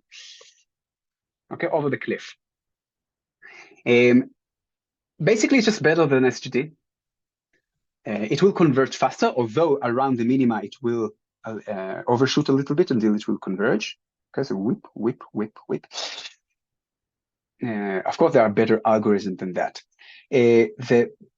So the definition is to have this kind of beta, usually 0.9. It's also with Adam, we start this accumulated MT to 0, and we just add the exact same way we add the velocity, and we accumulate it over time. If in the right direction it goes to the right direction, it will accumulate and go faster. If not, it will slow down.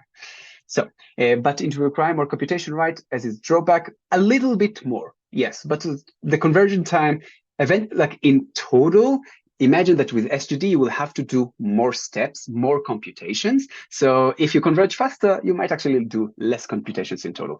But it's exactly. Do we need to know the formula for all optimization by heart, or just the hyperparameters? No, usually we will give you, if we ask you about an optimizer, we will give you the formula. There were some exams where you actually needed to give them. I think it's not fair, because you can always just go to Google or to the lecture notes, all the lectures, and see the formula. You need to understand the formula. For example, with Nestrov, that we will touch in a minute, you needed to know in one of the exams what it does. Okay, or to explain to me with momentum what it does. An important thing is that that looks like it, but it is not actually a rounding mean like we do with Adam and RMS prop. It doesn't work the same. It looks like it, but not the same thing. M0 equals 0. Yes, it's always biased to 0. The basic assumption behind using, but then it starts with this. Right? It's not like with Adam where it's biased to 0, because you don't have 1 minus beta here. It's not the same. The basic assumption behind SGD is that the function is convex, right? I don't know if this is the basic assumption behind them. It's just an optimizer, right? It's just a way to update weights, to do stuff, to go down function. I don't know if it's supposed to be convex or not. Another thing. Okay. Any question about this? Nothing complex. Okay. Nestrov. Okay, that's a bit more complicated. That's a bit more complicated algorithm. What it does, what you need to know, it has a look ahead, and it adjusts the direction of movement according to that look ahead. So Polyak's momentum, that's basically what we just called SGD with momentum. And here what we will do is, so basically what you could see in these figures with momentum, basically we have 2 directions, and we will go eventually to here. Well, with momentum we have a look ahead, but we adjust it before we do the optimization step. So basically we're sitting on a point. We have a look ahead, we calculate everything again, and then we say, okay, we should have gone to some other point. Let's correct it and go a bit closer. So it works a little bit faster. It's never used in practice once Adam and RMS prop were introduced, because it's just definitely not as good. Yes, if it's convex, you can stop once you reach the minimum, because it's guaranteed to be global. That's the definition of convex. Usually it's not convex. So we have many different minimas, but we all assume that they are as good. Okay, we're just assume that they're as good. And the look ahead is momentum, right? Is the look ahead? So it uses momentum almost the same, but it has it does a look ahead with the current gradient, with the current momentum. It goes to where it should be, and then it performs everything again, but it goes back 2 steps back and says, okay, I should have gone better. I didn't need to go here. I didn't need to go here. I needed to go a bit closer. So that's what it does. Instead of going here and then trying again and trying again. So in general, it's supposed to converge faster than SVG with momentum, but definitely, like, it was a nice idea. But once Adam was proposed, it was thrown to the garbage. And yeah, you guys are talking about a lot of mathematical stuff that I have no clue about. So let us continue. Compute a new point just ahead of current point, given the current momentum. Compute a new adjusted velocity, and then perform the actual update with the previous, without the changed things. And that's all you need to know about this for this current exam. So I'm not going to dwell more about it. More important things will be RMS prop and Adam. RMS prop. Basically, what we say is, so we have many variables, and each variable moves independently of the others. Yes, we just optimize them in parallel. In fact, we attempt to rewrite equation momentum. Oh my God, I can't. No, 1 minus beta is not hidden in the alpha. It's just not there. It's not. 1 means beta is a fixed thing. Alpha is also a fixed thing, unless you're using learning rate decay, and then it's not. Basically, with momentum, right? Because I said it's not biased to 0, because this one is what is there in the very. If you just drop that, so just plug it here, and it's basically SGD. So it doesn't lose magnitude of the gradient, right? Remember that beta usually is 0.9, and use 1 minus beta is 0.1, and then if we plug it here, then it would mean that the magnitude of the gradient is cut by 10, and then it is biased to 0, but it doesn't happen in the momentum.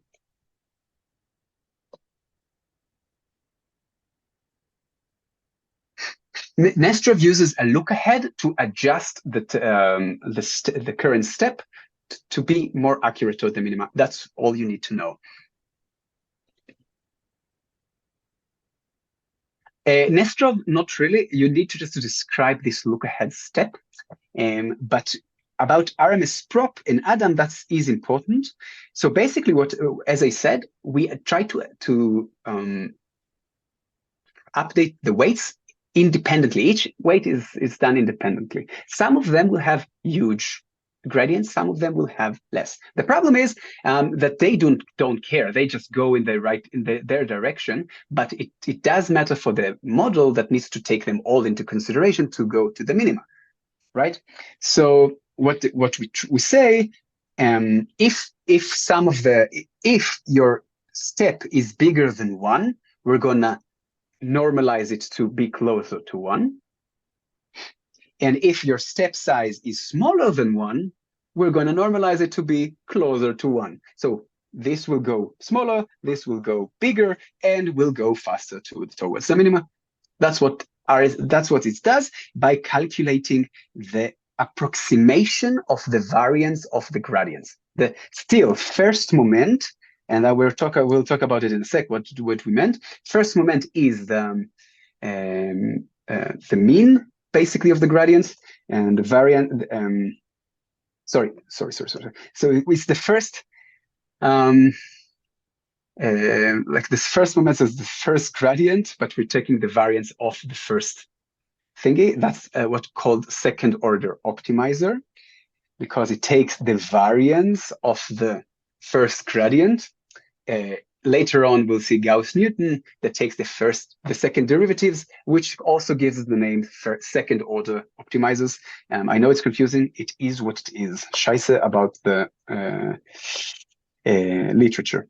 So basically, what we're trying to do, we have this running average mean of the double of the gradients. It's not second derivatives; it's first derivatives doubled, which we could look at if we take the mean of the double gradients. It's basically taking the variance. By the definition, what we have here. I explained it here. Okay, so and basically running mean, so variance of uncentered. So basically, we assume that the center is 0 just for simplicity.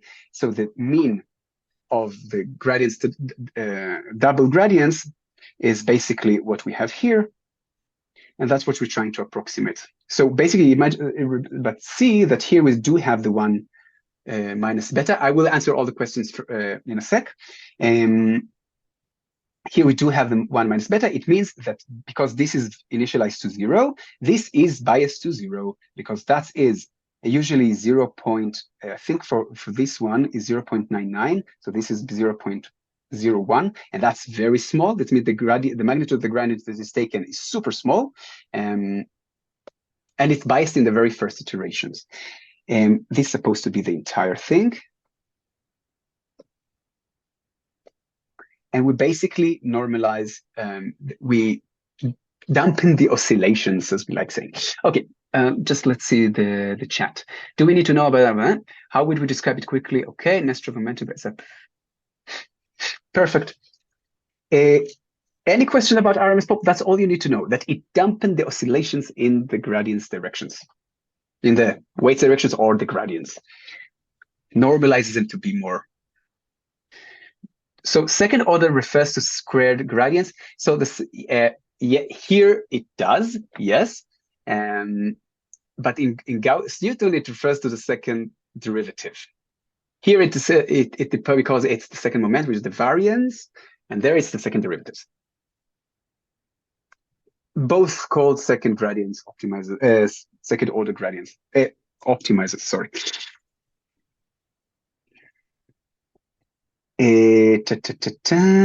Okay, now we go to the main, where we said it can be biased. Okay, so that's where I'm going to talk about now in Adam. So Adam basically said, oh, we have SGD with momentum, amazing. Oh, we can have also RMS prop, amazing. Why not combine them together? Adam is basically just putting both of them together. And basically performing M is the mean over doing the momentum. However, pay attention that here we have 1 minus beta. In momentum, we did not have that. And we do also the variance thing from RMS prop. And then we combine them all together in this thing.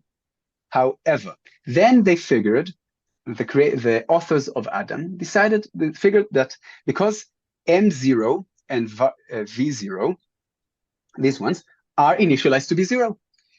What the problem is that, okay, this is 0 at the first iteration, right? And this is 0.1 multiplied by the gradient, okay? Whatever, G for gradient. And this is 0.01 by gradient to the double, okay? That's very, very, very small. That's meaningless, basically, for the very first iteration, because it starts to accumulate, and then eventually it will have some magnitude. How do we solve that? We use an intermediate variables, and pay attention that it could be confusing. I specifically said it here.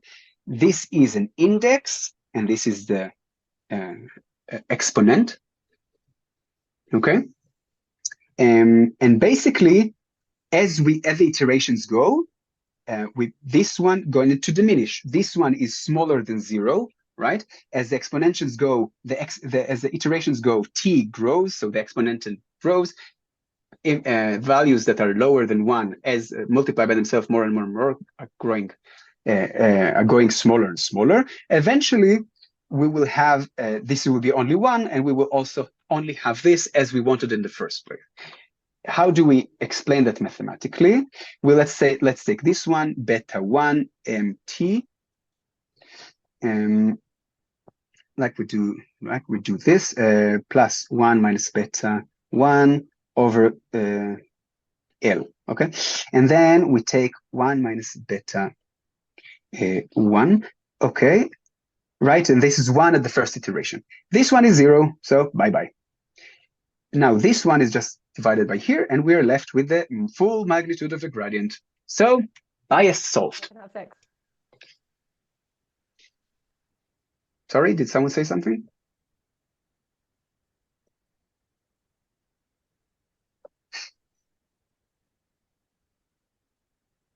I think, yes, here you have this example. I already did it for you.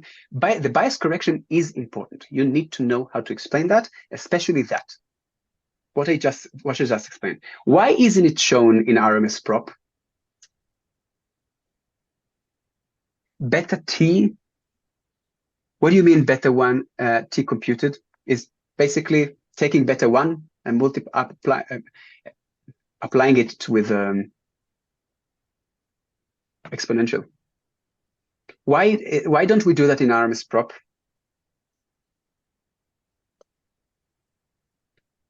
Yeah, okay, yes. Yeah, that's a Scheisse question, but yes, because it was just not introduced yet. It should be.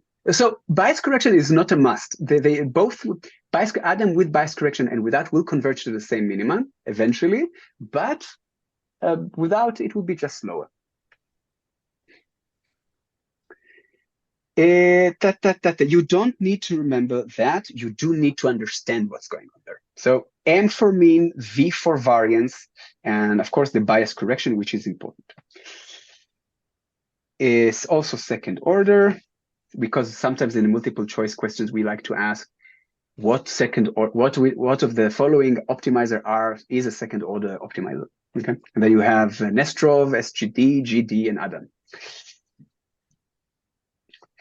Okay, Newton's methods and variance. The only thing that you need to, can we imagine that doing RMS prop without bias correction is equivalent to warm up steps? It depends what you define as warm up steps. Nestrov is not second order because it only uses the first magnitude of the gradient. It just only uses this. This is RMS prop. Nestrov just doing this.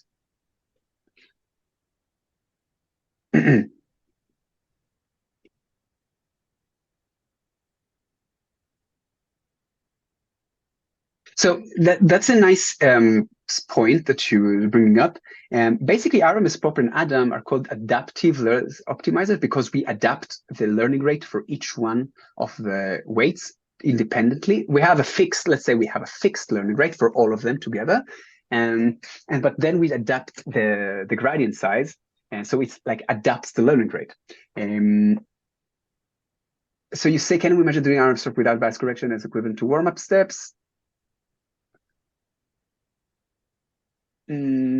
Maybe.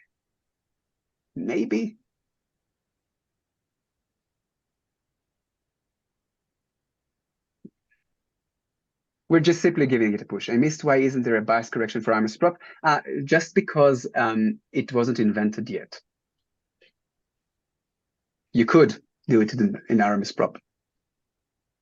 You should do it in RMS prop, but you should never use RMS prop. You have Adam.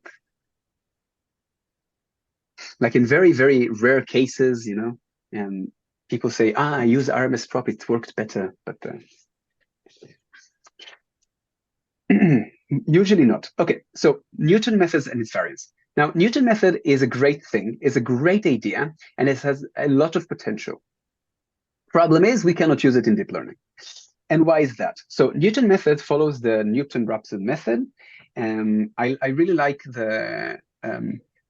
the graph that they have on Wikipedia about this one. It basically shows how to find the, how do you call this? The points where we cut the x-axis. I forgot.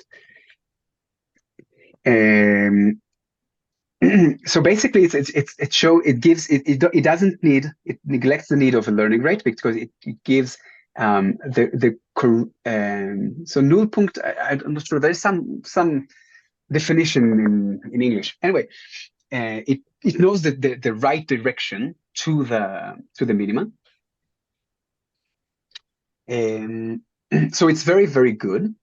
It neglects this hyperparameter, which is the most horrible hyperparameter in deep learning, and that could destroy everything. However, the problem is that Newton method, in order to calculate, so the Newton method, so basically what it does, it to find where the function gets zero, the function. Okay, that's what Newton method does. Let's go towards the zero of the function. The function that we're trying to minimize is the derivative, right? We're trying to minimize the gradients. So we're looking at this. So the function is the gradient, the derivative, the f tag, and we're divided by its derivative, which is the double gradient. This thing. In matrix notation, it's basically computing the inverse Haitian.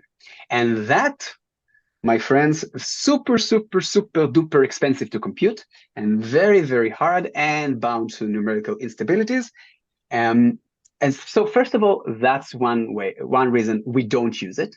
Second of all, this is only true for all variables, only if we can use all the data points in the data set, in the training set at once. And we can't do that because we're bounded by hardware.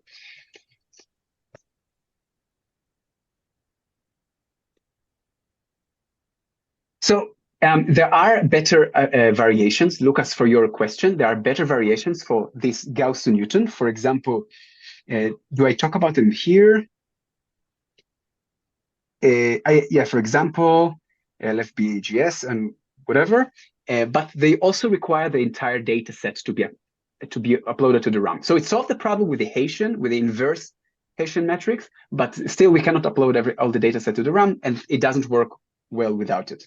So basically we cannot use it. But for example, if you follow Professor Nisner's lectures about 3D reconstruction, they use these a lot when we try to do SLAM, where you do to attach different scenes all together or to map an environment, and to minimize the distances between corresponding points. They use this, and it works really, really well.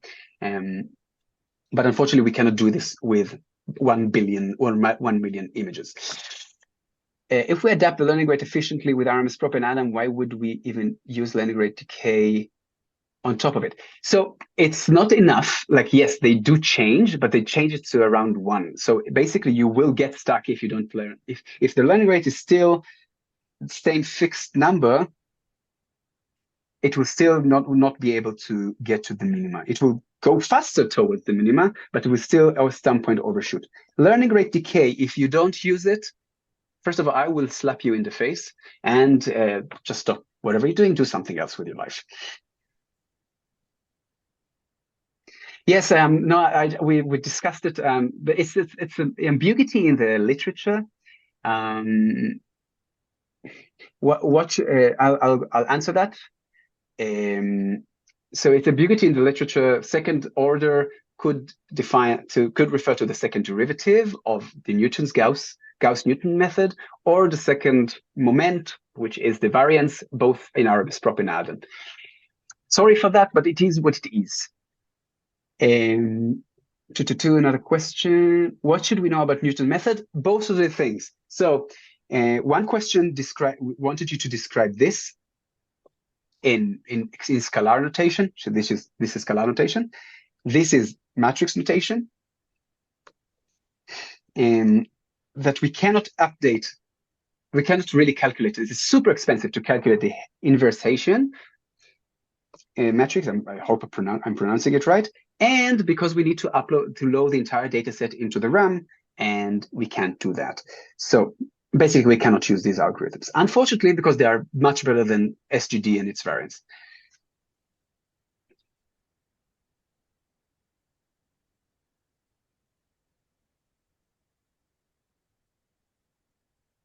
Oh, but superconvergence uses learning rate decay. It just uses warm-up and then goes down. But it decays eventually to some very small learning rate. So technically for Adam, since we have mean and variance, is second moment. Yes, but not second derivative. True. Do we need to formula, or can we just use words to explain without notation? You can just use, if you say inverse Haitian in the exam, good enough for me. But you say inverse Haitian, because that's the point here. The inverse of a matrix, to inverse a matrix is super difficult to do. I think I missed some answer, right? Sorry, I missed Adam RMS prop. Okay, yes, so I think I answered them all. Let's continue.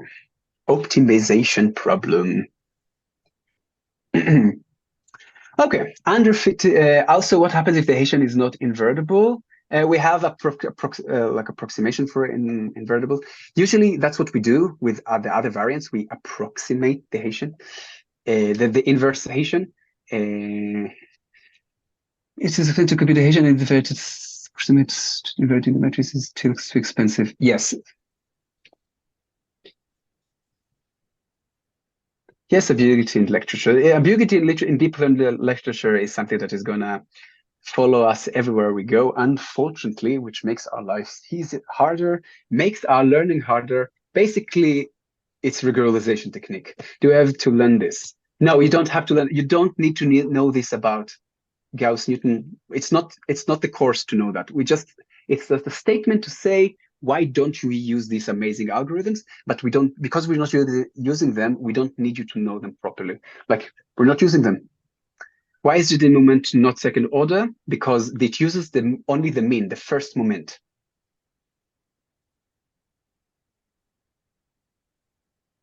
What about handwritten kernels?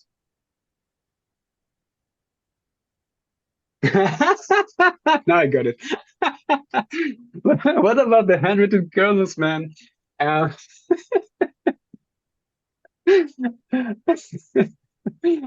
Unfitting and overfitting. Okay. So as I explained before, the sole goal of deep learning models is to minimize the loss and overfit the training set. But it wants to minimize the loss, meaning overfit the training set to given a sample from the training set to have the best performance on it. Problem is that that's not what we want. We want it to generalize to unseen data. Therefore, we don't want it to perform that well. Okay, so there are plenty of reasons. However, the problem, if the model is too capable, it could fit the training too well, and that's what we call overfit. Okay, so what could cause overfitting? If the model is too complex, it means too many parameters. It could memorize the data. So basically, it just could memorize noise in the data. It could memorize the general thing of the training set, but that's it. It will not try to learn meaningful features that we could use for unseen data, and that's a problem. I want to ask you something about this one, because okay, the question is, if I have a model and I make it deeper, adding more layers with more parameters, is it necessarily going to overfit?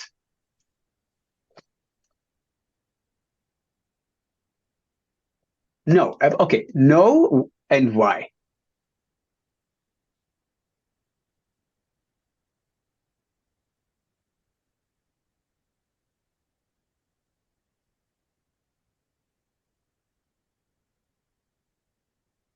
Perfect, Akmal got it right. We have the same data.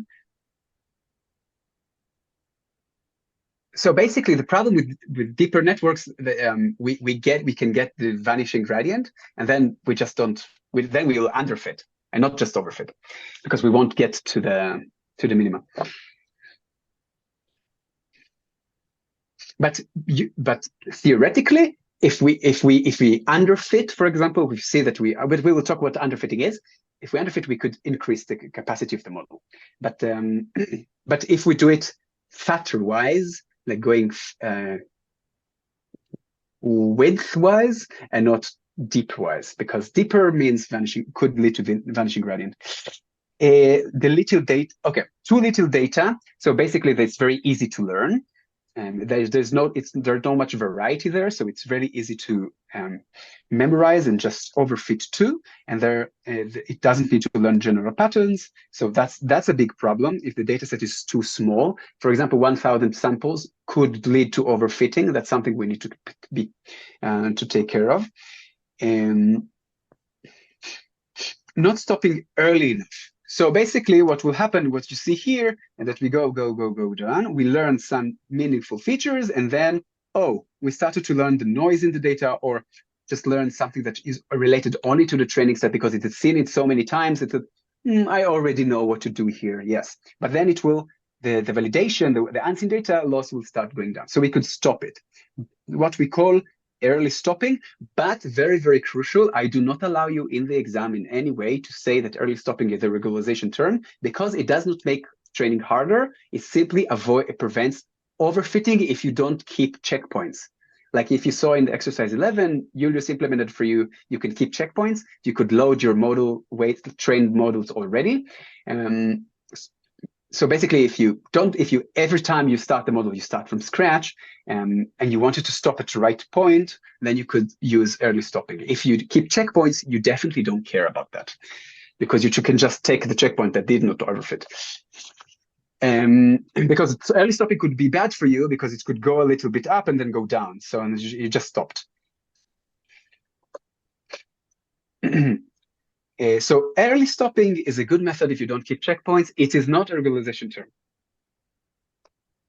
I do not agree. Okay, this behavior is called overfitting. How can we detect it? We can detect it by if we look over the training loss. It goes, the training loss is not representative of anything, because the different loss function has different loss magnitudes. It doesn't really matter. We need to talk about accuracy. What is the metric that we're working on?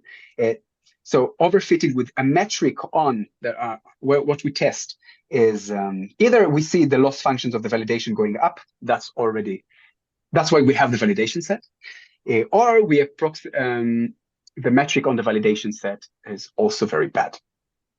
Okay, but overfitting is detected with the validation set. We cannot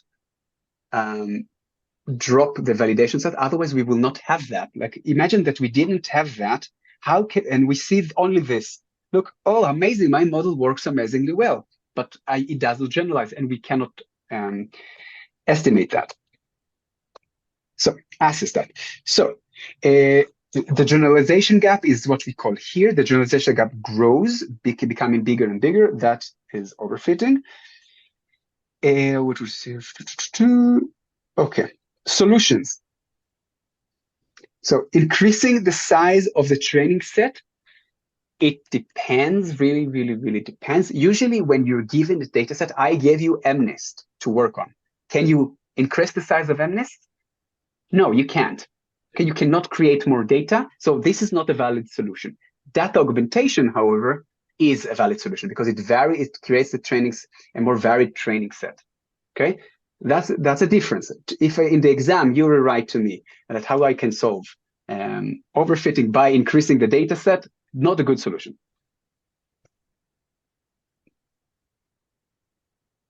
AI generation also does not bring you the same distribution of data. It's like synthetic data. It doesn't follow the distribution of real world data. It's a real problem with synthetic data. What could cause our validation loss to be less? Okay, but for example, if you train a GAN or variation autoencoder to generate data, maybe then yes, but still it's not really accurate. What could cause our validation loss to be? Okay, we will talk about it. Don't worry, we will talk about it. Okay, regularization. The go-to methods make training harder, so the network will learn general patterns. Example: weight decay, dropout, data augmentation, etc. Okay, we will talk about what is weight decay. Don't worry. What is dropout? Early stopping, we just discussed it. Not a regularization term. Hyperparameter tuning. The model might be too complex, and therefore should try reduce the capacity by tuning the hyperparameters, like reducing the number of layers, the size of them, whatever. Okay, if it's too complicated, so it just overfits. Remember, for example, ResNet, when we have skip connections, basically we avoid the problem of vanishing gradients. When we go deeper and deeper and deeper, actually they saw that the performance gets worse on the validation set because overfitting. On the other hand, we could the model might not be able to reduce the training loss to a sufficient level where it solved the problem with the training data. This counterphenomenon is called underfitting. This could happen we could encounter it in two ways. Either underfitting, yes, either both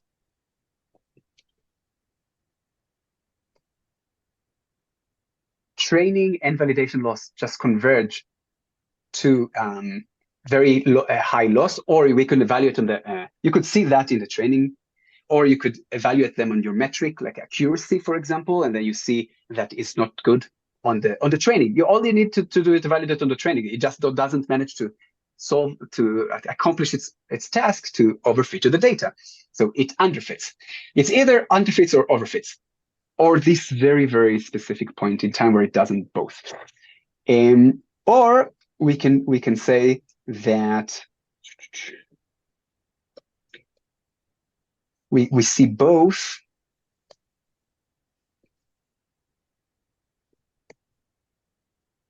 training and validations we stopped training, but they can still go.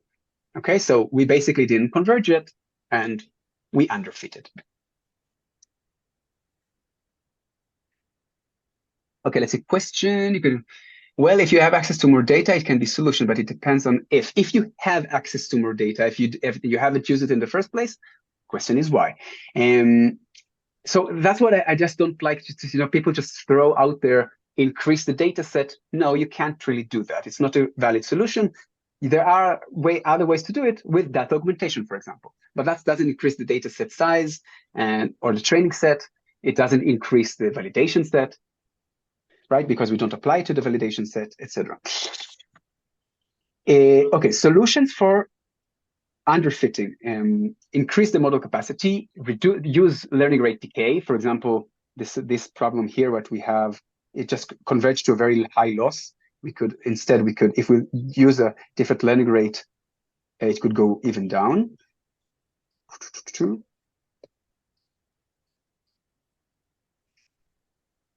Training for more epochs, use better optimization algorithm that might, maybe we converge to just we were stuck on saddle points, etc. Okay, vanishing and exploding gradients. We discussed already what vanishing gradients are, but exploding gradients is something that I want to discuss. And on the other hand, exploding gradients is a problem that occurs when the gradients are too big, and therefore the optimized step is too big and the model diverges because it just goes too far. It escapes the valley where it was and goes to the beyond and to the infinity and beyond. It could happen in different ways, and RNNs, for example, we explained how it works, right? Because when we multiply the same weight matrix that has eigenvalues that are bigger than 1, then it will exponentially grow, that it will basically do exactly what we just explained.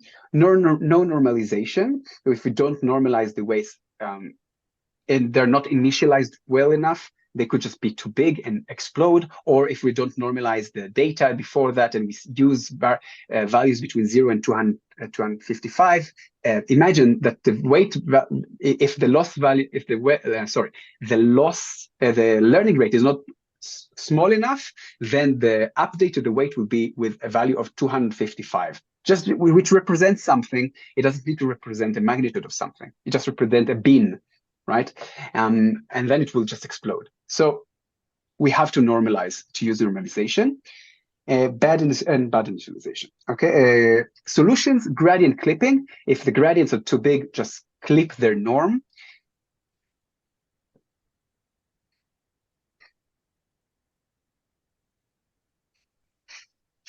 Is there a differentiation between a good, low, and high learning rate considering the shape? The shape?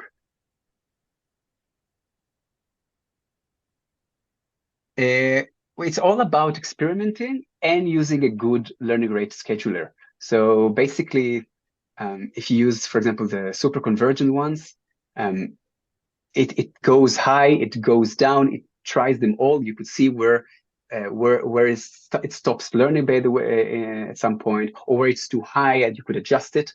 But it's all about experience and how you experiment with this.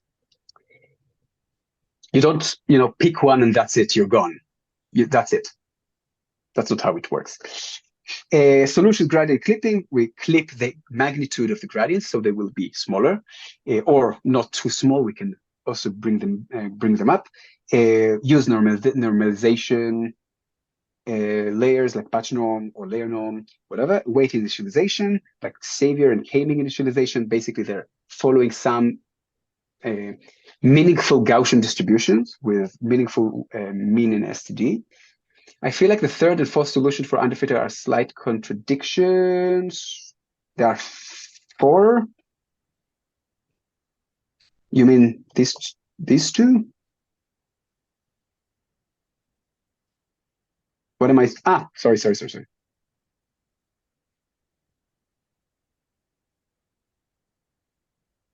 But they're not underfitting. They can work together or not together at all.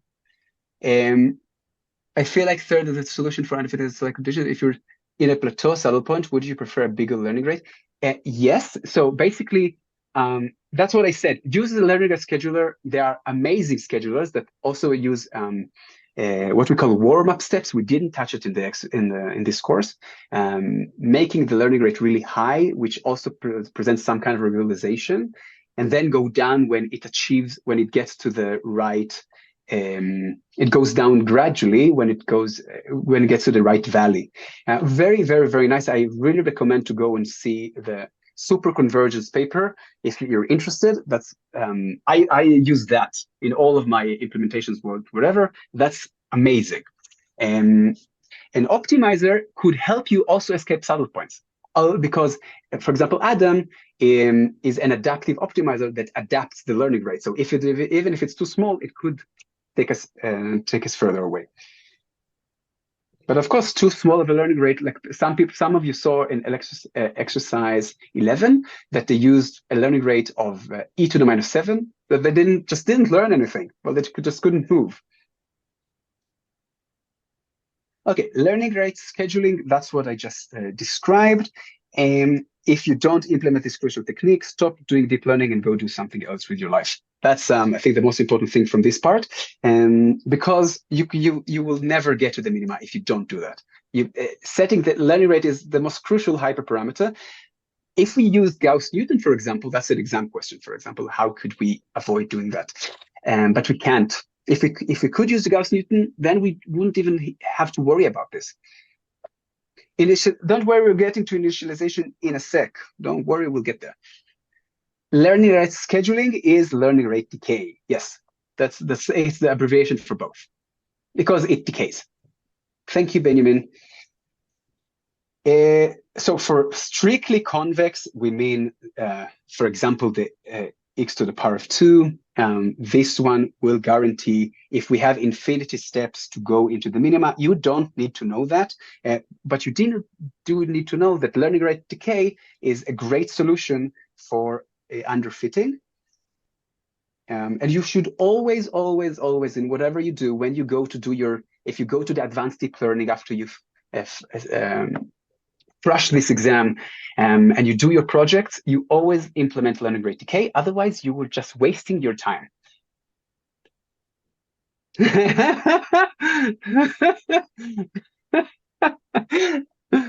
What do you mean by Gauss-Newton? I mean, this optimizer.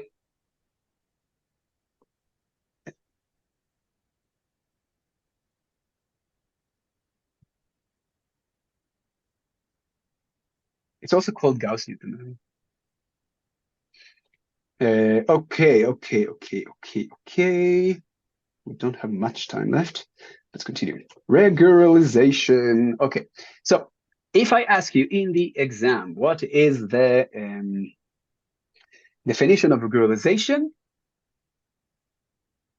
One sentence. I want one sentence in the chat.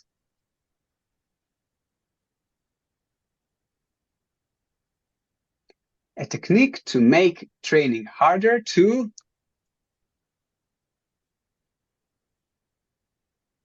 avoid overfitting. So a technique to make training harder to avoid overfitting. That's regularization. That's the definition. Okay, it has 2 parts. Technique to make training harder to avoid overfitting. Penalize. So there are different techniques to do regularization. For example, regularization terms. Okay, like L1 and L2 regularization and weight decay that we will discuss right now, making training harder to. Okay, so we saw in the lecture that we have also the L1, 2, and L1 and L2 losses, and it's quite similar to an extent. What we basically do, I will talk about this in a sec. And we have the loss function, the regular loss function for BCE, CE, MSE, whatever, any loss function that you want, okay? And you add to this, to the loss function, you add the sum over all parameters in the networks.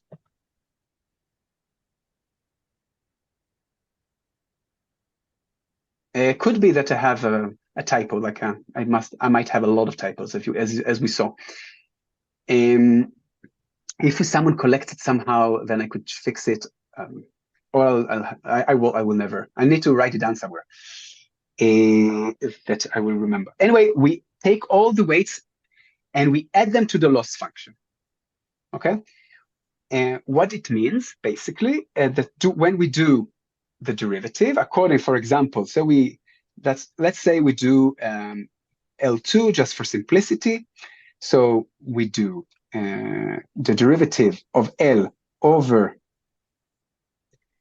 theta I, okay, is that's reg. L, the regular loss function that we used, the first one, over theta I, that's the back propagation through the network, okay, plus this term. And basically, because this is a sum, or here, a sum over all theta. So it will only the relevant theta I will have a gradient, and all the rest will be zero, right? So it's basically this and theta I. Okay, with some regularization coefficient. This regularization coefficient is what makes it either not working at all or too much regularization that it will not learn. The idea is to push this to zero. We want to minimize the loss. You know how to minimize the loss? Push this to zero. Okay.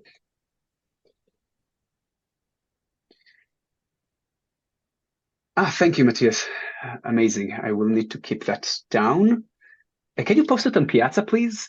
Maybe in the recap session, the recap reminder, so I will see it, because I will definitely lose it. Could you?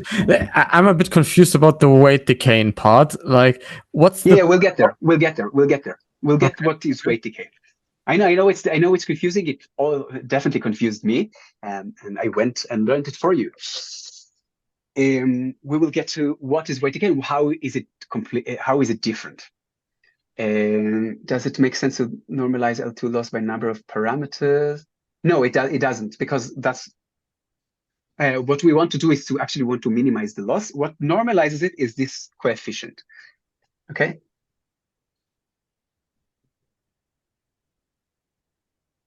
Oh, because it's the weight. So we want to minimize the weight. That's the regularization. That's what makes it harder. Basically the weight tries to go to a place where we will overfit the training set. But then in the same time we pull the rope. We say no. You go to zero, man. So that's the point of the regularization, to make it harder on the weights. So it will have to split the load over all the weights. That's what L2 does. And we will explain it with this drawing. But we understand now that this is how we do the derivative, right? And then when we do the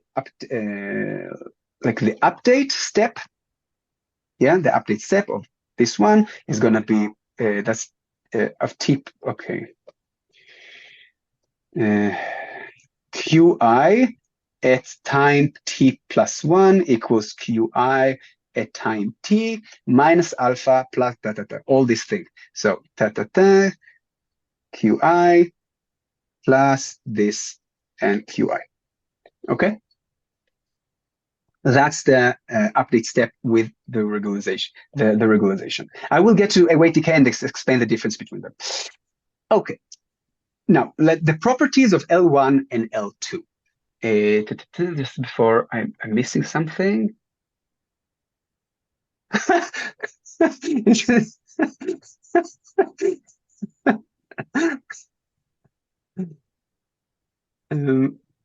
Okay. The difference is that you could see that for L2, this is L2 norm, right? This is how this is how it looks in the Euclidean distance.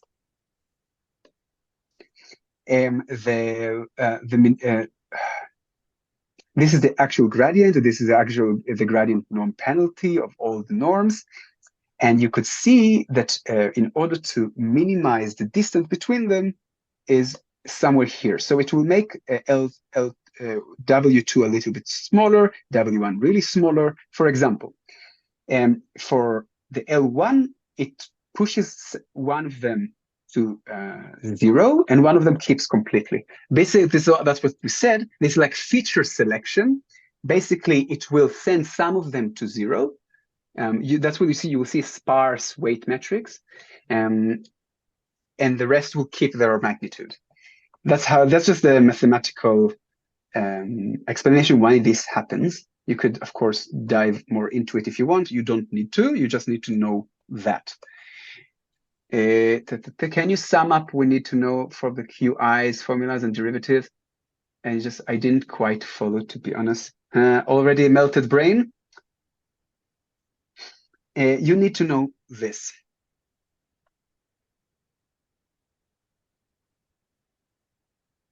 We will be over soon. Don't worry. We will be over soon.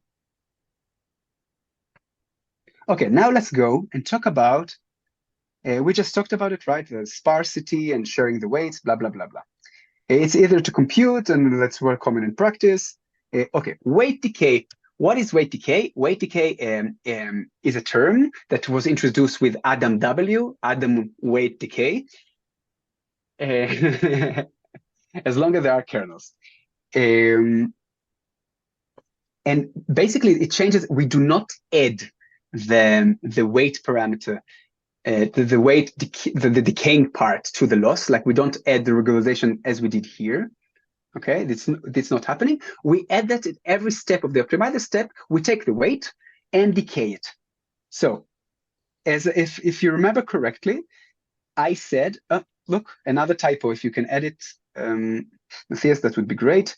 Again, another typo. I did not see it.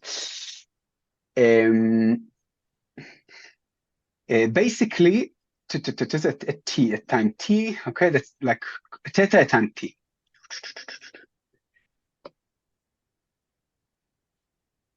Theta at time t.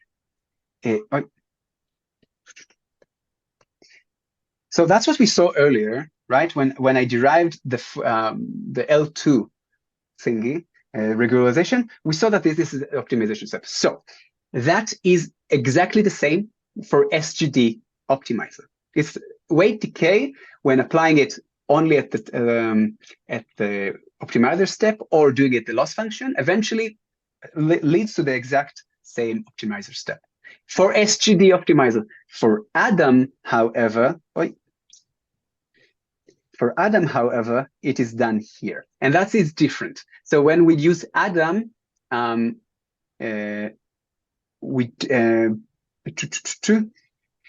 it is basically used differently. It's not done the same with the learning rate. I think I've added here. No, I edited it on Piazza. You could look at Piazza. There is, from yesterday, there is a post called L2 regularization, and I added there a link for some post that explains it really, really, really well. You should go and look at it there if you want. The difference between, so for SGD, it's the same. For Adam, it's a bit different, the way we apply it. This, for example, will not be the same because this will be part of the loss, right? For Adam, we do this at the optimizer step, but if we do regular L2 regularization, it will incorporate it here inside this and not here.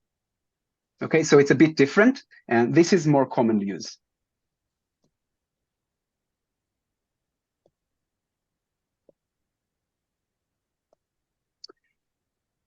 So don't we have to do them both? It is either L2 weight decay, not both. This have the same thing. Yes, we usually do we don't do them both. L2 regularization was dropped, like RMS prop was dropped when other better things were introduced. For example, weight decay is a better because it's more controllable with the learning rate It has both learning rate and the regularization term. And instead of just being incorporated here and then modified with the variance and the mean, as we do with Adam, right? With the damping oscillation thingy. Should we know how different it is between RMS prop? No, you don't need to. You don't need to. All you need to know is the difference between weight decay term is edited to the optimizer and not the loss function.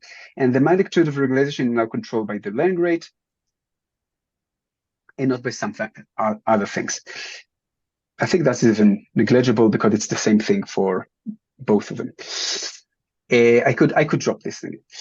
Okay, so but that's the only difference you need to know. That's it. Should we know the difference? So basically, but in some previous exams, for example, my exams, I had to write down this thingy from my head, like from the top of my head, write it down. It's not hard to do if you understand what we see here.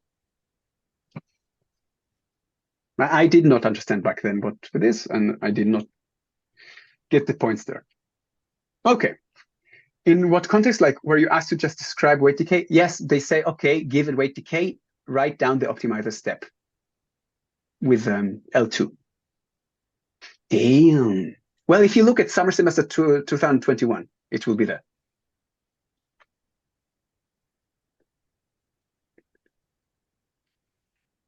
I cannot tell you what will be in the exam or what not. I can tell you definitely some topics that I think that not relevant, but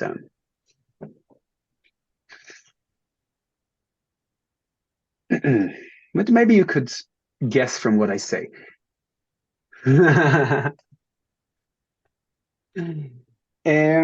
Dropout. Was this close asking about? I see that we're all melting here. We have 2 more hours, guys. Let's try to push through. Okay, dropout. Dropout. So what is an ensemble? Let's just start with that. An ensemble is taking the same training data, and pushing it through different networks. Okay, and then eventually taking the mean over these networks. Okay, that's what we use ensemble for. Dropout does exactly that. It is used differently for convolution and fully connected. Well, let's start with fully connected. So we have a fully connected layer, and it goes to here. And then we take the activated neurons after doing normalization, activation, whatever, and we simply set some of them to 0. Not the weights, the neurons, okay? Every iteration, we deactivate some different neurons. We set them to 0 with some probability P. Now, this P is crucial the definition of P is crucial. In the original paper, P is P keep. The probability that I will keep a neuron. If P keep was 0.7, 70% of the neurons are going to be kept in the network, okay? So 70% will be kept in that layer. If in PyTorch, however, P is P drop. So if this is 0.7, it means 70% of the neurons are going to be dropped and you're not going to learn anything. So the definition of P is super crucial, okay? Also, some ambiguity in literature, kind of I don't know why. It's the most useful technique, like that's the go-to when you want to have regularization. Usually you also just do your optimizer with weight decay, just really easy, specifically in Python, in PyTorch, that is just implemented in Adam W or RAdam or whatever. So it's easy to implement. But dropout is also such a great thing because what it forces the network to do is to not rely on each other. So each neuron will have to learn more generalized features because they cannot rely on the neurons that they're made of to be there,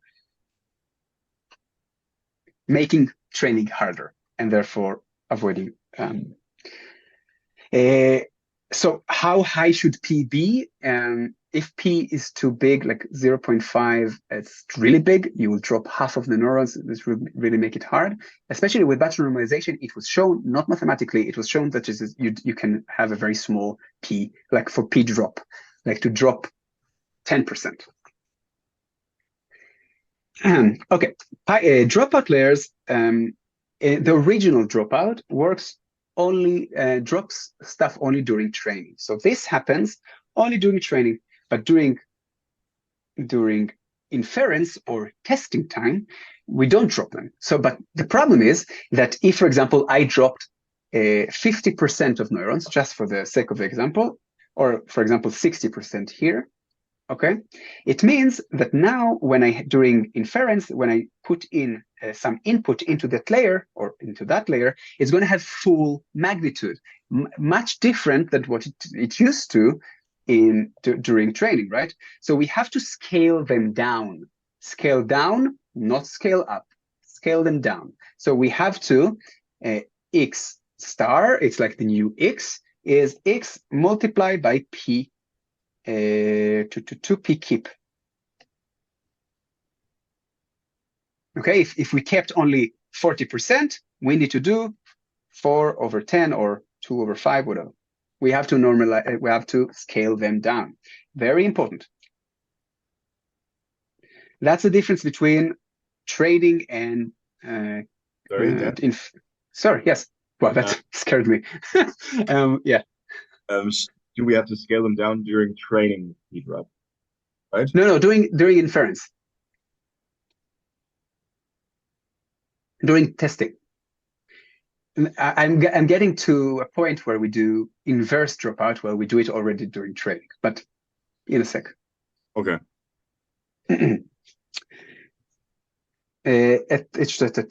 Okay, yes, ensemble of methods, blah, blah, blah. Okay.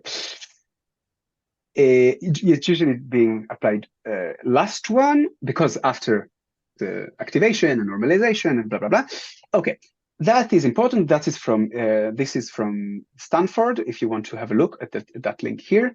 Basically, we said, okay, let's reduce the amount of calculations we do in inference. For example, for real-world applications like robots, autonomous driving, whatever, we want to make as fewer computations as possible.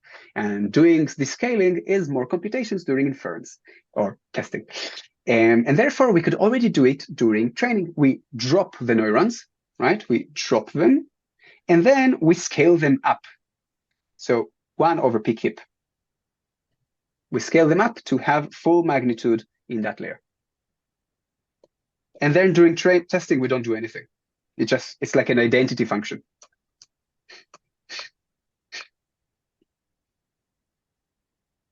So the drop, when I add a drop load layer to is as far as I understand it, it's basically just a linear layer with some of the nodes missing. Missing are basically dropped. So, but and it's random. It randomizes every go to which one it does. So it just affects this one layer, and the next layers are unaffected by this. Yeah, each layer, if you apply dropout to each layer, then each layer would have. But each layer is like a block. It has linear layer, convolution or fully connected, then normalization, then activation, then dropout. And after if we add dropout at the end, it just doesn't forward to the next layer these specific neurons. Yes. Okay. It will just, yeah, the input will be just part of it missing to the next layer. You need to think that it's a common question in exams that we already had. What if we change if we change, like we do relu dropout x, is it equal to dropout relu x? I'm not going to solve it now, but it's something that you find in the exams. Think about it. If it's equal or not.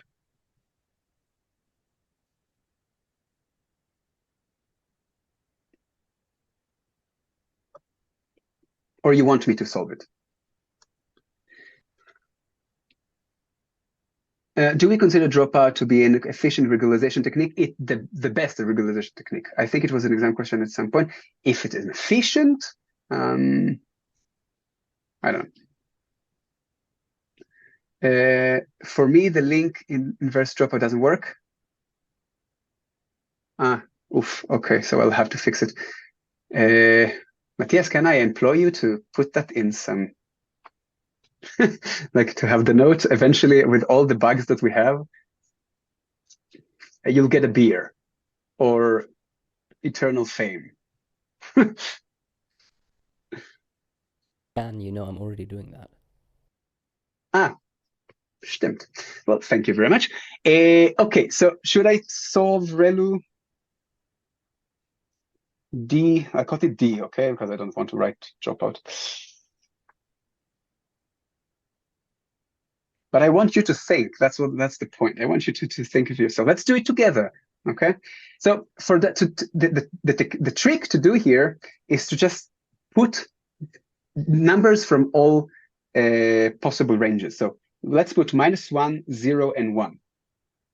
Okay. And ReLU, the dropout works with P equals to like in both of them, it doesn't matter. The same neurons are dropped. That's important to say. Okay, the same drop, but the same neurons are dropped. D-ReLU means yeah. Right. What did I do?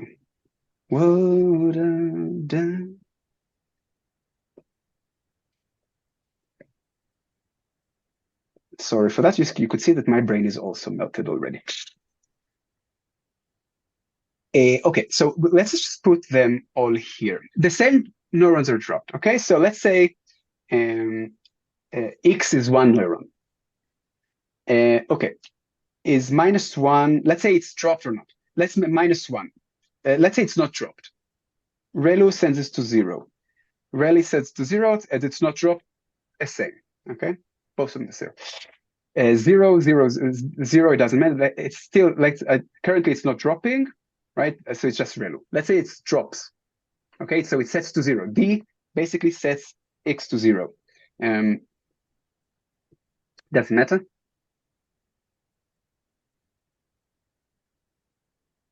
Is it the same thing or not? In all cases.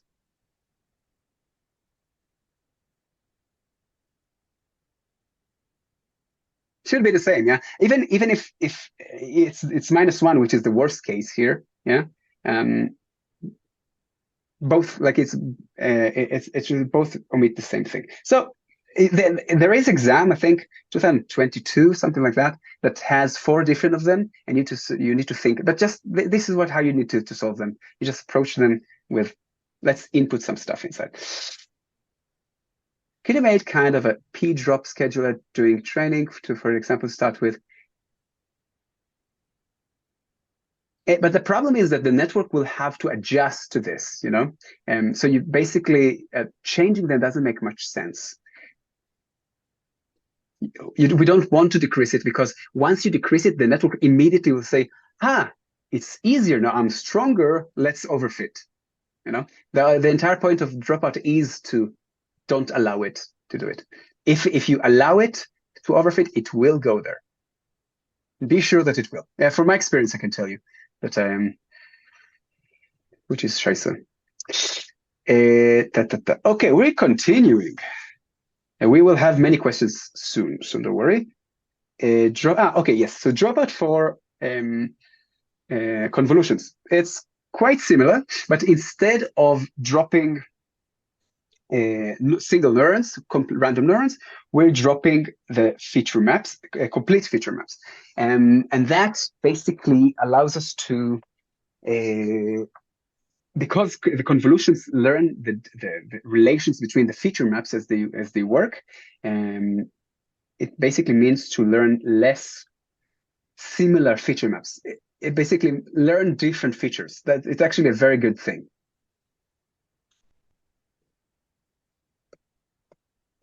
But again, don't do this too much. And again, don't use dropout if you don't overfit. Like you don't need to make it harder. So here, for example, I said third, so we drop third of it, so 2 out of 6. Okay. Okay, data augmentation. As we said before, will high dropout make every neuron almost the same? You mean dropout with dropping dropout or keeping dropout? Corgi, it's dead now, no? Stop. The question of Lishuan.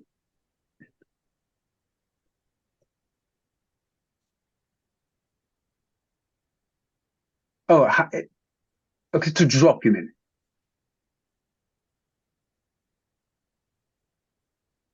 What do you mean A370?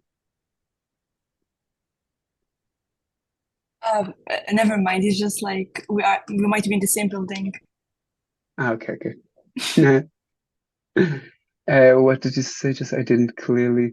So I mean, it depends on what P is. Is the probability to keep a neuron or to drop a neuron or a feature map? He means to drop a neuron. So okay, high so to drop out. Yeah. So the question is if the dropout is high, does it make all the neurons the same? Definitely not. The idea is the network will try to learn whatever it can to overfit to the data set, but it doesn't have capacity now because we're killing most of its neurons. And so it will try, they will be very different, but still it will not be enough to do the job. Okay, data augmentation, I'm not gonna repeat it. I think we've done it before with probability P, and it has to fit the task at hand, and it does not, we do not apply it to the test and the validation sets because you have to explain it yourself. Okay, yes, you know what? Here is a question, right, please. Why don't we apply data augmentation to the test and validation sets? And I drink tea in the meantime.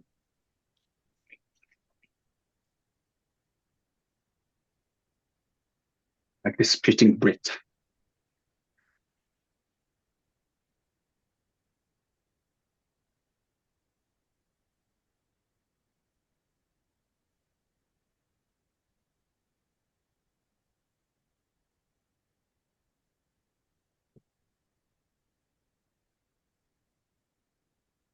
Very, very good answers. Okay, so very good, guys. Someone had a question. Do we need to compensate for the dropout as well than dropping feature maps? Yeah, it's worked exactly the same. It works exactly the same. We just drop feature maps instead of. So we have to compensate and scale accordingly.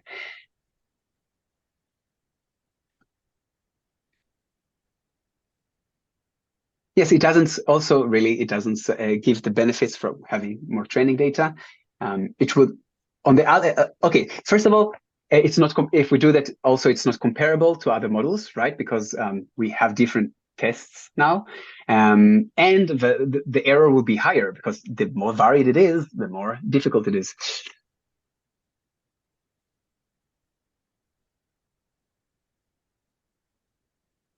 Yes. And also random one, which we cannot reproduce and we cannot compare. Okay, so batch normalization. Okay, batch normalization, as I said at the beginning of this thing, is the only layer in the network that breaks the. Okay, my brain doesn't work anymore. The abstraction. Yes. I'm sorry to stop you. Just what would be the correct way to answer your last question? Like most just correct way. So what most can people we just wrote here is say enough. that to not distort real world distribution or data? Is that correct? Yes, that's correct. You could also say that then we cannot compare other models to each other because they're not. It will make performance on the unseen data worse.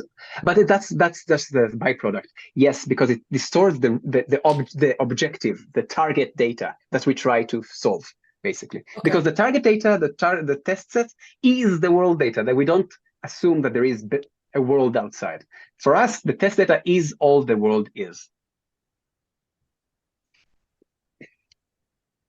Okay, so batch normalization is the first and only layer that breaks the symmetry or the abstraction that different samples in the batch don't see each other, right? Because we want to assume that only one sample goes through the network set every time, and now it doesn't. Now we actually take advantage of the fact that there is a batch there. And because the batch represents the statistics of the entire data set. It's an approximation or a very noisy representation of it, but still. What's the point of using normalization? Normalization, first of all, is to keep magnitude intact in the network. Not too big, not too small. And to have some relation to represent actual distribution of the data, which the network needs. The network needs to understand the distribution of the data, and therefore normalizing according to the batch and not just normalizing is a good thing. How does data image look like for non-computer? Okay, you know what, Christoph, that's a great question. So, for example, for audio, okay, let's take not computer vision, audio. What we do, audio is usually a vector of numbers, and what could we do? We could increase the volume, we could cut it in places, we could stretch it, we could narrow it, we could add Gaussian noise to it, stuff like that. Text, for example, we could omit characters, we could omit things from the sequence, right? Like words, for example, and stuff like that. So basically, for regression tasks, it's just adding noise. For example, estimation, for example, is just adding noise. Mm-hmm. That's always a great data technique that works for almost all tasks. Adding noise. Okay, thank you. But good question, very good question. Let's see. Okay, so how does it work? Okay, so note that we normalize groups of neurons, and that is important to understand. Each group consists of all the neurons in the batch that are created by the same weights.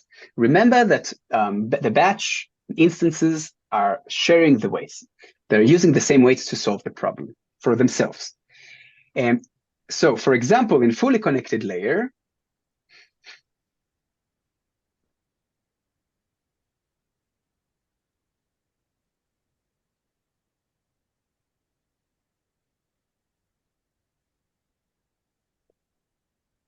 we take this neuron, okay, this neuron here, across the batch, yes, because these are, so from the first instance, for the second image, third image, fourth image, just this neuron, and we normalize them together, as you could see here, because they are created by the same weights.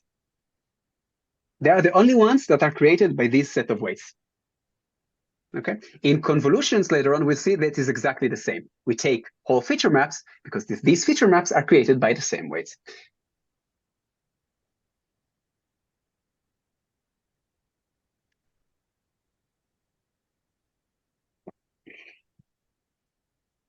Lucas, thank you for answering.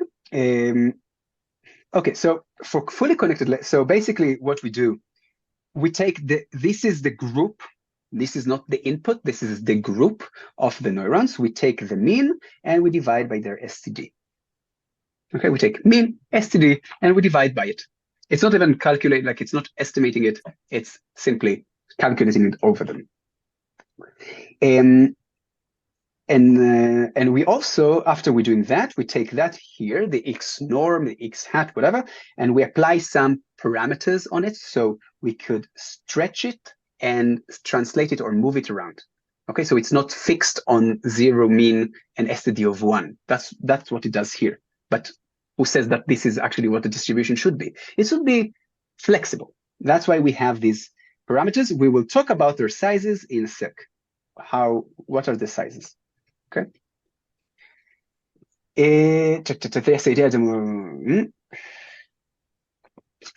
Exactly. So for affine layers, as we said, if these are just 3 images in the batch, and this is the first, and this is some intermediate layer, and this represents some hidden layer for the first image, hidden layer for the second image, the same hidden layer for the third image, we normalize across this, and this, and this, and this. Okay, so in this example, we have 3 over, the batch is size 3, and the current D is 4.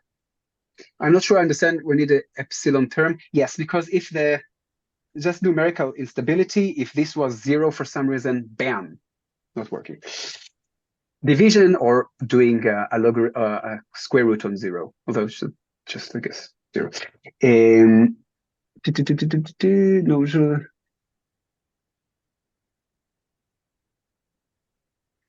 Okay, so we have 3 over 4.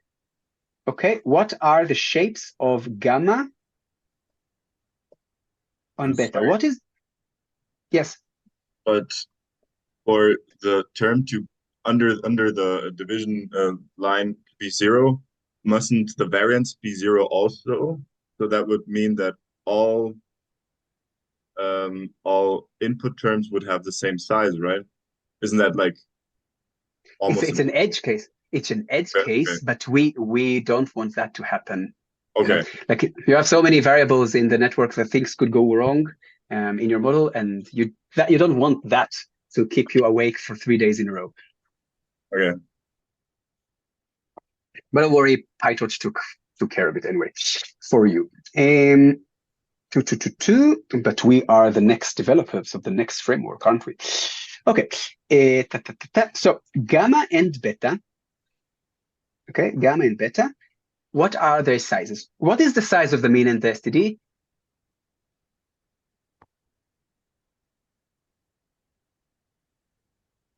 First of all, Q, yes, that's true. It keeps the magnitude. And like they talk about covariance shift, but we'll talk about later. So number of features. So, but I want you to tell me, I want shape, like we do with weight matrices of convolutions. Give me a shape. With this example, 3 and 4.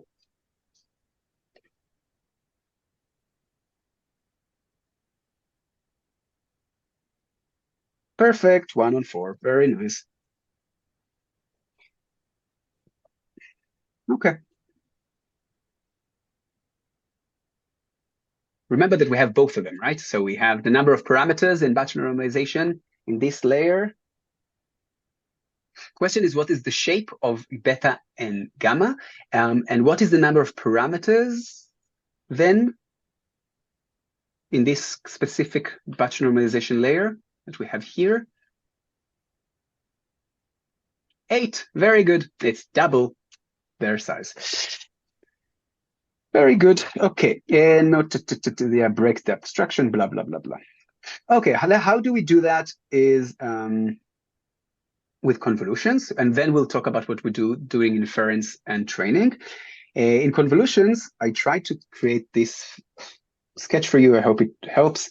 Basically, what we have here is it's like the same. It's like the blues are the same. Are feature maps that created by the same kernel. Okay, these are the same curated by the same kernel for different samples in the batch.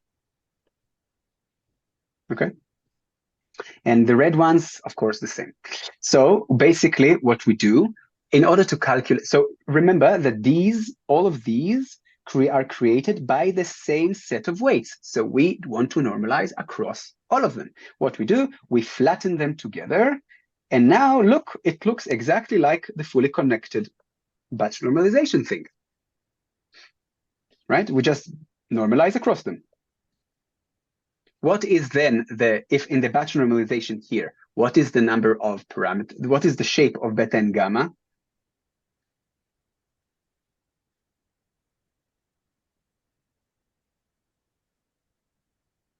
1/3. Perfect. Remember, this number, the rows here, like it fully connected. Or you could look at it, because it's convolutions, actually it's like this.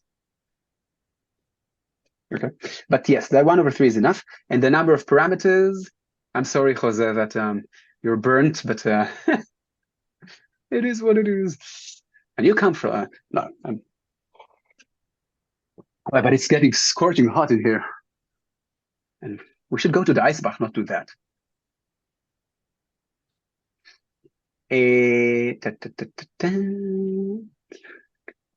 So perfect, it's 6. Very, very nice. Guys, you are on fire, literally, today. Okay, let's move on to the, what are we doing? Very important, returns almost in every exam.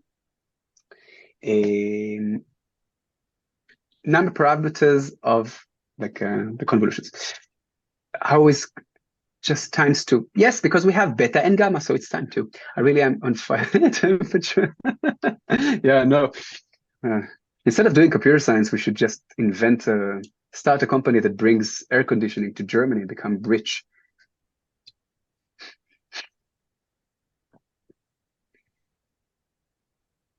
Indeed, we're literally on fire. Okay, so during training, we have a batch to estimate the distribution of the data set, right? Of each neuron, of course. But during inference, we have a batch. We assume a batch size of 1. For example, in autonomous driving, the car is driving, and it's just being fed with images, one after another. And so every time it has to process this single image that comes to it. Problem, we cannot approximate anything on one image, right? Therefore, during training, we cache these to memory, what we call a mu running and a sigma running. So basically mean running and STD. And we basically do a running mean. Running mean are very inaccurate, but they're better than nothing, okay? It introduces some kind of regularization because of that. So basically, during testing, we just use these. We don't need to calculate, not this one. We don't need to calculate the mean and STD anymore, right? We just use these variables and off we go. So we just, every batch that we have, the bigger the batch is, the more accurate it would be, right? And that is something that is important to note, that if the batch size is smaller than 16, then batch normalization is not a good idea because it introduces too much noise to the network. It simply doesn't manage to reflect the real distribution of the training set, and therefore we have different layers like group norm, layer norm, instant norm, and etc. Okay, so for batch sizes 16 and higher, use batch norm. Less than that, group norm is your best friend.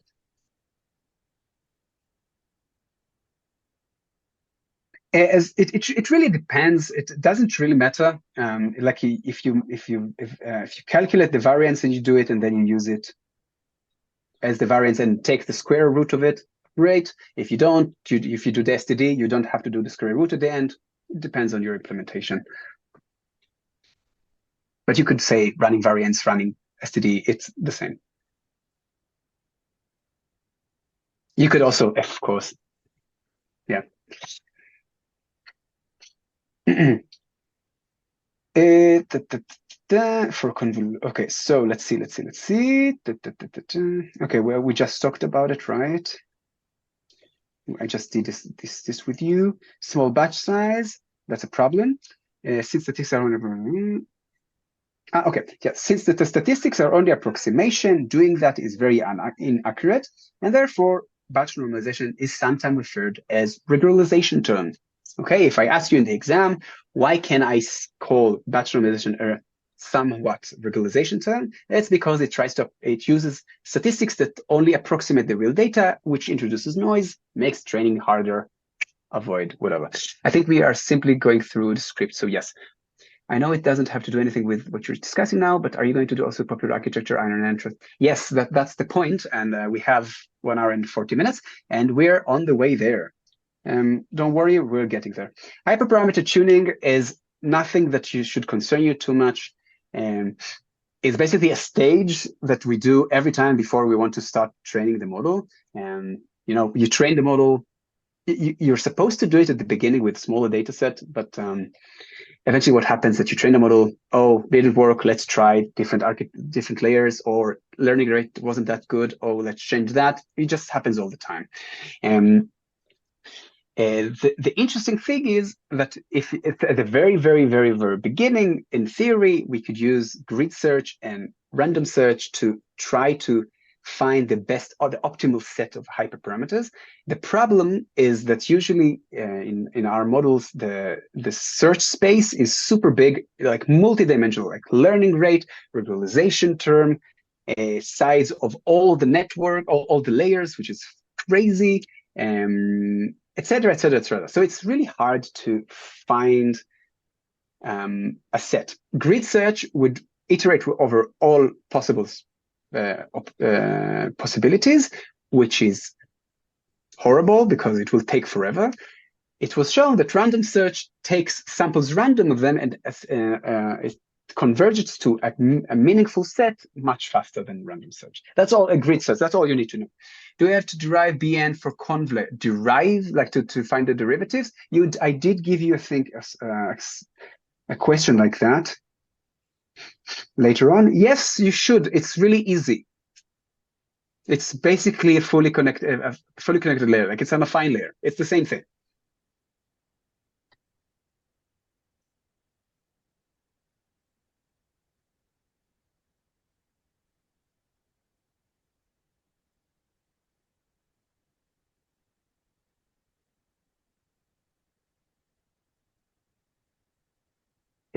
Where was I? Hyperparameter tuning. Okay, so any questions about Nina? Like not really. Like 1/64 is a vector of size of one. It's a matrix of 1 row and 64 columns. 64 is just one vector of it.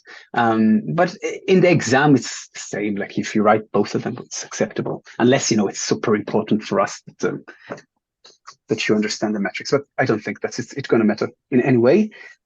Just for for consistent discussion, it's good to follow this. Do we have Bayesian optimization? I'm not going to touch that now. It's not important for you. It's just an addition for you. Okay, weight initialization. Yes, so the covariate shift, basically when we don't do normalization in batch norm, when we move from one layer to another, the mean and variance change. The thing is that when we do batch normalization, we keep the magnitude somehow the same. We of course have the scale and shift parameters, right? The beta and gamma, to learn to have them better. So they have more or less the same distribution. They do not become very sparse distribution or whatever. It's like this shift in the distribution of each layer is not as meaningful as if it wasn't with.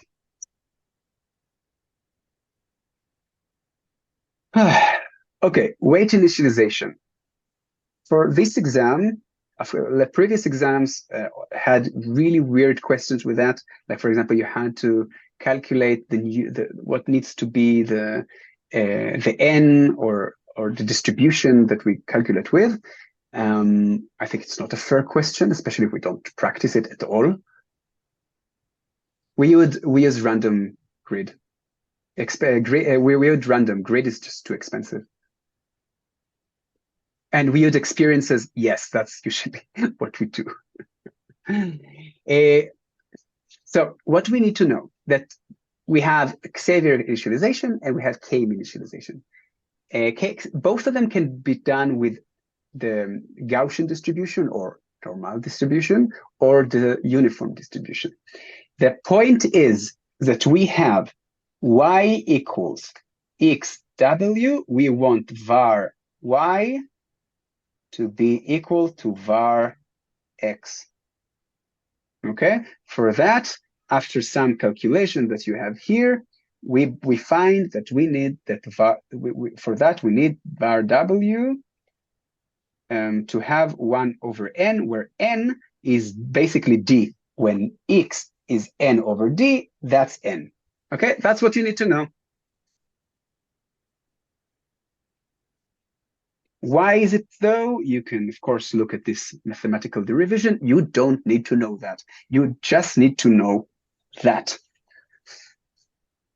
Okay, let me save you some headache. That we initialize the weights with mean 0 and var or STD, the var that is n, which is basically d, 1/d. Okay, that's what we do. Yes, exactly. That's what we do with Xavier initialization. The number of the epoch. Sorry. So, so what we need is that var, if y equals xw, we want var to keep the magnitude of the while as we go deeper, to keep the magnitude of the activations almost the same. We want var y equals var x. For that, we see from this derivation, that is a mathematical thingy, that we want var w to be 1/n, where n equals d. Okay, d is the input dimension of the input, so of x.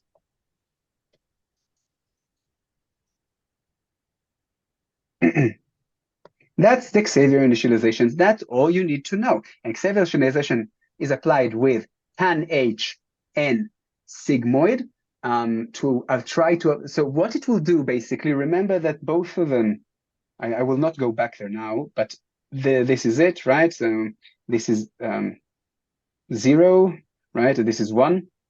Okay, the 0 and 1 for a Wrag's sigmoid. It will maintain the numbers, allow them to maintain the numbers in some meaningful place, although at least half of them, not all of them, of course, but a lot of them will be kept with some meaningful magnitude, and the vanishing gradient is less likely to happen. So this is why we say that this initialization is one of the solutions to vanishing gradient. It's not use skip connections. That's the best way. So is that typo? It says, oh, yes, it is a typo. If you guys can edit, thank you for noticing. That's supposed to be var w.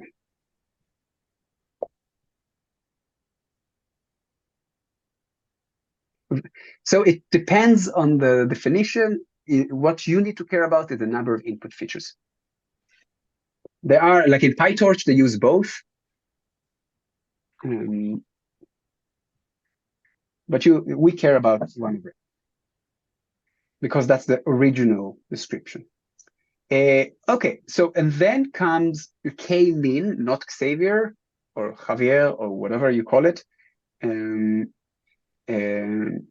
but Professor Kaver. So we have K-mean initialization that is meant for ReLU, and we basically have, instead of var w equals 1n, it will be now var w 2/n, and that allows us, because ReLU kills half of the neurons when we initialize the weights to have a mean 0. It means half of the weights are going to be 0, are being negative, meaning a lot of the inputs are going to be negative, all of the outputs are going to be negative, half of them are going to be sent to 0, and the magnitude of the gradients is just falling apart as we go deeper and deeper into the network. And apparently, and I don't know how actually it happens mathematically, this helps to save the magnitude of activations as we go deeper. Okay, so that's what you need to know. with the K-mean initialization, we managed to help against the dead ReLU. What is a better solution to dead ReLU than this? ELU, perfect. Okay. Using any other thing, use them both, and then you know your model is already robust against it. Don't use ReLU. Exactly.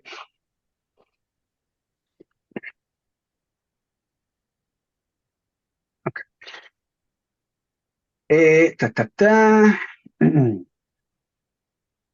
Okay, optimization problems. My ear is already dead. Okay. Very political.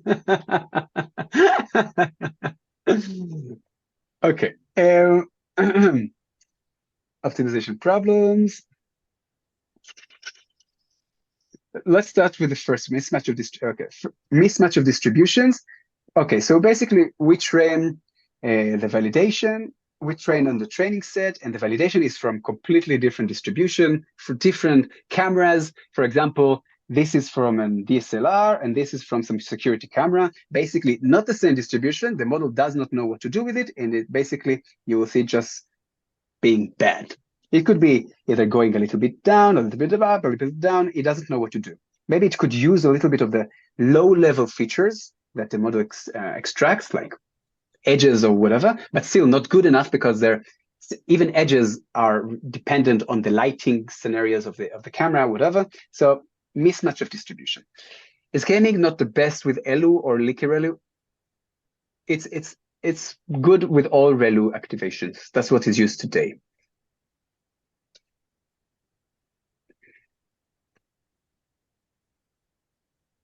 Yes. Okay, mismatch of distribution. Okay, training. Okay, validation loss lower than the training. What could make this happen without seeing the solution? What is flu? ELU, no. We use, with all the variants of ReLU, which is ELU, PERLU, leaky ReLU, we use K-mean. So. But it does not make sense to use K-mean because we use K-mean mainly like the 2/n is because we try to rectify for all the deads. But the deads will be, the deads will be, right? Because they all saturate for example, also ELU saturates quite easily. It has some little region where it's not. Yeah, exactly. We still use K-mean for that. Yes, we always use K-mean. Like at least, okay. I did not talk to the authors. I do not derive the math behind. I just know what I saw on all my research on GitHub, and most people use just K-mean for when you use any variation of ReLU. So that's what I can tell you.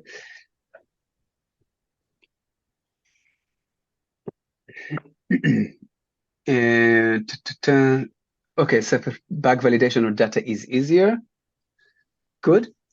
Data leakage also could be a problem, yes.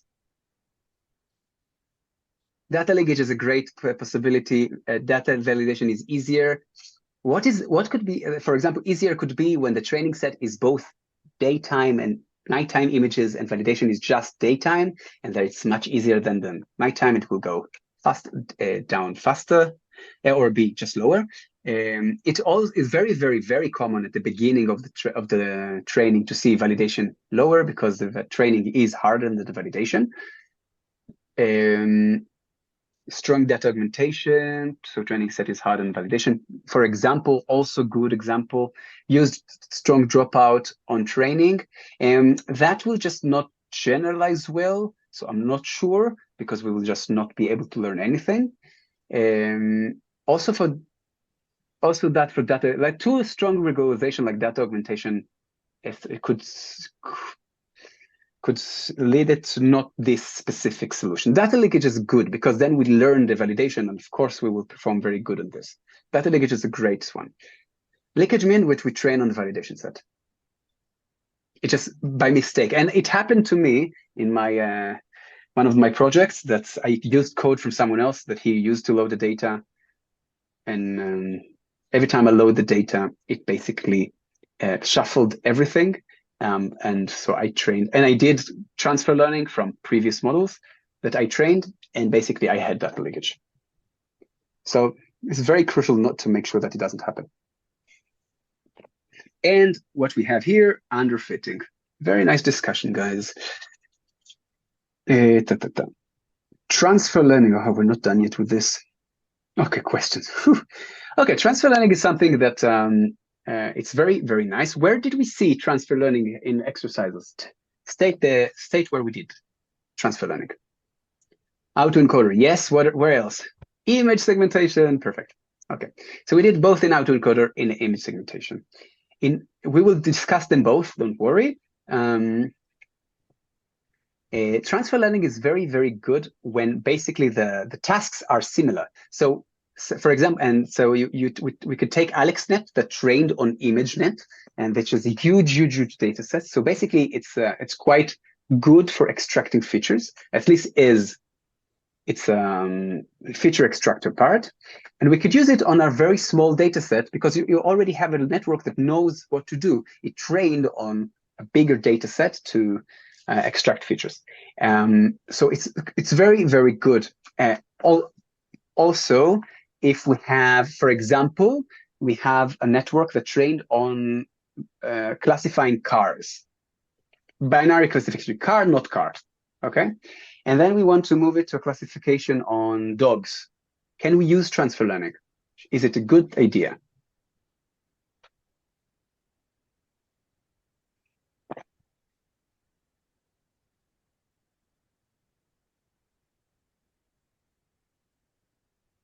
Okay, so that's something I want to touch, and it is important. Let's see, where did I put that? I think I put it in autoencoder, so ein Moment bitte. Here we go. So we need to discuss what are low-level features and high-level features. So we can use from that training set, from this part. And very nice guys who said we can use these. This part, we will have to train these parts completely because, as you said very correctly, they do not train on the same features. But the low-level features are very small things in the image. They're not anything interpretable for something, like structures. They're like like in Lego, the little Lego rectangles, whatever. Building breaks. Thank you. Okay, so these are these. So of course, yes, we will have to train the high and mid-level features, but this we can use. Okay, so we can take the model and freeze, or at least freeze the early stages and retrain completely the other ones. Okay, that's something you should know. Yeah, of course, you could say no, that will be not a great idea, and we should just do something else from scratch. But then, maybe trained on a huge data set and it's really good level, low-level features. Okay, let me go back.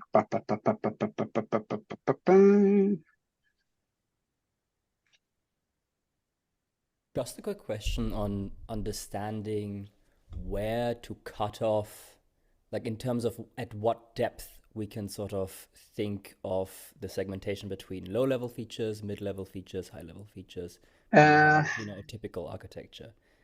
It really depends. Sort of like a rule of like percentages, or you really just have to try it out? I don't know, but those of you who will go to advanced deep learning will see some methods how to visualize what we see in different layers, the activations, and then there you could see. Okay, so basically, you could use such a method to visualize what okay, this is what happens here. I can use it until here. But I'm not sure if there is a thumb rule to do that. Thanks. You're welcome. So basically, it's a good thing to use when it's really, really good. For example, we saw the segmentation where the distribution are quite similar. Although if we change the distribution, it's not the same distribution. For example, cars or planes and horses, we will have to retrain the model because it does not expect this distribution. Also, pre-training physics simulations can video helps because it still learns temporal. You said buzzwords. Cats defies physics. Nice. Okay, I want to move on to questions, please. Something else. Okay. Optimizers. Let's do some questions. So that's the thing I asked you at the beginning. We're not doing it again. I also asked you this, right? 2 advantages of S2D. Why is RMS prop can be called adaptive optimizer? Try to answer.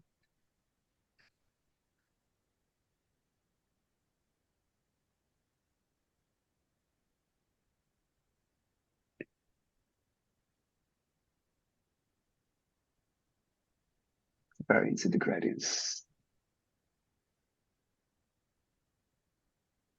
Okay, I think Katerina says scales LR. That's good. You have to say individually for each weight, for each parameter. So all of you, I think, should say that.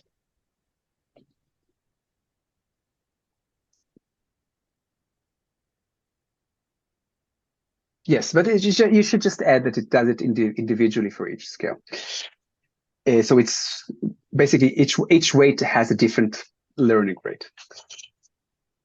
Adam with bias correction and Adam without bias correction will not converge to the same minimum. True or false?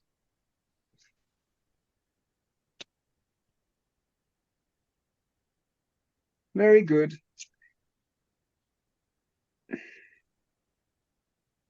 Okay, why do we always step in the direction of the negative gradient?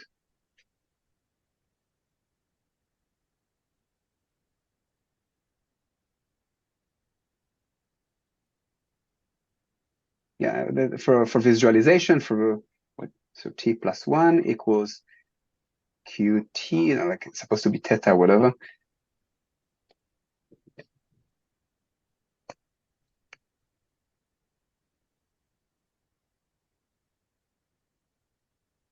Yes, so gradient basically, and that's good, Lucas, very good. Gradient points at the biggest ascent, where we go up, and we always want to go down. That's why we do this.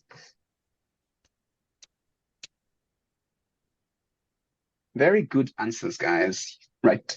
Write down a modified version. Okay, write down. So okay, I don't want you to write it down now in computer, but basically just put a plus here and we go to the maximum. And if we want to maximize. Overfitting, underfitting, state 2 different behaviors that we just said that. If you don't know the 2, we can dwell on it for a sec. We can stop on it if you want, but we said it before. What are the 2 different behaviors that indicate underfitting? Okay, let's just try. Give me 2 different behaviors that indicate underfitting. It's good practice to write it down.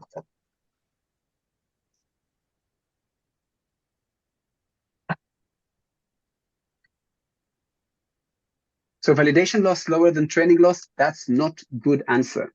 So I'm glad we asked it. Katerina, saying generalization gap is not a full answer. What with it?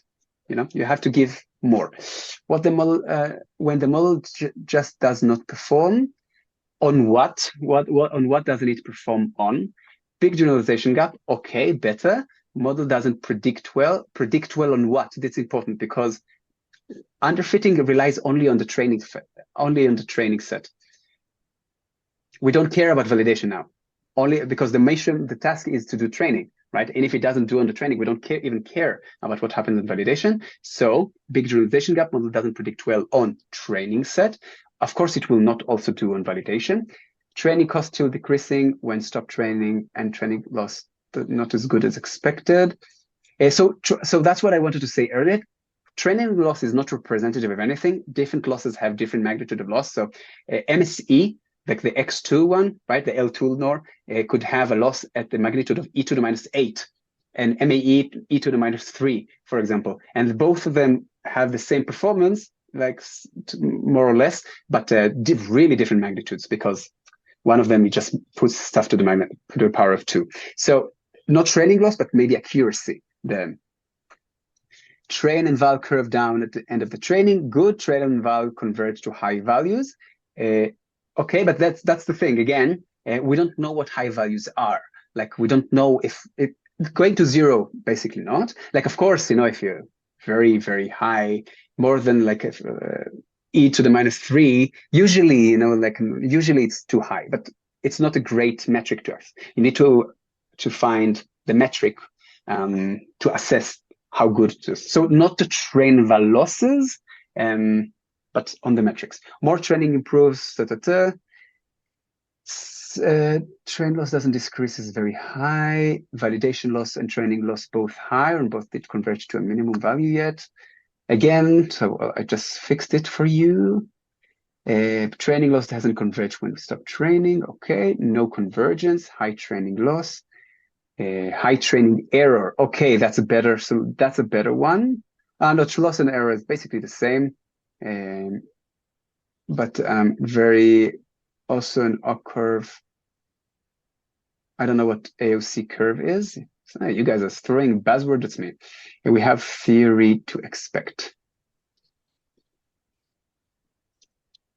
Training accuracy is not high. Okay, so it's a good thing that we did this question, you see. And maybe I should not skip questions. State a possible solution. State a possible reason. Okay, we just did that. In a single world, what is the go-to solution to overfitting? Single world.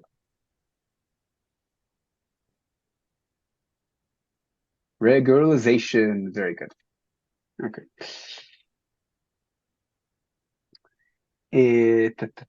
Remember, so the first regularization, the term regularization term is ambiguous. What are the two usages of such terms?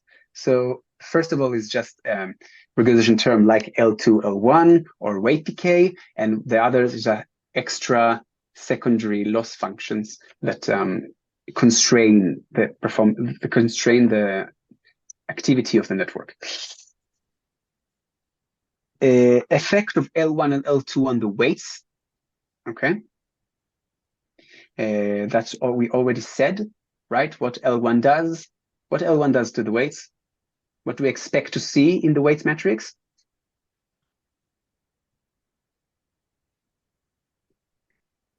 All of so Sundus, be careful. Both of them push towards zero, but L1, it makes it sparse while others still live and they're not as. We're trying to compare here. Okay. Yeah, but both of them do that. Push to zero. So we need to be accurate with what we say. So we see capitalism. If you write to me that in the exam and I'm the one who's gonna grade it, I'm gonna give you full points.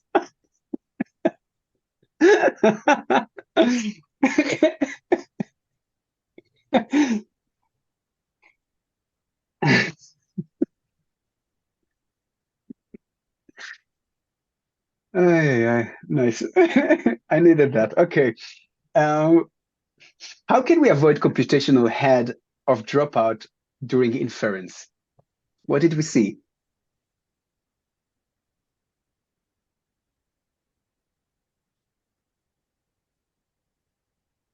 Perfect. Scale up during training, which is how do we call it? So Yannick, no, that's what we do during inference of dropout, regular dropout, inverse dropout. And so multiplying the neurons with peak heap. So in inverse dropout, we multiply it by 1 over peak heap. We have to scale this up. Yes, divide it. Perfect. Scale up the output by heap. Good. Okay, continue.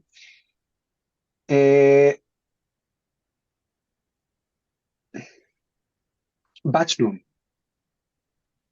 Okay, we did that, right? We did it already. Show the derivation of gradients. That's something that is just a good practice for you to do multidimensional derivatives. It's just another practice for that. So that's I explore you to do it. Why is the batch normalization? Okay. Why is batch normalization sometimes referred to as a regularization technique? To make sure to state different behaviors. Answer K, high training error. no convergence, I've lost training during training. So I would say low accuracy on training. That's what a better, Lishon, that would be a better answer. Noise, harder training. Add noise, introduces noise, harder training. So harder training is not enough. I need to know why it is harder training. There are many ways to do it. Introducing noise, yes, because batch normalization approximates the distribution on a very small batch, or it doesn't manage to represent it, and therefore it introduces noise and harder training. The smaller the batch, the more noise. Perfect. We use batches to represent distribution. Yes, to approximate the distribution. Okay. Explain we need to say, okay, why we need to save the memory, the running averages, the mean and variance to save or cache the mean and variance in batch norm.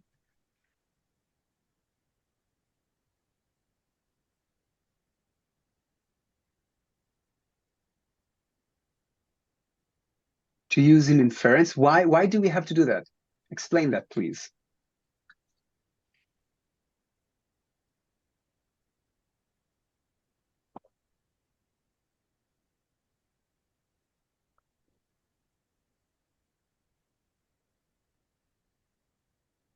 Okay, but also Katerina, I want you to do the full answer, because during inference we don't have batches.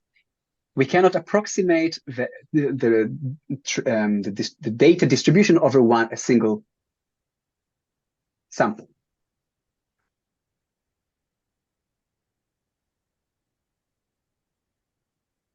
So we can compare train and val curves. I need more explanation on that.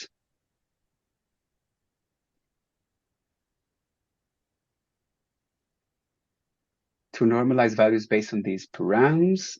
That's true, but why? Because it has one. Because we cannot do it like we do it doing training, right?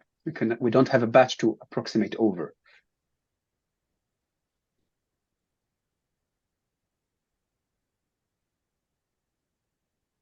To use them in inference, yes, but we need, again, it has to be a full sentence. Why do we need to use them during inference? What is the difference? Oh, perfect. We can't calculate the statistics over instant in inference. That's why we have a pre-calculated ones. Exactly. Q, very good answer. Okay, we're continuing because we still have lots to do. I'm not going to ask you which initialization, blah, blah, blah, blah. Yeah, you do it later. If you have questions about that later on, let's discuss it on Piazza. I'm confused, but why do we need to use it during testing? Because during testing, we have usually one instance that is fed to the network. We cannot do batch normalization. We don't have a batch. So we cannot approximate the mean and the variance of the entire distribution, which the layers now expect because this is how we trained it. So mean variance.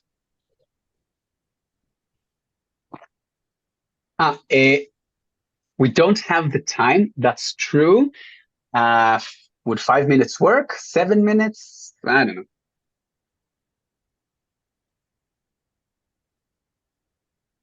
About 5 minutes. 4:58, I'm continuing. Okay.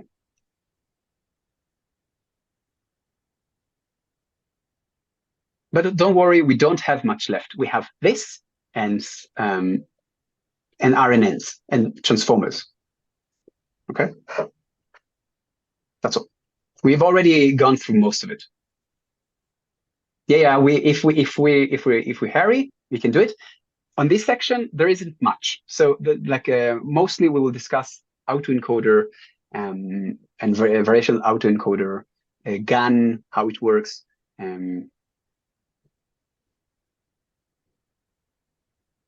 There is some things I want to ask about these architectures, but that's it.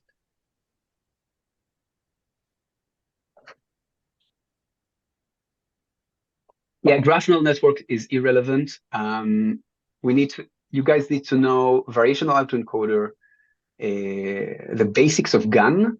That's important.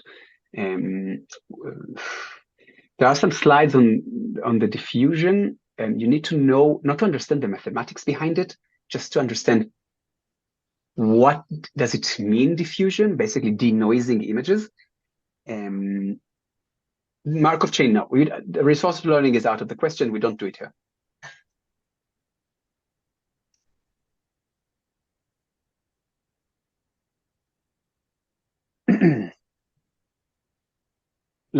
Markov chain, there are such big topics, like you could have whole courses on Markov chains, and we had 3 slides on it. So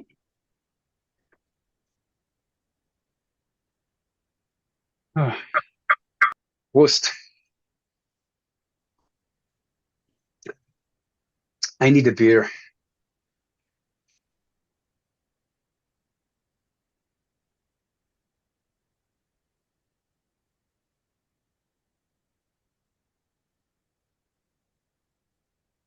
Oh, I'm still.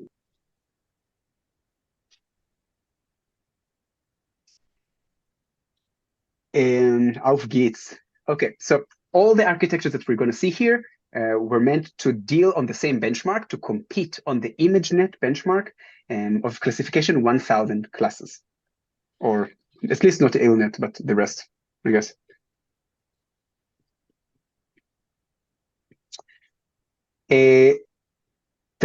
So LINET is the first one to introduce convolutions into this, to have feature extractor, local feature extractor. But the problem is that it used very large kernels, like 5 and 5, and average pools. Average pools, we said, it's a very cheap operation, but it's not good at all. And 5 and 5, as the bigger the kernel is, what do we lose, ladies and gentlemen? The bigger that kernel is, locality. Very good. We lose locality. Okay. Yes. Also the special size. It depends. You can compensate, with padding and stride.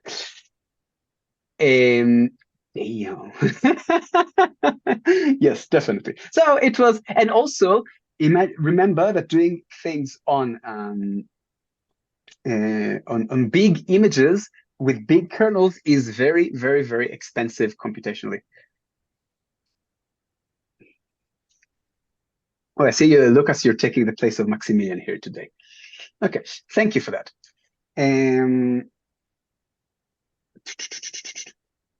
Okay, what else? What else? Okay, and another things, so that was 60K parameters. It's very, very small. But in AlexNet, the next one is already 60 million parameters. And the thing is, convolutions, as we said, are much more cheaper than fully connected layers in any regard, parameters, calculations, in any way. So where does this come from? 60 million percent. The fully connected, that's right. The problem is that when we flatten this and then we move to this one, it is unbelievably expensive. Okay, my question is, if you understood what we've discussed so far, okay, I have a problem. I want to use AlexNet for some reason, okay? But the problem is that I only managed to get it to this latent space, and then I have to flatten it and to use it in fully connected, because we need fully connected. Why do we need fully connected for classification problems?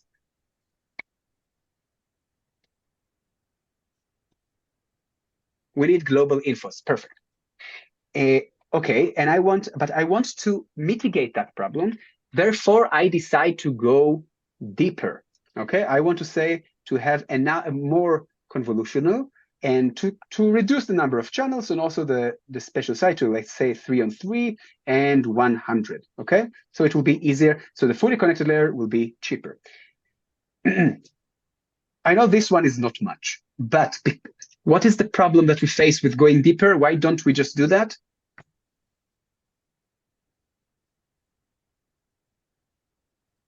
Vanishing gradients. Thank you. Okay, very good, very good, very good, very good. Do we need to know popular architecture for the exam, like hard facts about them? So some exam ask you how many parameters AlexNet have. It's bullshit. I don't see why we have it. In our specific this exam, you will not be asked how many parameters AlexNet have. We do, however, want you to understand. We need you to know them, and we need you to know what they represent. For example, AlexNet represent an architecture that has feature extractor and a classifier. Okay, and I can ask you, I want to classify an image. What should I use? Should I use a fully connected FCN, fully connected network, or VGGNet or AlexNet? What should I use?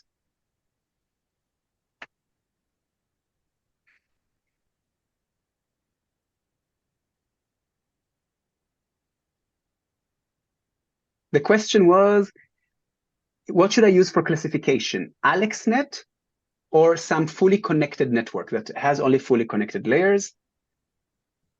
AlexNet, that's what you need to know. Okay, that's what I want you to understand the concept. These are the very first architectures that used convolutions. So, and we talk about them because we represent what they did well, what they did wrong. AlexNet went deep, and it went deep with 60 million parameters. That's a lot. It also went with this 11 by 11. Also not good. You know why? Because we lose the locality. Okay. Also, max pool here with 3 on 3, like terrible, terrible decision. But you know what? That's the VAT. Yes. Yes. And what about handcrafted kernels? Do we need them?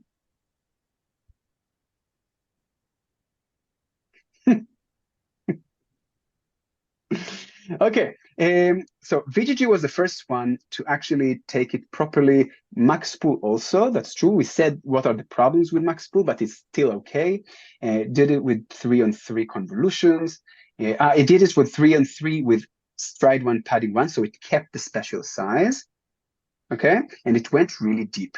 VGG is a very, very good architecture. The problem is super big. Okay, and it could go even deeper. Okay, what in this architecture I told you in the beginning that should not be a part of the architecture?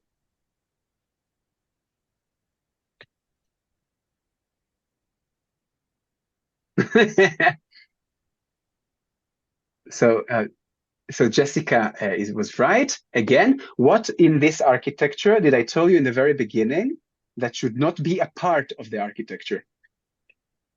The softmax sigmoid. That's true, because it is a part of the loss function.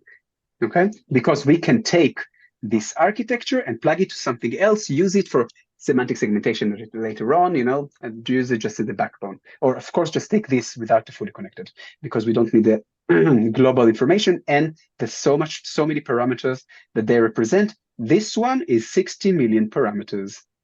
16, sorry. More than that. Okay.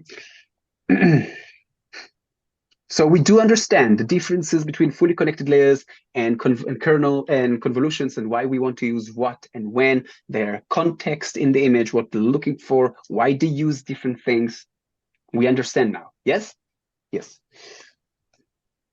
Dobre. Okay, residual blocks. Ooh, my favorite topic. So what we said about deeper networks, they are prone to vanishing gradients, as someone just said about VGG.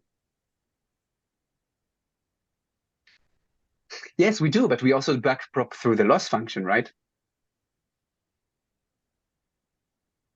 It's part of the backpropagation, but I do not take it as a part of the architecture. It comes specifically with the loss function. It is part of the loss function.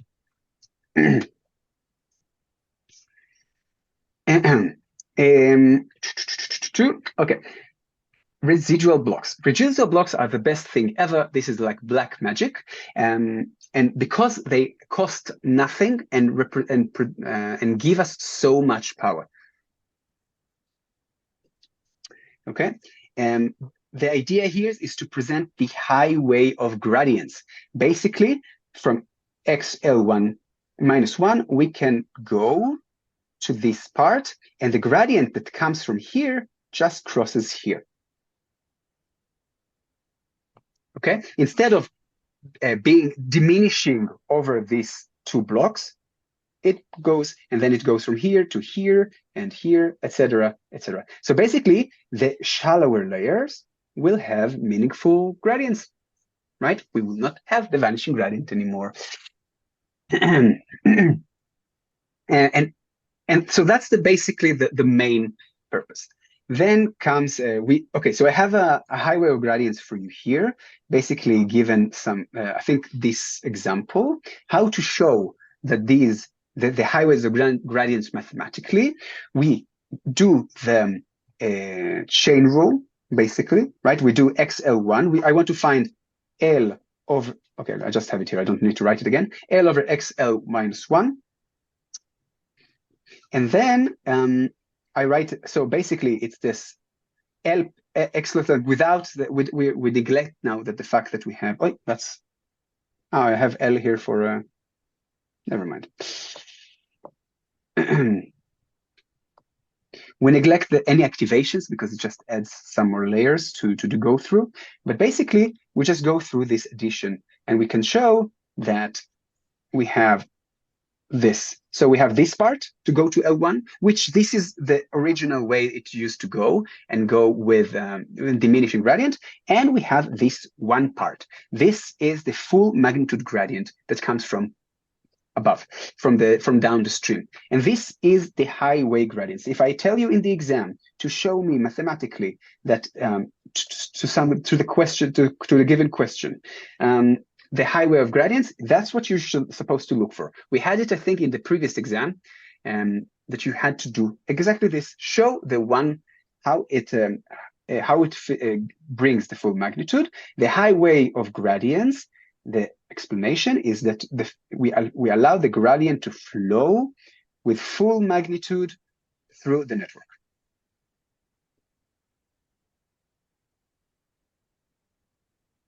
Yes, gradient flow uses both ways. It learns through both ways. But it could, for example, they say, didn't test it myself, that this could be to learn the identity, just to send it to, this to 0, completely 0, and then just transfer it on. So the identity is easily learned. And that's it.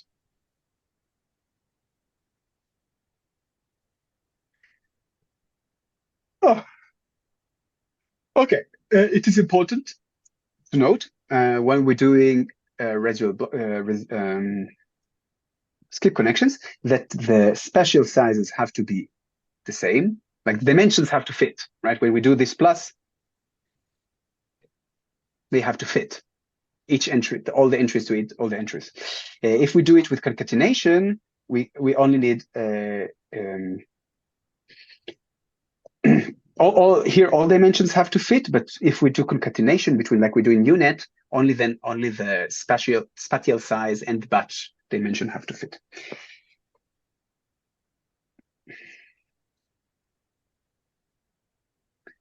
Anything else I want to discuss about this? Oh, okay, yes, the residual block. And that's how we do a residual block in this course. There are many other variations. For example, replacing this with a transformer, with a self-attention mechanism. Okay? Okay.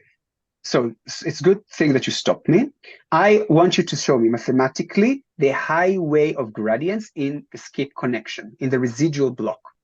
Okay, so I want this. Yes, and I want you to, that's what I want to show. I want to show me, for this gradient, to show me the highway of gradients. This one is equal to L over the D out. This is the D out of our current layer. Okay. Multiply by L plus 1, L minus 1, which is just this, we'll see in a minute, and through this block. Okay, and through that block. So we have two directions, this and this. This one is basically this.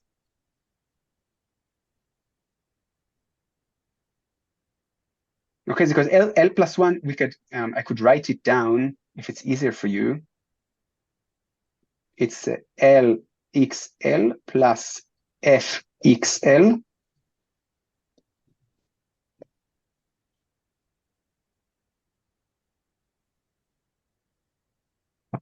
If it helps, and then that equals to that's of course the out, whatever that is. Okay.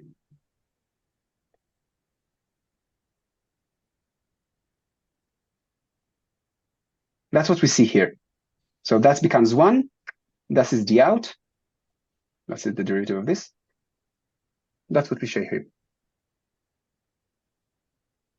There are different aggregation functions other than plus for residual connection. There is, for example, you can do it with concatenation, but for what we care currently for this exam is just the addition one, the very simple, the very basic one. Okay, that I can tell you also from my experience, it just works amazingly well.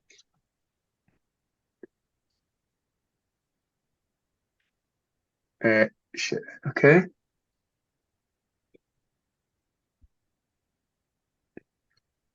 Well, yes, also next layers could basically process the information that aggregates through the network, and not just features. So for example, here we already have meaningful structures, but it also gets some idea of still shapes, so we could use it. So it's like win-win situation no matter how you look at this. Especially when we use it with concatenation, and then each entry has a weight. To be sure, it's the left side of the plus of the equation, right? Yes, this thing.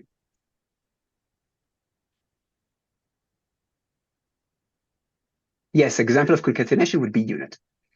Unit uses concatenation, yes.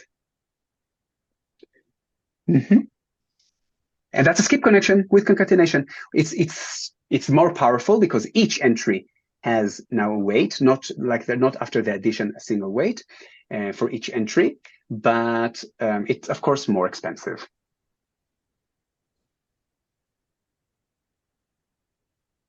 Why do you have to multiply by the matrix?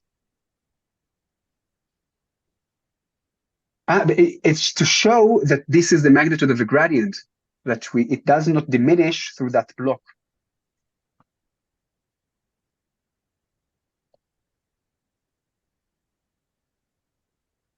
Any more questions about skip connections? Yes, I want to discuss this. Okay, something to remember. Basically, residual block is written like this. So we have weight layer. We can call it. I'll call it F. Okay, F1, F2. So we have input X, Y, and then Y equals F2, or we have Y equals relu Y, and then Y equals F2 of Y, and X equals relu over Y plus X. That's what we do in residual block.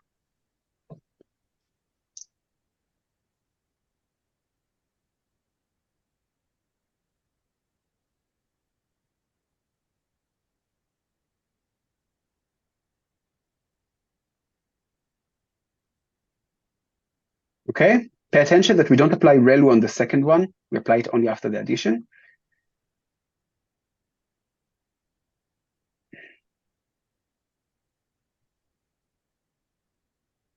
Damn, Merrick, you did it fast. Okay.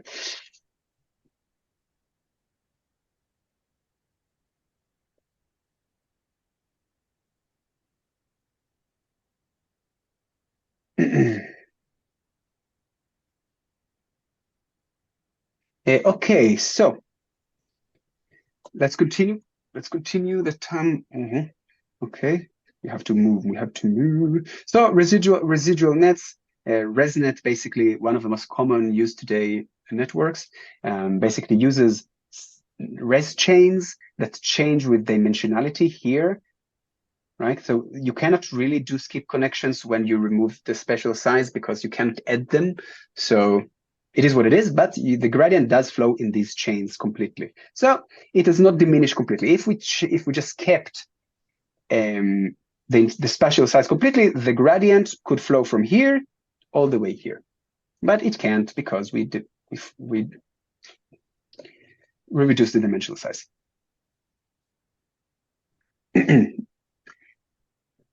Best performing, yeah, that's what I said here. Okay, GoogleNet. GoogleNet basically introduces the inception layer and two main features that confuses everyone all the time. We already discussed it. It's the first one to introduce one-on-one convolutions to reduce the amount of channels and then do more expensive convolutions. That is the reason for one-on-one convolutions. And it also does a max pooling that keeps the spatial size, which is 3311, like one stride, one padding. The dashed here is to they show that there is a reduction of spatial size. Like it cannot really do the skip connections because they don't have the same dimensions. Inception. So that's all the things. Google said we have all the computation power of the world. Let's just try everything we have. But you know what? Let's just make our lives a little bit easier.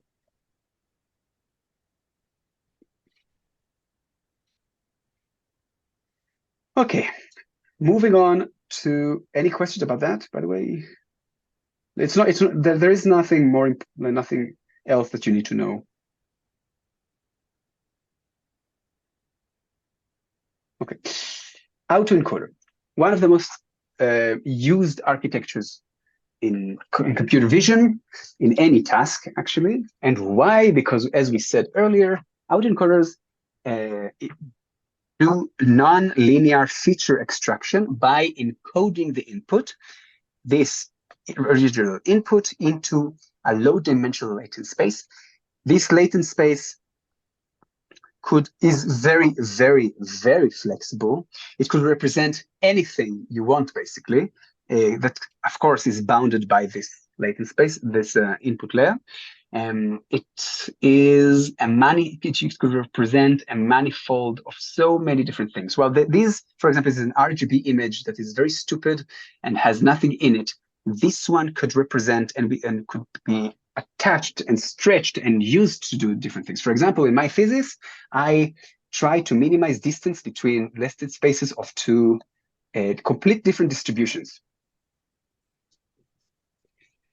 which cannot be done, for example, just with the RGB. But on latent spaces, there is so much to do. That's why it's such a powerful tool to use. Now, the original autoencoder that we're using, the definition of the original autoencoder is fully connected. Okay, when we move it to convolutions, we call it a unit. Okay, but if we talk about autoencoders, it's usually just fully connected. Problem again, no locality, only global. The latent space, if it's too small, what could happen?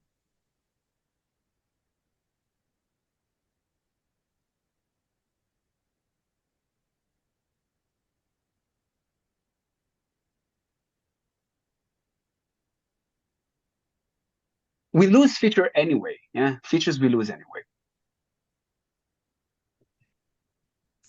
Not good representation. Okay. What optimization problem could it lead to?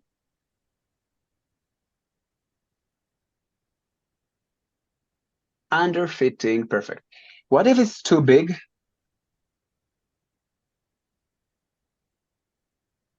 Overfitting. Yes, and also no compression is happening, so no really meaningful features are. So we basically lose the entire point. Therefore, we have to. It is in a hyperparameter that we have to adjust properly. Losing information is not wrong, no, but you lose info anyway. right? You lose information from this anyway. Like you cannot reconstruct the image completely. Let's just say it won't happen. So it's not really the best solution. I would rather you talk about underfitting.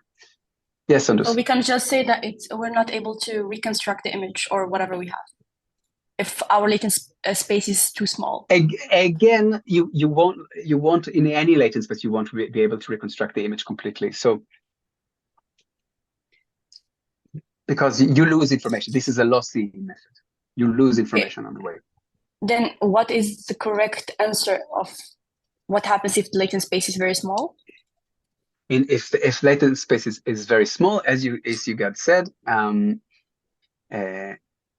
either not enough information passes through yet, or it's not representative, and you underfit. Okay. Okay, or you cannot compress, like you don't compress enough meaningful. Like it is not meaningful enough. That's true. It will also be blurry, but also just because of the characteristic of L2, not just because it's too small. If it's too big, we said, I talked about the importance. I talk about the importance of what is the latent space, why is it important, what we can do with this. Also, we could encode into latent spaces what we'll see later on now in variation autoencoder. They could represent distribution, right, from an image to a distribution for a mean and an STD. Also, I wanted to discuss what are low-level features. And we said before, low-level and high-level features. Low-level features usually are the ones that are extracted here, not with fully connected layers, because then they are global information. And usually it's not like the very fine details that we find in local neighborhoods. And they aggregate with convolutions. They aggregate to more meaningful representations as we go deeper. And that doesn't happen with fully connected.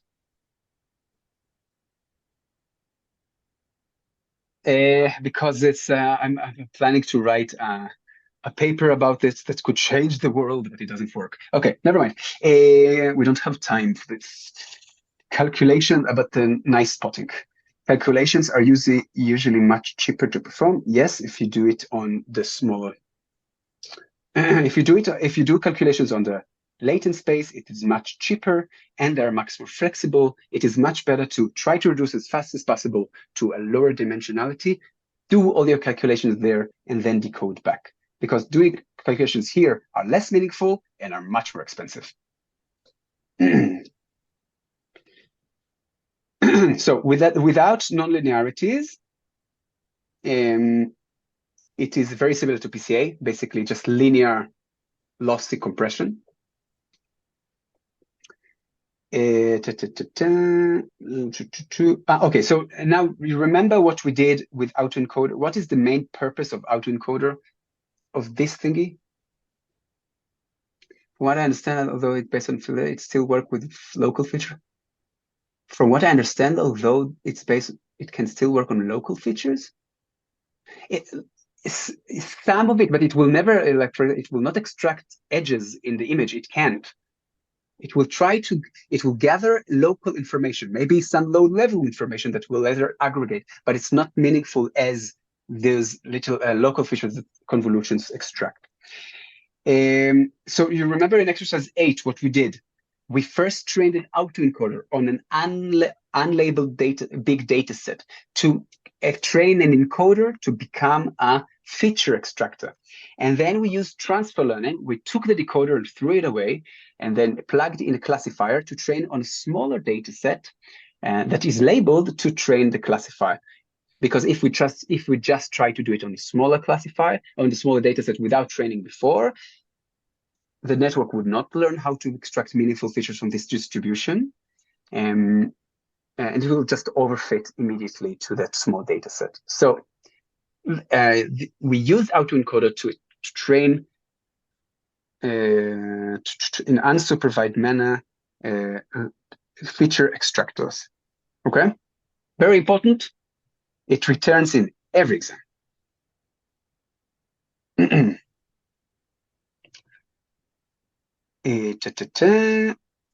Okay, fully convolutional networks basically is what we call you could also call it unit, or whatever you want to do with just convolutions, that made only of convolutions. The thing is that they can take any because they don't have it for fully connected layers, they can take different sizes of inputs. Although we need to remember that convolutions are not invariant to scale, so basically we will still have to keep training, but there will no be error of doing that.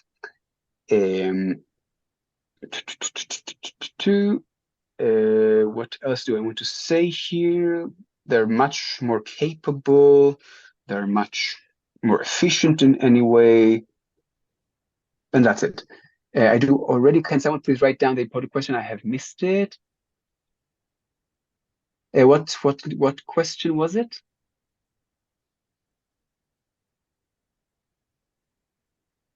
Okay, so I just described what we did in exercise 8. You need to remember what to do in exercise 8, how we used autoencoder to create a feature extractor in an unsupervised learning method, right on an unlabeled big data, and then removed the decoder, plugged in a classifier, and continue training because we already have a feature extractor.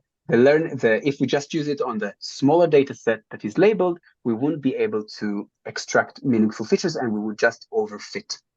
Yes. Okay. Unit. Unit, as we say, it's an autoencoder that is fully convolutional and has skip connections. Well, fully connected also could have skip connections, but you need to remember that if we had skip connections, this will be a relaxed problem. We will not compress actual needed features into the latent code, into the latent space. Okay.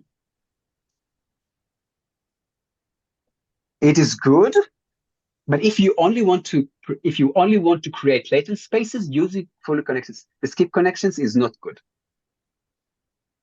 Because to solve the problem of whatever it is here, it doesn't need to compress meaningful features here. It can just move it from here.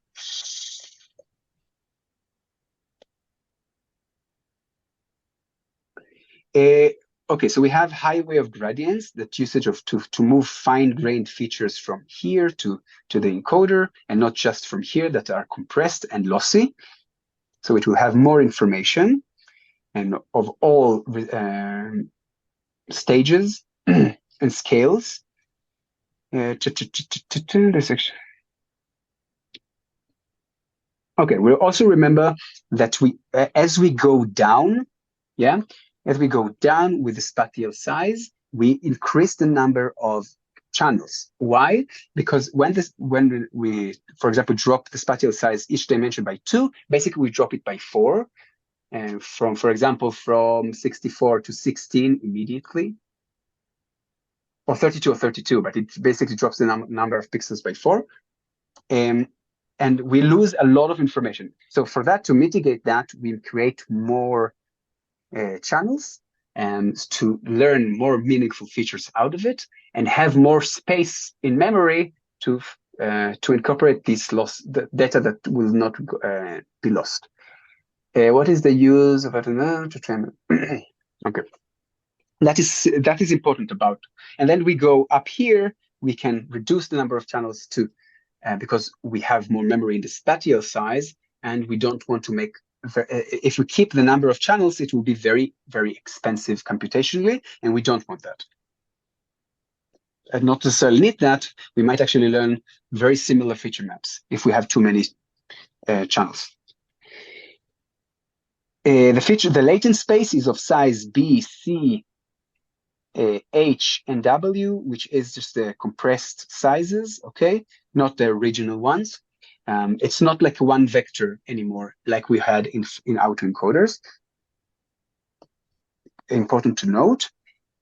They are used in semantic segmentation, depth prediction, image reconstructions, GANs, and etc.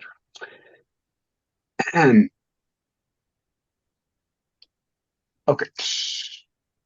Any question about autoencoders?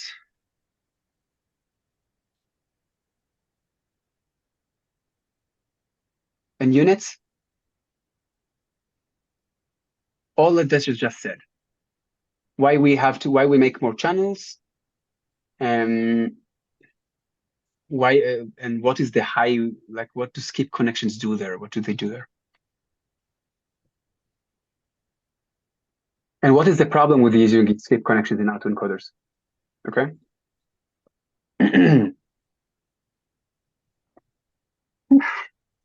Okay, we have to continue unless it's weird or not used as autoencoders. It depends. It depends on the task. In exercise 8, we wanted the autoencoder to train a feature extractor to later be used in a classifier, because we had a very small data set. But for semantic segmentation, where everything is labeled, yeah, we don't need the latent space to represent meaningful features, to extract meaningful features. We just need to solve the problem. So with skip connections is actually a very good idea.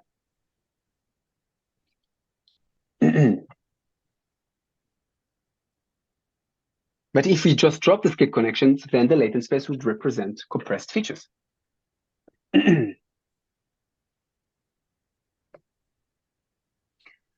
Okay, variational autoencoder. Variational autoencoder is very similar to autoencoder, like with fully connected, at least the original version.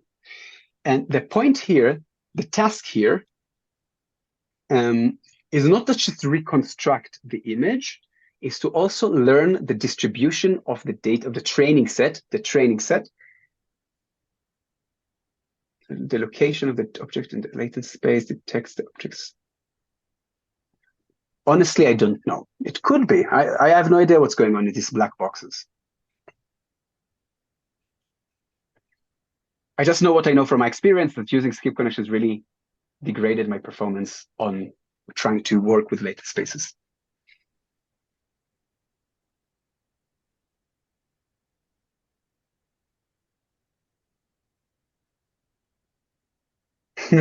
Yes, exactly.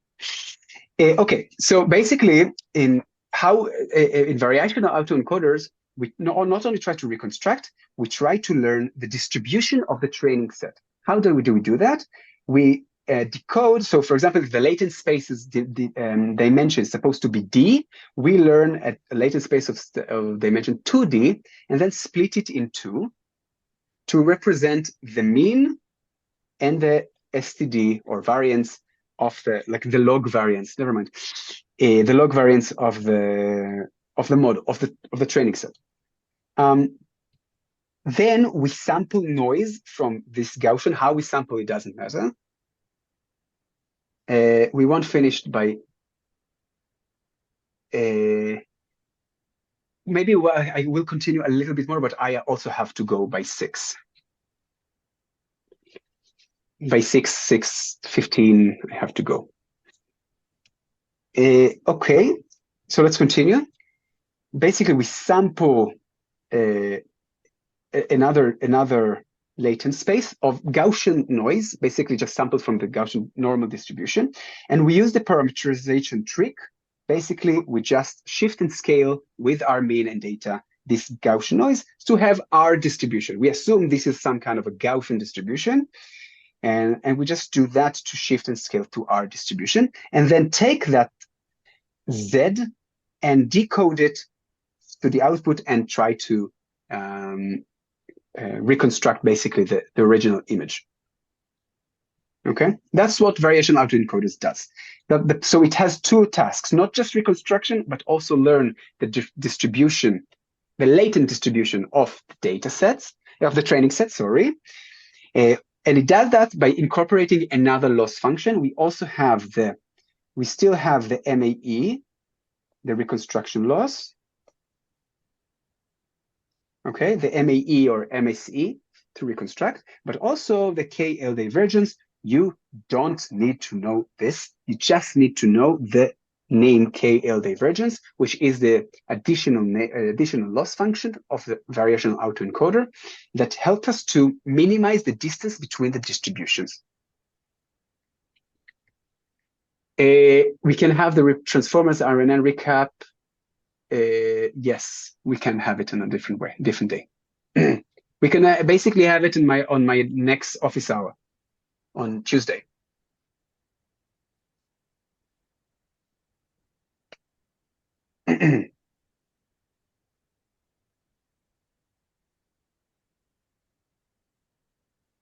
The Z definitions of the image and the text are different.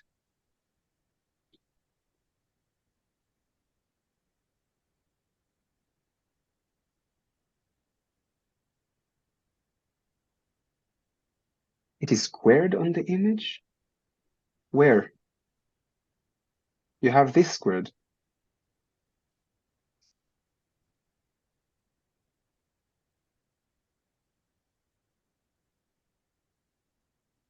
So, yes, it's the same thing. Do you mean the sigma? I think I am missing it here, basically.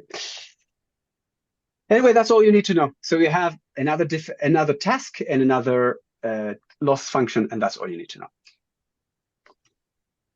Yes, I will record the transformers are an RNN. Okay. I think that we're going to discuss now, I think this is GANs and then recurrent neural network. So we do that in some other time. Okay, so we don't kill ourselves.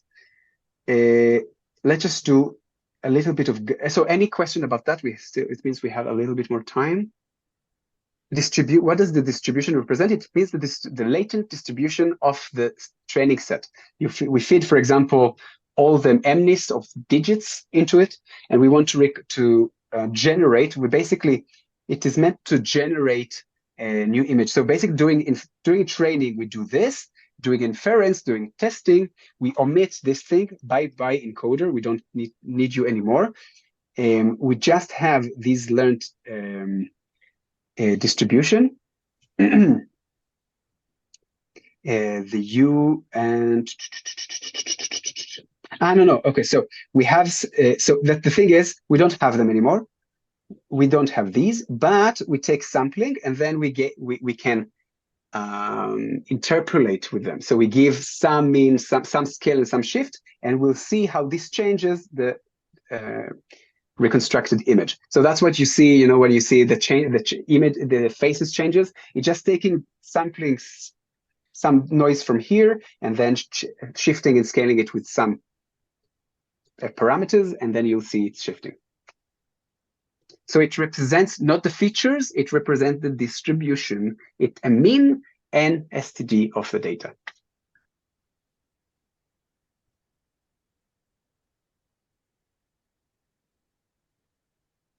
How they are learned? They are learned with this loss function. With the KL divergence, we basically put them here. That's the loss function. The target would be mu, that would be zeros, and that would be 1. And basically, we compare between them. Okay, and that's the loss function. You don't need to understand how this works. It's basically making the distribution closer to each other.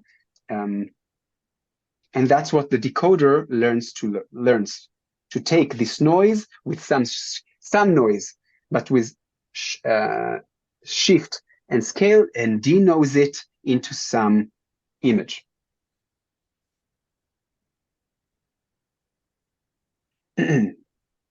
So main takeaways from this: we have 2 tasks and 2 loss functions, and the idea eventually is to be able to generate data out of nothing, synthetic data out of nothing. It didn't work that well. GANs work better, but still, amazing thing. What an amazing thing! What an amazing usage of math. Yes, it's Elizabeth dimensionality 2 over D. And then we split it to mu and this.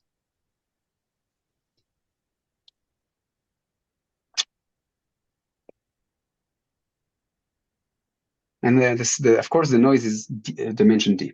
Okay, that's all we need to know. The parameterization trick, it's something that is good to know, but it's not for the exam. You need to know the differences between autoencoder and variational autoencoder.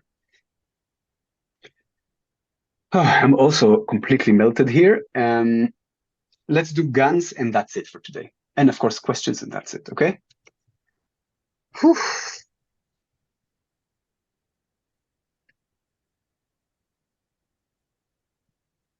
There should be a solution for exercise 11. I'm not sure if you just prepared one, but yes.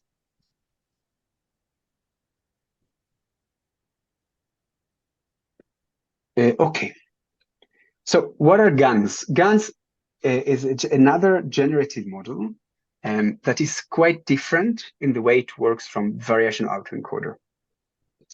First of all, variation autoencoder learns the distribution explicitly. So it sees an image and learns the distribution, and extracts distribution.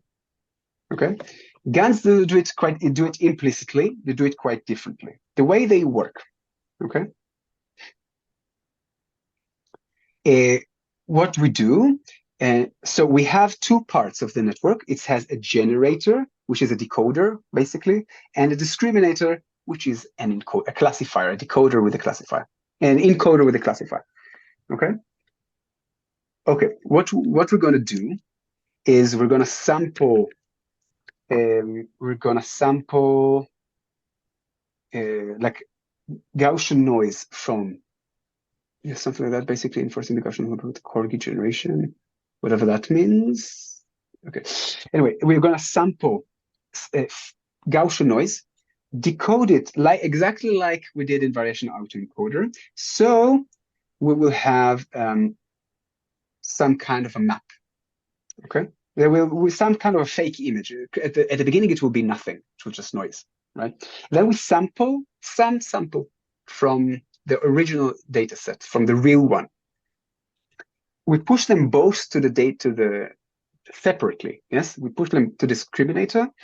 The discriminator should give one, just to say, real ones belong to class 1. It's binary classification, and the fake ones should belong to binary class 0. Okay. And we do the training separately. So once we do that, we do generate and then do discriminator, and we push them both. Then we update the weights of the discriminator. Only the discriminator. Okay, only the discriminator. According to fake should be 0, and real should be 1. The discriminator should be to detect between those two. However, then we push this image again, only it, with label 1. And we update the generator. Okay, with the loss with the loss here that it has to be this one. We want the discriminator to classify it as 1. So we want the generator. Basically, what will happen when doing that? The generator will try to generate an image that fools the discriminator to make 1, to say 1. This is a real one. That's what he wants to do, right? It will change the weights to do exactly that, while the discriminator is trying to discriminate between real and fake. So basically, it's a min-max game. It's two sides of the rope. People pulling a rope. And it has a lot of optimization problems that we do not care about here right now. That's not what you're so you're not supposed to care about this. All you need to know, okay, that that GAN, that the different task of what generator does, what a discriminator does, that they do train separately. Okay, not together. It's not one backpropagation, it's 2 of them. And that the generator trying to fool the discriminator to think that it's real. This is how this one learns. It learns this. We always sample noise, but it just simply learns to generate from that noise something meaningful. And then yes. Can it then somehow converge, really, if it's like always pulling on both sides? You are completely correct. The better the generator gets, the worse the discriminator gets, and then how can you converge? Oh, so you are completely correct. That's completely right. You're not supposed to know that for this exam. That's only for advanced deep learning. But they are quite different. So you will see there are different loss functions Or basically you could train this for a few epochs and then this for a few epochs, so they will not try to fight for each other for so long. But definitely, yes, that's a big problem, that it will underfit because, well, so we have different lossless function. The original loss function, however, is to oh, I need to fix that. That's not correct. That should be no, okay, yes, that's true. That's true. So that's the original one. Okay. It should be the law. So basically it put so the discriminator of the loss, it takes two images, it doesn't care what they are. 5 brilliant ideas strike at unlikely moments. Good this challenge, but doesn't work.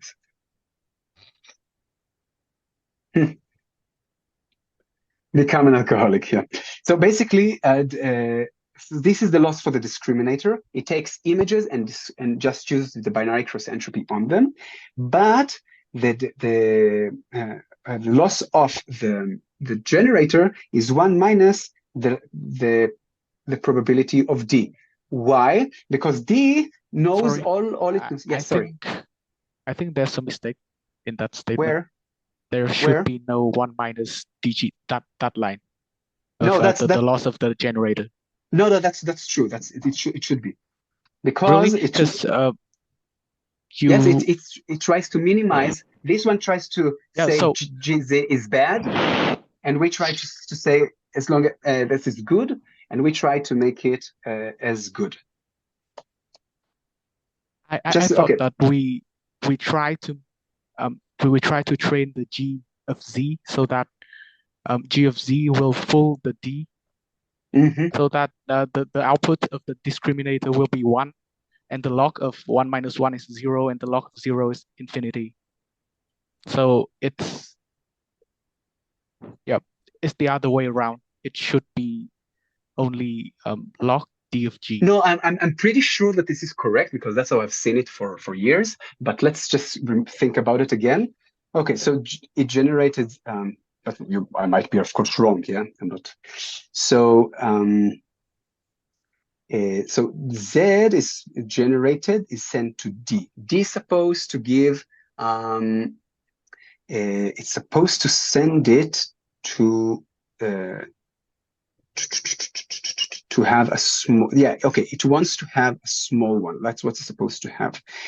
And the smaller. So if it fools it, that it means that this one will be high, right? If D is good, if D is doing well, that this will be very small. This one, the loss here will be very small, and as the more that we go into 0, that is smaller loss. So if the discriminant works well, maybe you're right, but let me just check it, because loss of gun.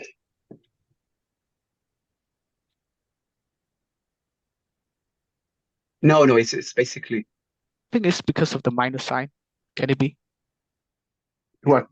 This minus sign or this minus sign? The left or right? No, but that always has to be. That always has to be, because it's this will always give a negative number, right? Oh, okay, yeah, right. Yeah. So you see, that's it. I agree with you that it's kind of weird.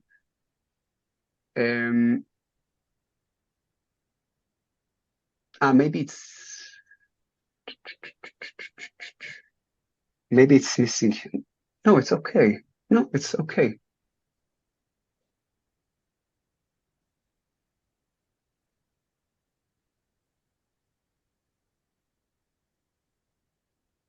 If the D.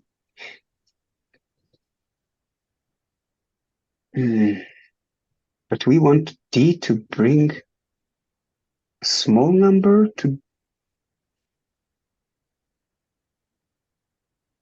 I don't know. My brain is too.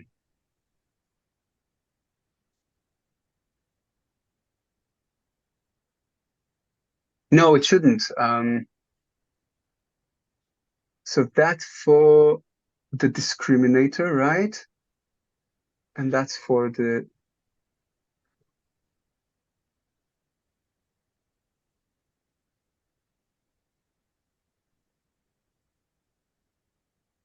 minus log turns and before that positive. Sorry? Minus 1 turns negative at 1. Or that it's positive. If I'm not certain. So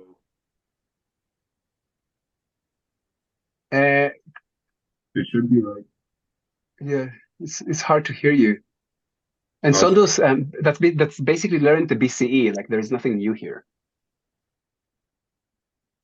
Okay, I'm actually just confused because I've read many times that they consider GAN to not have a loss. Like they don't really call this losses. Like it's I don't part of the know. fun facts of deep learning. What architecture does not need a loss? GAN. Well, it has to learn something, right? Yeah. I didn't hear that. It makes no sense.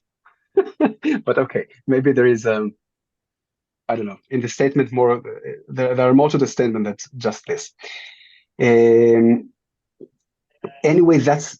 Ich muss auch die Küche sauber machen und vielleicht auch mal den Müll rausbringen, besonders den.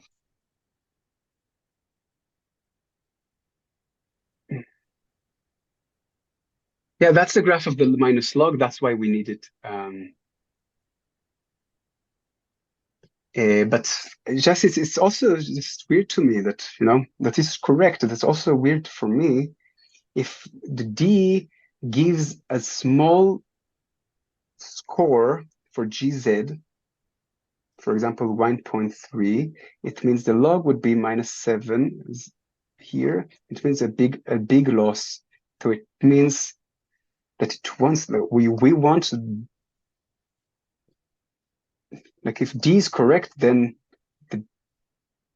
okay, yeah. If D is correct, then the loss of this will be no, that's still they will be very low. That's not the bigger what we have here is, the lower the loss is.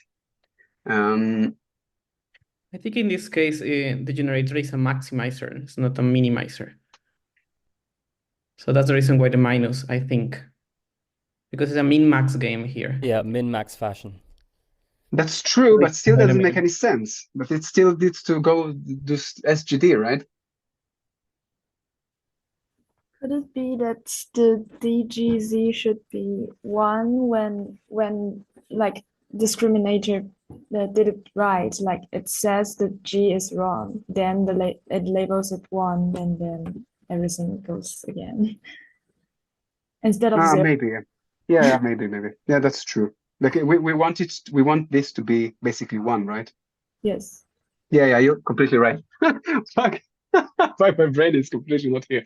True, you are correct.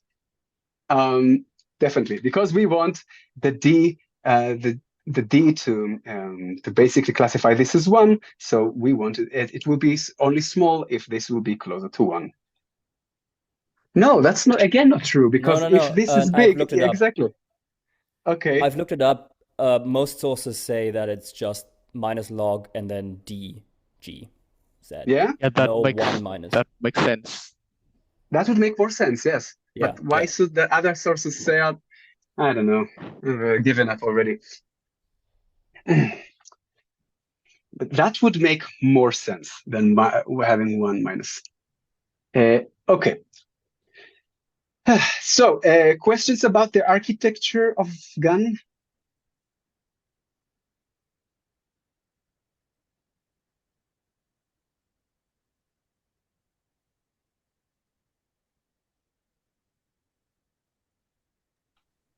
Do we have question about the log loss of GAN?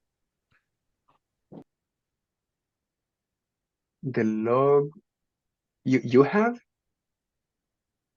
No, I mean in the test, will we have some kind of questions like that? I think can he's tell just you. concerned that we are, not clear on it just now, and so he wanted to ask if.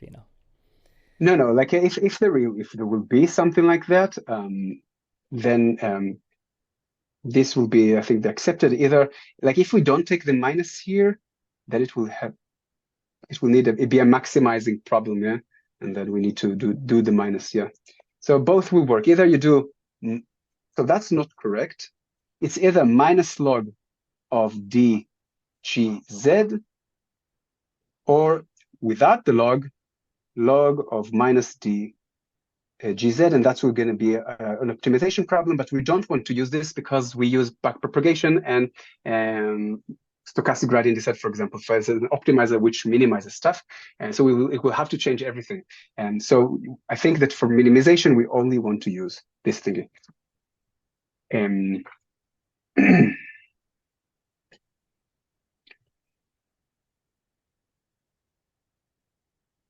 Yeah, without the minus outside. Okay, so let's continue to some questions, and then I have to go. Okay. So Linet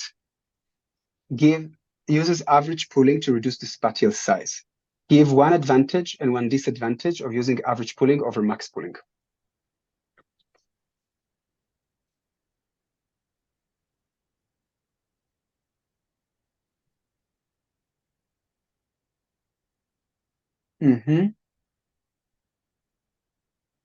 Okay.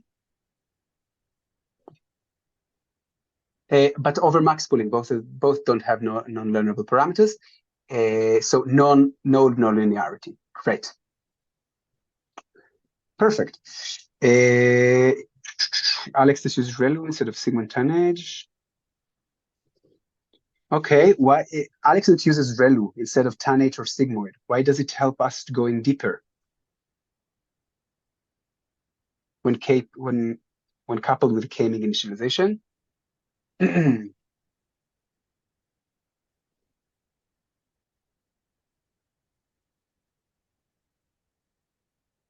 No, vanishing gradient, perfect.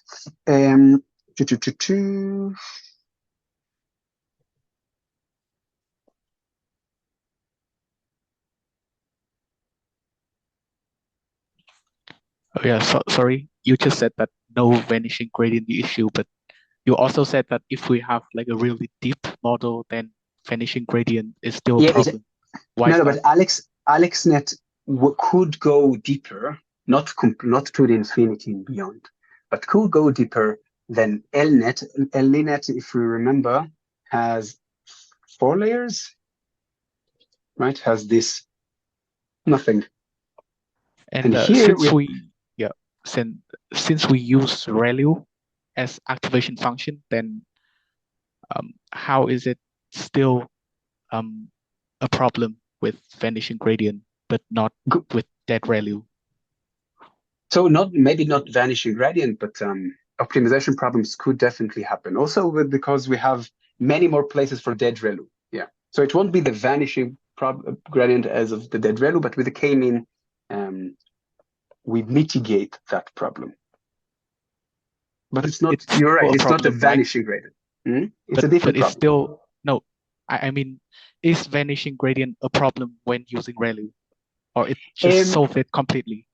I think that it's like I think it depends on other things in the network. Let's say we don't have any normalization, only activation. Basically, either you have, so it's not vanishing gradient because the gradients don't vanish anymore. Like they don't lose magnitude. They either die completely, or we have vanish. Magnitude of 1. Yeah. So I don't think it is a problem in this network, but I think there is more place for dead ReLUs. So if we have full of ReLUs everywhere, then the only problem we have to face is dead ReLU, not vanishing gradients. I think so, yeah. Okay, got it. Thank you. It definitely makes sense according to the definition. So you have some skip connections that we did. Autoencoders, let's see. I asked you these questions. Also, we discussed that.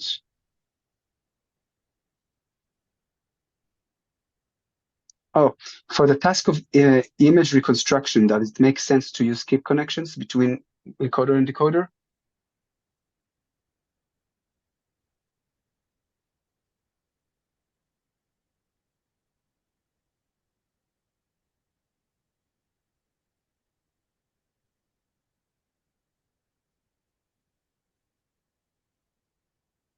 Exactly. So it will definitely overfit. It's like having like a full-size latent space. We don't learn anything.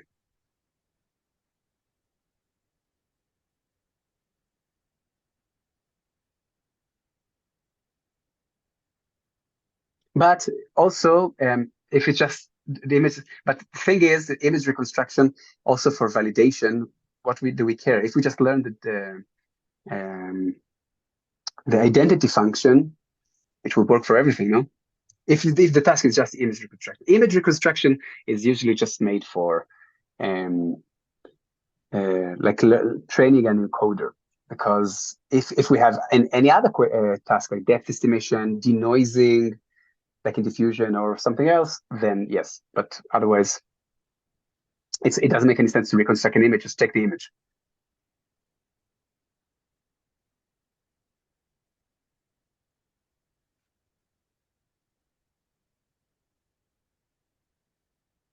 Actually, the answer would be that is a stupid question. Remove it from the lecture notes. That would be a better answer.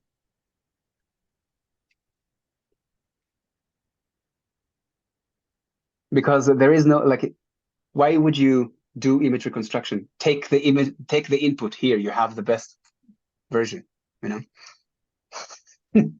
So can we technically call it data leakage because we're sort of giving it the solution?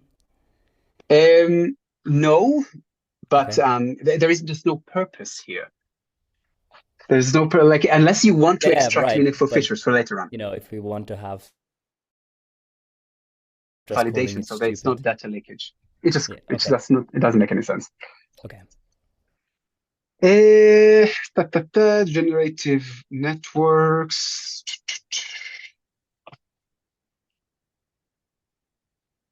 Okay, that is for today, guys. I think that we are done. I think most of our brains is anyway, and I need to go.